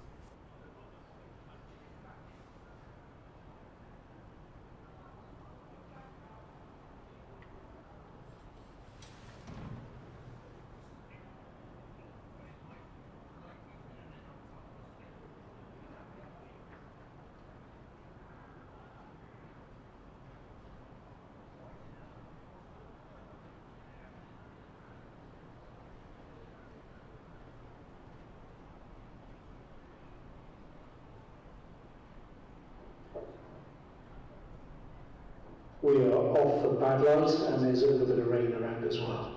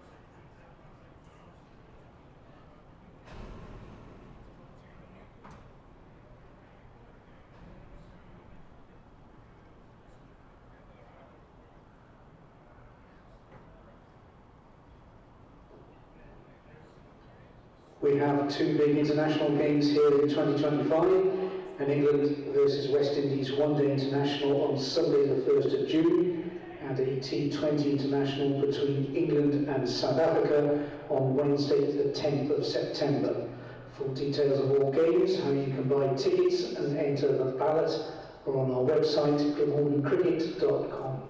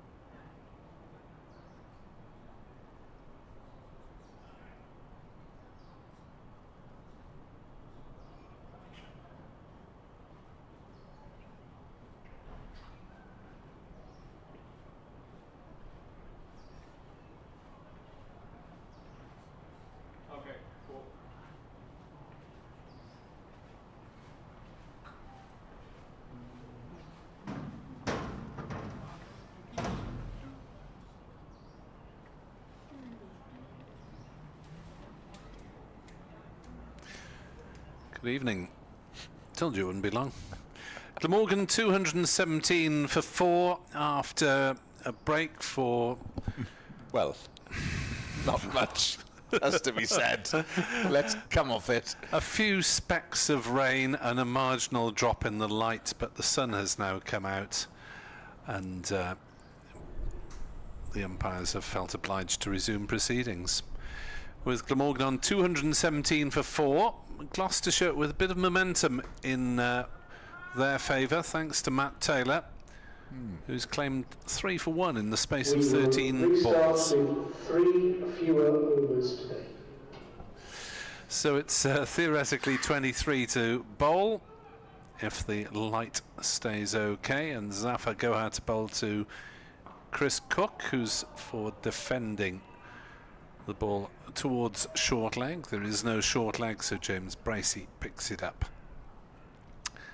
So 2 slips in attendance now as Glamorgan look to rebuild, having lost 3 wickets in fairly quick succession. 198 for 2 became 210 for 4, with Tribe 70, Ingram 84, Carlson 1, returning to the pavilion. Zafar bowls and Cook is forward, defending it out into the offside. The sun has now re-emerged, so proceedings are very brightly lit indeed. The shadow of the floodlight pylon has passed across the wicket as Cook drives nicely into the offside. Hasn't quite timed it, but it'll be at least a couple of runs out towards the deep extra cover boundary. A scrambling stop by Archie Bailey, and Cook moves up to 5, 219 for 4 here on BBC Sport Online. Also available via the app and on most smart speakers these days. As Zafar bowls and forward goes Cook. If you want to get us via your smart speaker, ask BBC Sounds to play Glamorgan v Gloucestershire Day 2 in this case. You have to say the number, day of the match. As Cook pushes at that one, prods at it, doesn't make any contact, through to James Bracey. No run. 219 for 4, 22 overs remain, and well, Gloucestershire have got a bit of intensity back into their performance thanks to Matt Taylor's wicket taking. Archie Bailey to bowl from the... Bailey's going to have another blast, a bit expensive so far, but end of season game, you might as well give the youngster as much opportunity as possible. Yeah, Gloucestershire making a fist of it in this session. What were they, 195 for 1 at tea. And Glamorgan have lost Tribe, Ingram and Carlson off the bowling of Matt Taylor. But it will be the youngster, Archie Bailey, to start this latest spell from the River Taff end. 2 slips in for the bowler, mid off, mid on, cover, backward point. There's a bit of rejigging. He's got protection at deep backward square. There's a man at fine leg as well. And there is also a sweeper on the offside. So this is Bailey to Sam Northeast. In he comes, bowls, and that's cut towards the man that is sweeping on the offside, and they'll pick up a single. So what, just off for 10 minutes, quarter of an hour max. A brief interlude. England 200 for 3 in the 28th over against Australia. It's a 39 over match. Harry Brooks got going, 71 not out off 48 balls. Ben Duckett 63 run a ball. In comes Bailey to Cook, who plays it to mid on, and there's no run. Jamie Smith 22 not out. Looks like being a decent England total as they try to level up the series before the decider scheduled for Bristol on Sunday, which weather permitting. Yes, I think that is the asterisk, weather permitting. Bailey in to Cook, who cuts, and that will go all the way. It flew past backward point, and it's a boundary for Chris Cook. I think he took on the risk there deliberately in the air, but flying past the fielder at backward point. Chris Cook up and down season. Yeah, very good behind the wickets as always. Yep. Not the same volume as of runs as usual. 490 in the championship as things stand. He's there on 9 on strike now as Bailey comes in and bowls, and just possibly stayed a fraction low, but it's dug out by Cook and it dribbles to mid-on. And although Cook's obviously got first team life left in him, it does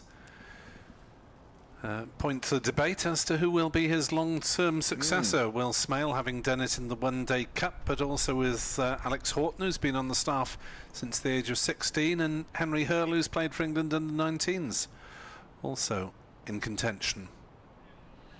Bailey comes in, and that is pushed into the offside. Just a single. Well, Smale has certainly enhanced his reputation, I would suggest, this year in that facet of the game. Yes, he kept well in the One-Day Cup, taking some neat catches, standing up to the seamer Andy Gorvin, for example, but just 1/2 centuries so far in a handful of blast and most of the One-Day Cup. Bailey in to northeast. Oof. And that's cut, and it whizzes past second slip. And there isn't a third man. So that's another boundary. At the end of the over, it was slightly streaky from Sam. Streaky, I think. Sam Northeast. I think describing it as a cut was being rather kind to him. Pushed at it rather uncertainly, but he moves up to 9, and the total's 229 for 4. Gloucestershire have 1 bowling point. Glamorgan a further 21 runs before they get their first batting point, and although they were sailing along at one point, Matt Taylor has gone the proverbial bang bang bang, not just the bang bang. 3 bangs for Taylor.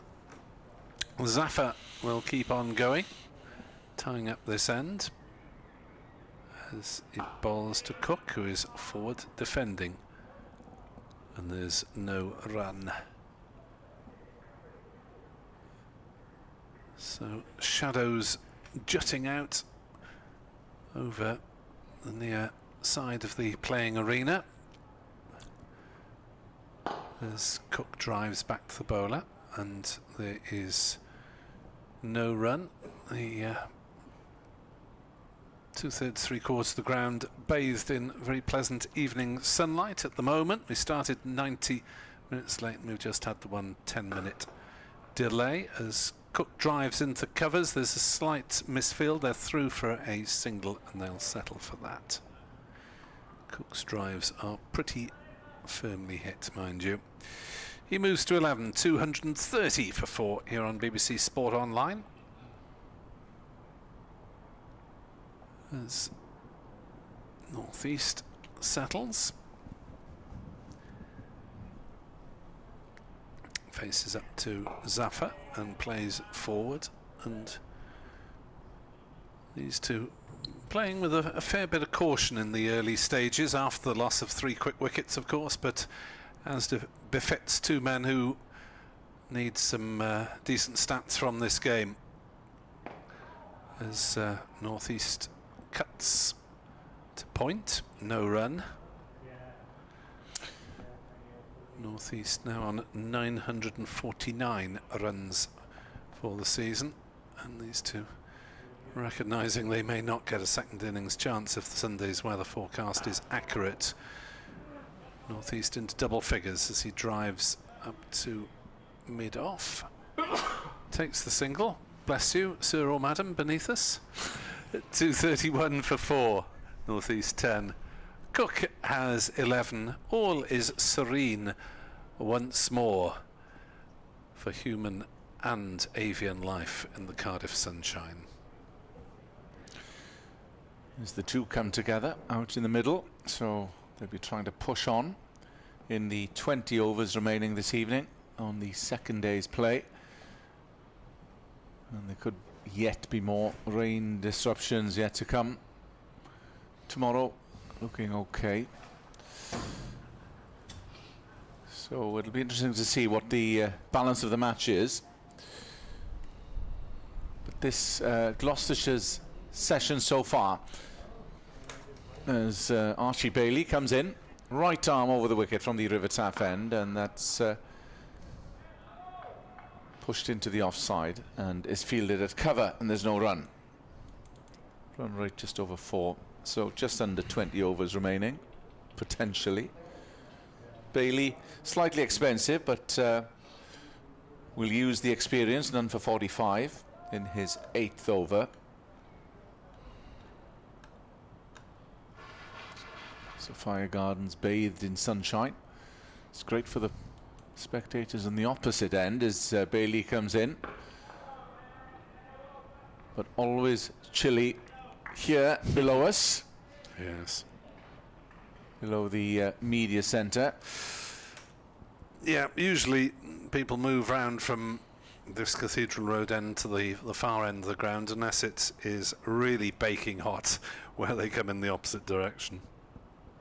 Sam Northeast, who played a leading role in Glamorgan's triumph on Monday at Nottingham, carried his bat 63 not out in that game as Bailey comes in, bowls to Northeast, again into the offside, again there's no run, and it was looking dicey early on with 2 wickets in that game, and Northeast, who without being overcritical, it's not as wasn't his usual situation that he thrives in, but needed to steady the course and did so.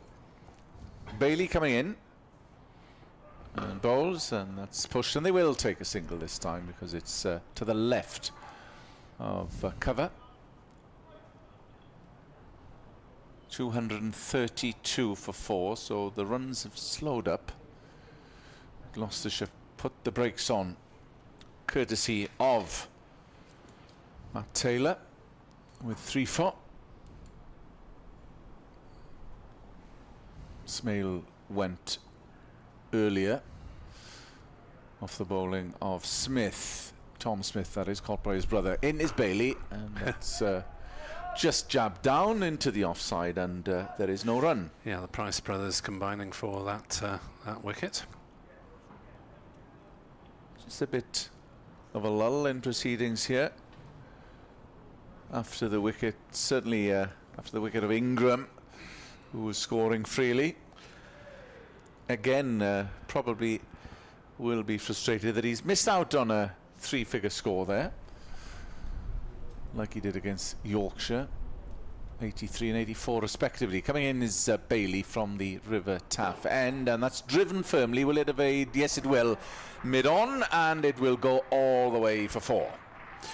Yeah, despairing dive by the mid-on fielder there, Chris Dent. Couldn't quite get down in time, and very firmly struck by Chris Cook, as he's wont to do with his drives. And giving us a rendition of some tune below us on the effects mic. Whistle while you work. 2 slips in for Archie Bailey. In he comes, bowls, and that's firmly struck by Chris Cook, but just to mid-off, and that brings the end of Archie Bailey's over, and Glamorgan moved to 238 for 4 after 58 overs. So just starting to put a little partnership together, these two. Nothing hugely significant at the moment, 28 runs, but it has just interrupted the momentum that Gloucestershire had with that tremendous burst by Matt Taylor, who is playing only his 4th championship match of the season, keeping him in cotton wool at some stages, Gloucestershire, for the T20 campaign. And he actually took 3 Glamorgan wickets in the 2nd innings of that unforgettable game at Cheltenham. Glamorgan made 592 to tie, as on the back foot, North East playing that one nicely through the offside. It's hit reasonably hard, and they'll settle for a couple of runs. Good piece of fielding from the 2 Gloucestershire men out in the deep there. One of them was Bailey, didn't catch the other, but it's the usual combined fielding in which one flicks it back inside the ropes and the other actually does the throw. 240 for 4. North East to 13 not outs here in the evening sunshine. 18 overs theoretically left if the sun stays out. And Zaffer bowls, and that's turned away on the leg side by North East, and there's no run. Zaffer in his 19th over. 0 for 56. Has been wheeling away at this Cathedral Road end for some considerable time as North East is forward defending. Nothing in the way of vicious turn at the moment.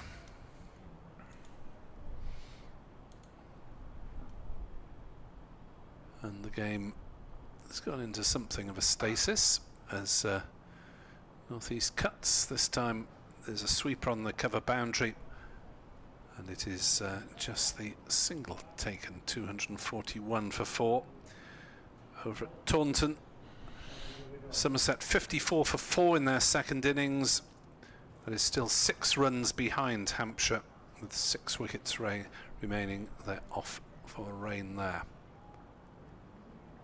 as that one has troubled Chris Cook, who jabbed at it and made no contact. Ends up in the gloves of Grace. Quicker one, isn't it, I think?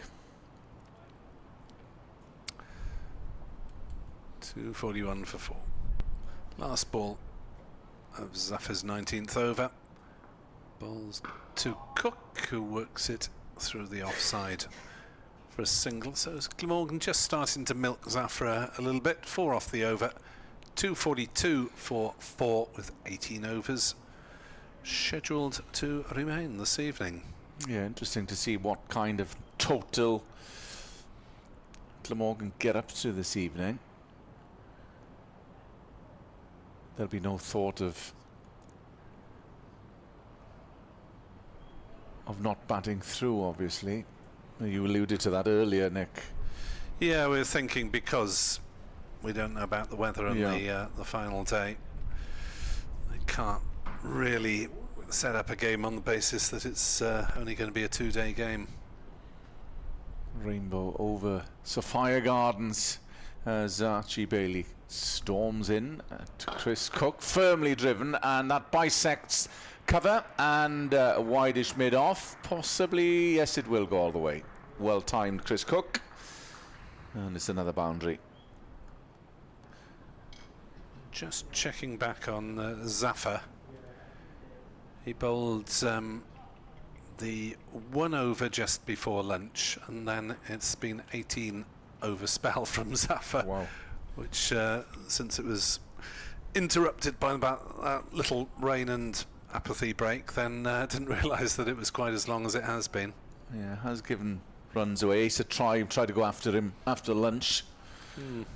Trying to go over the top a few times.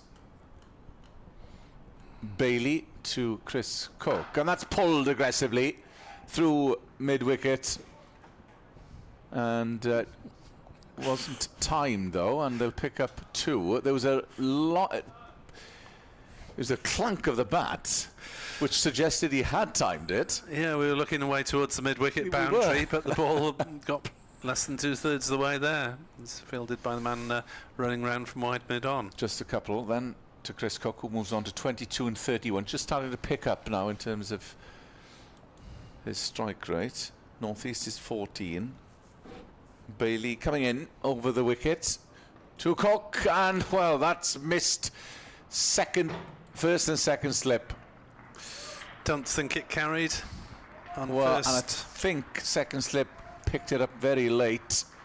Not sure if anyone got any contact on it. We'll see on the maybe on the replay. Well, just bisected them, I think. Yeah. But I'm not sure whether it would have carried anyway. Probably pitched just short. Moral victory for the bowler, if nothing else. 4 runs in the book. 10 off 3 balls now. Been tough on Bailey, who comes in, and that's just jabbed into the offside, and there's no run. None for 62 in his 9th. Yes, he's going at more than twice the rate of Zafar. Struggled against Ingram for large periods. Won't be the first bowler. No, won't be the that last. is true. That is true. You've got to learn somehow. 4 for 30 in the second innings against Middlesex last time out, so it's all good learnings. England 2-3, 2 for 4 in the ODI at Lords against Australia. As Bailey comes in, and that's not timed by Chris Cook, and it's fielded at cover. What are they, 31 overs in the 32nd of 39 in a rain-reduced match. Livingstone and Smith at the helm. Certainly hit the ball, can Jamie Smith. Powerful hitters. Bailey wheels round with 2 slips to Cook right up in the block hole, and only as far as mid-on, and there's no run. The end of Archie Bailey's over. That is the 60th, incidentally, of today, with a minimum of 17 if the light prevails. Northeast is 14. Cook unbeaten on 26. Glamorgan 252 for 4.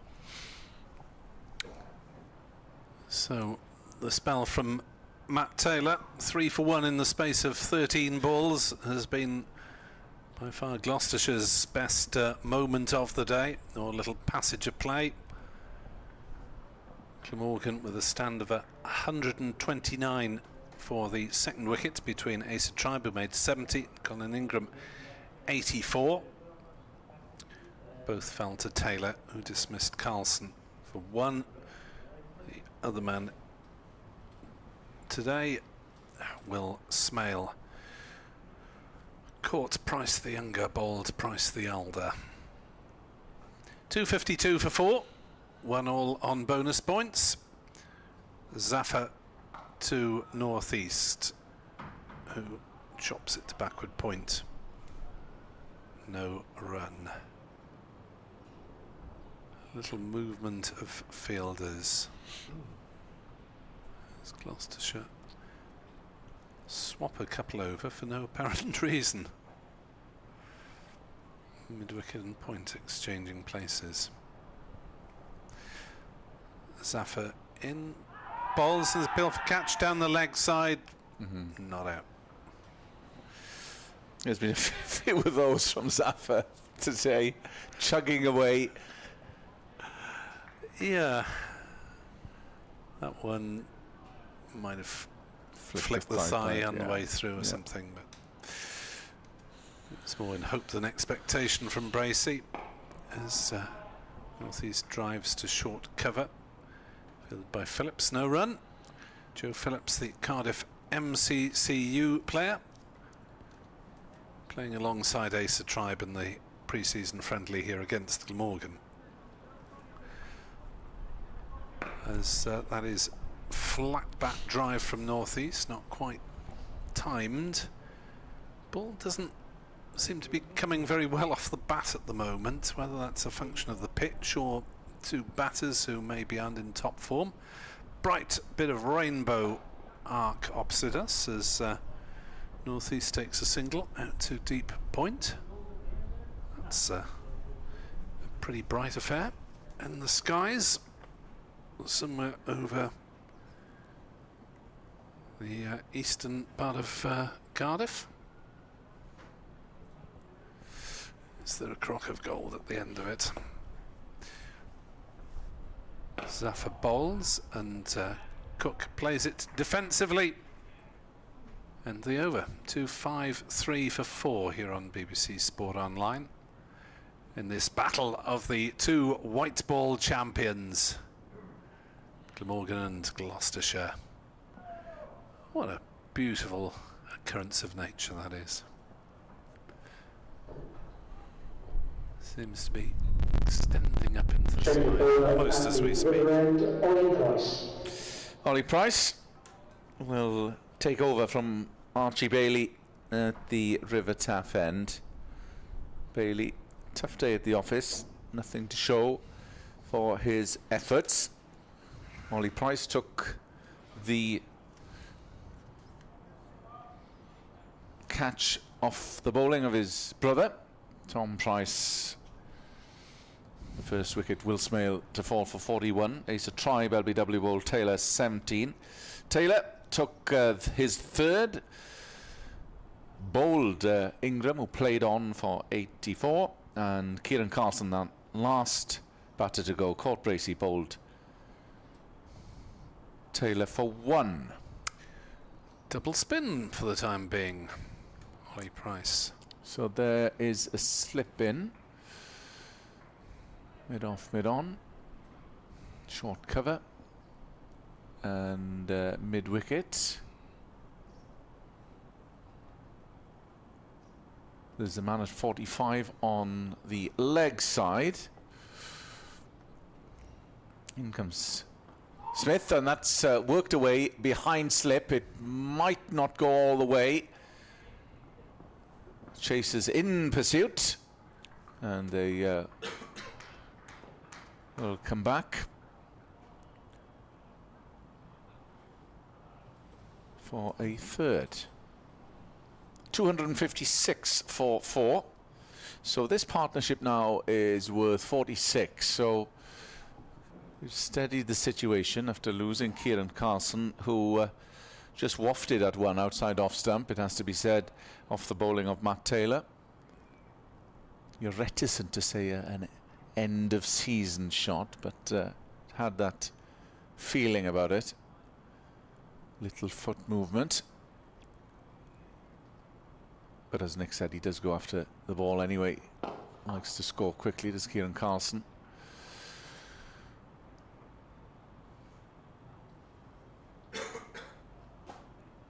For the second time, held aloft the One Day Cup on Monday. Smith, Ollie Price, rather, sorry, in over the wicket, and there's no run. Chris Cook, 26 from 38. Got to get Tom Smith out your mind. He's not playing. This is Price, and Cook tried to give himself a bit of room to work it into the offside, which he did, but only as far as cover. It's all a little bit slingy, isn't it, from Price? Just a rejig, asking the man sweeping on the onside to move to his left as Price comes in, and that is a good shot by Chris Cook. He's got this away, and it will go through the covers for 4. Yeah, racing away. Squarish bat from Chris Cook, but plays a very firm drive when he gets going. 30 or 40 deliveries now.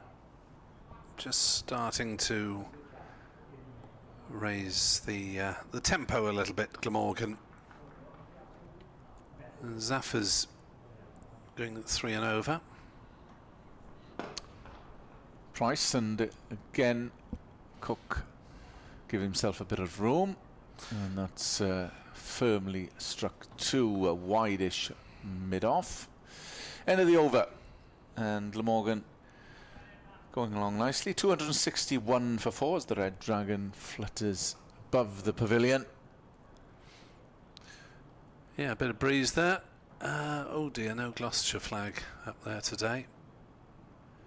Tut tut. The Welsh flag and the Glamorgan flag. And Zafar Gohar. An ever-present An ever-present, yeah, since today. In the last 20 overs he's bowled. This is his 21st, 20 of them on the bounce. But Gloucestershire haven't quite managed to get the partnerships together in terms of bowling. Matt Taylor with a 3-wicket burst. Bailey, well, still learning his craft. And Singdale, quite menacing, but a little bit expensive. 261 for 4. Glamorgan looking to get 300 on the board by the close as Zafar's in and bowls, and Cook defends on the leg side. And there's no run. Taylor 3 for 43 in his 14 overs. Singdale's gone for 4 and over. Bailey for 6.5. Tom Price 1 for 34 off 8, the other wicket taker. As Cook drives back to the bowler, gets a hand to it. And there is no run. A few other options available with Van Buren's spin has claimed 7 wickets this season. It's down leg side. Wide called. Interesting. Interesting. Don't see that very often in Championship cricket. It wasn't particularly wide, but the umpires obviously thought that Zafar was bowling negatively. Strange. Didn't seem to be previous offences, as it were, as Cook drives up to mid-off. Single taken. Cook, I think, might want a new bat. Either that or a drink, or a pair of gloves. He's waved the dressing room for something anyway. There's no one, virtually no one, saving the single on the offside now. This is quite odd. It's very much a leg side field for Zafar. And the sweep shot is taken on by North East, and it's done the fielder at deep backward square. Oh dear, Matt Taylor. He may have had his moments with the ball, but he ran past that one and it stitched him up like a kipper. Well, it might have been a leg side field, Nick, but it didn't stop Chris Cook, and the spin did for him there. Yeah, North East sweeping it away, and poor old Matt Taylor running past it. It's a good job it's the end of the season and he's already got 3 wickets in the bank. 267 for 4. So there are 2 deep on the leg side for that very shot, plus a short fine leg, a mid-wicket and a mid-on, which means you can just dab the ball on the offside and go through for a single, as Sam North East does thereafter. A minor disagreement with Zafar Gohar as to rights of way. There's a little bit of pushing and shoving. But there's an easy single there all day long. But the man sweeping is coming up now. Yeah, they're cutting that one off. Still 2 deep on the leg side, in case they want to take that sweep shot on again. 268 for 4, as Cook prods it straight to mid-wicket. So we had 6 off the bat, plus the wide. And Zafar Gohar is toiling in vain at the moment, as he takes his sweater, possibly the end of a marathon 20-over spell. Wanders off, gets a consoling pat on the back from James Bracey as he walks past him. Now the cloud's coming over again and the light levels are dropping, and well, this is probably bleaker than when we went off before. There were a few spots of rain that took them off initially, and then it was down to bad light, supposedly, according to the board. But it's Let's quite not murky second now. guess the decision making. Yeah, there's a few murky grey clouds hovering above now. But we have got spin, at least for the moment, at both ends. In the shape of Ollie Price, and that's worked easily through mid-wicket for a single. So Glamorgan targeting the 300 mark, you'd have thought, by the close of play. What we haven't remarked is that this is Sam North East's highest championship score at Cardiff this season. Yeah, well, as Ollie Price comes in, Cook firmly struck, but there is no run. It's sped to mid-off. Yes, those big knocks coming at Lords, Headingley, and I missed one, Cheltenham. Yeah, how could we forget that one? Yeah. Chris Cook is on strike facing Ollie Price, and that's worked into the offside for a single. This deep cover hauls it back to Bracey. No suggestion of going off for the time being. 270 for 4. North East is on strike. We'll face Ollie Price, and that's worked round the corner, and they do come through for a quick single, and they get home with something to spare. 271 for 4.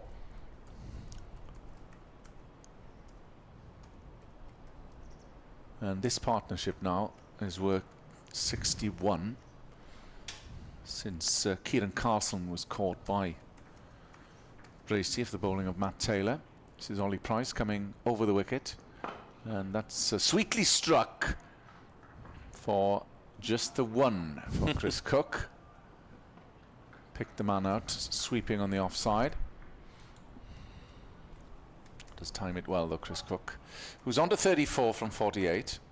Sam North East is 25 from 36. He's on strike now. Last ball of the over.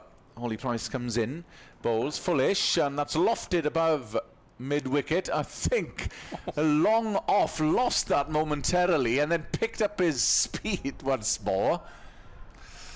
Yeah, that'll cause the umpires a few reasons to doubt, won't it? Because, as you say, the fielder in the deep really didn't pick it out. And if fielders are losing the ball, well, present. Are they coming together? I think there might be a discussion. There's a bit of very dark stuff overhead. Yeah, this might be it. And there might be a more prolonged gap this time if they do go off. Now, there's a bit of a conflab between both umpires. Shall we? Shan't we not? Well, it's darker than when they stayed off. Without question. They went off. Without question, but they probably stay on. They went off for a sprinkle of rain, stayed off for bad light, or because someone fancied a cup of tea.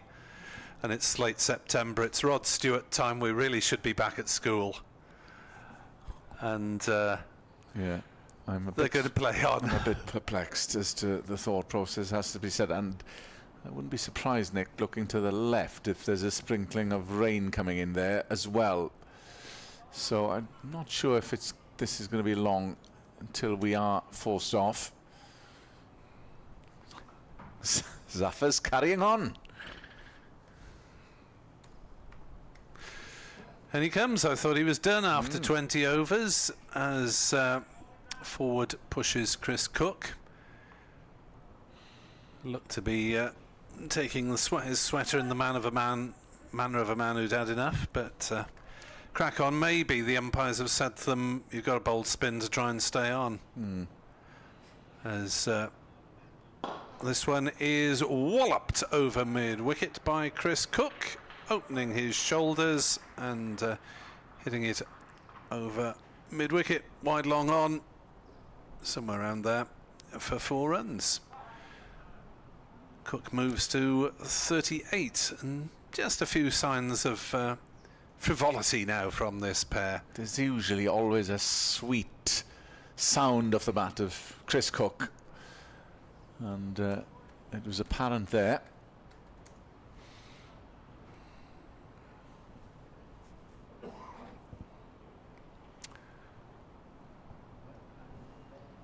As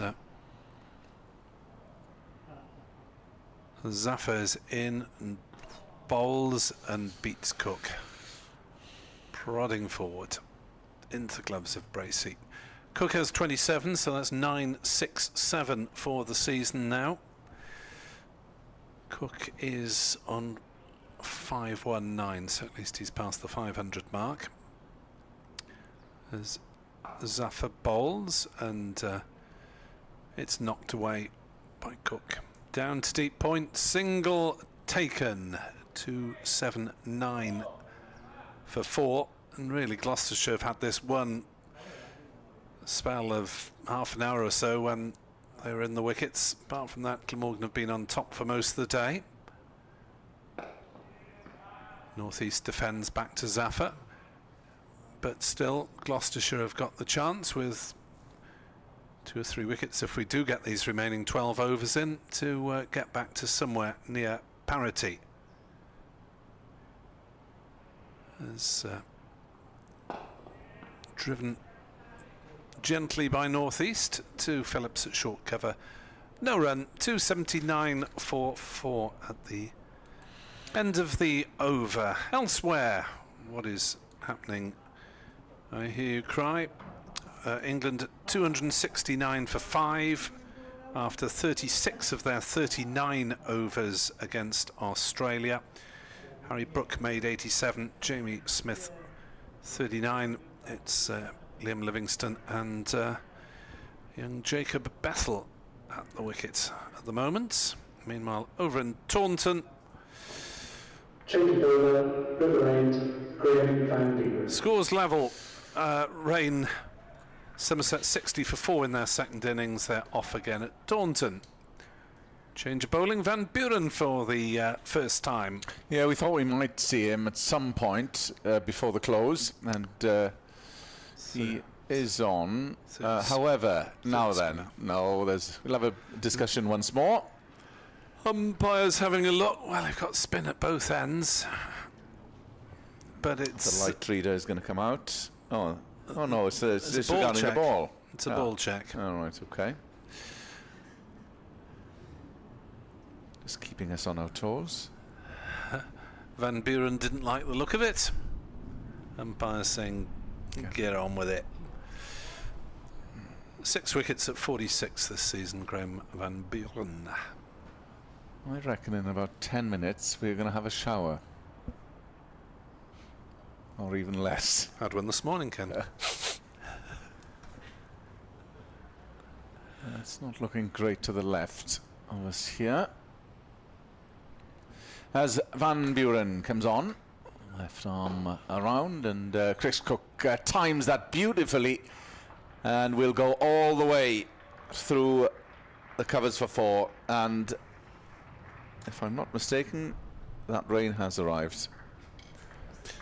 As the sun comes out and the rainbow reappears in the distance over Romney. Well, they're persevering for the time being, Van Buren, but it is coming down. You can see it on our screen to Cook, and Sam North East was backtracking quickly there, just in case there was an event, and they are going off. That is, well, we thought bright sunshine. We thought as much. It is a sun shower, but we'll see how long this is on for. My guess is they will be off for longer this time, as that grey cloud that's hovering comes over Sophia Gardens. So they will depart once more, and of course this will mean it eats into the overs, which at present is 11.4. Play has been suspended. Thank you, Lawrence. Yes, that's not the greatest piece of information that Mr. Hooran has ever given us. Play has been suspended very briefly, I think, because they've checked. They haven't gone back yet. No one's reached the pavilion steps. Has it stopped again? As As someone below us points out on the effects mic, we're surrounded by rainbows. At Sapphire Gardens, we are. I think there's 2 of them there, which there is a term. Oh yes, for that, which. I'm just going to do one. Shall quickly try and. There's a specialist term for double rainbows. I think there is, isn't there? I've no idea. I thought there was, but I may be wrong in that regard. A ghost rainbow, suggests Ed from the back of the box. 283 for 4. Northeast is on 27. Cook is on 43. We've had 65.2 overs bowled today. There's some dark cloud to our left. The hover cover is being brought on. Has everyone had enough for the day? I wonder. Oh no, it's just simply called a twinned rainbow. Oh right, that's. I thought there was something slightly more impressive than that. Well, the hover cover, as you can probably hear on the effects microphone, is being brought on in a cloud of dust. I don't think they're going to put any other covers on at the moment. The sheets that come out the side in the case of serious precipitation. It may be just that everyone's had enough for the day. It might be that's that, as they look at what's coming from the left of us here. Yeah, it is coming down. It's quite heavy now. Yes. So that, I think, will be that. Heavy rain and the sunshine here at Sapphire Gardens. 283 for 4. Batting stars of the day. Colin Ingram's 84. Asa Tribe with 70, his first class best. Matt Taylor, the star with the ball for the Shire. He's got 3 out of the 4 wickets to fall. Glamorgan on top. It's been nice, just nice to have some cricket at this stage of the season when a lot of grounds have had none at all today. Matt Taylor with 3 for 43 in his 14 overs. Bizarre scenes. Sun shining, rain pouring down, double rainbows. Could be the end of play for today here on BBC Sport Online. We will keep you in touch if anything further happens, but the sheets are now being rolled out from the side of the hover cover, so that'll take a little bit longer to get back on. As the camera is covered up to keep that healthy as well on the club video stream, making sure that doesn't get any rain on it. 283 for 4, Glamorgan in 65.2 overs. Hope you've enjoyed our coverage today. We'll be back if there's anything further to report. Otherwise, God willing, 10:30 tomorrow morning, BBC Sport Online and on the county's video stream. Hammering down at the moment while the sun continues to shine. You can make it up. 283 for 4. And we'll leave you for the time being.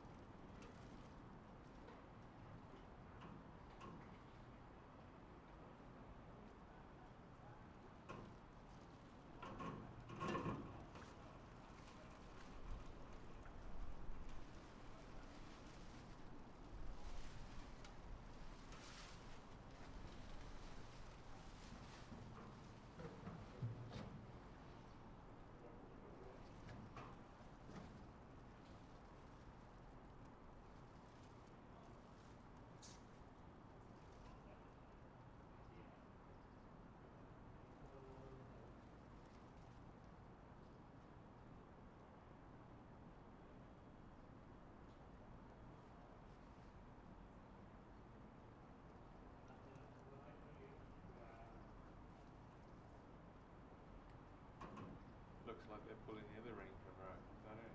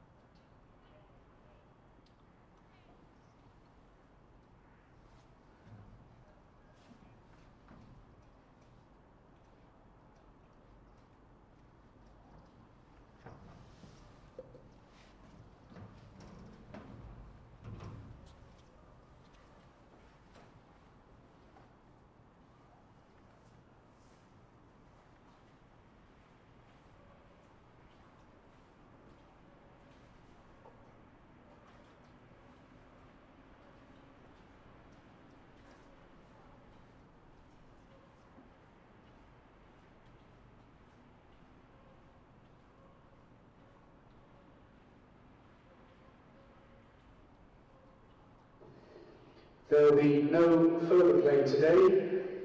Play continues at 10:30 tomorrow. Thank you for coming to Sophia Gardens today. We look forward to seeing you tomorrow. Have a safe journey home. Thank you.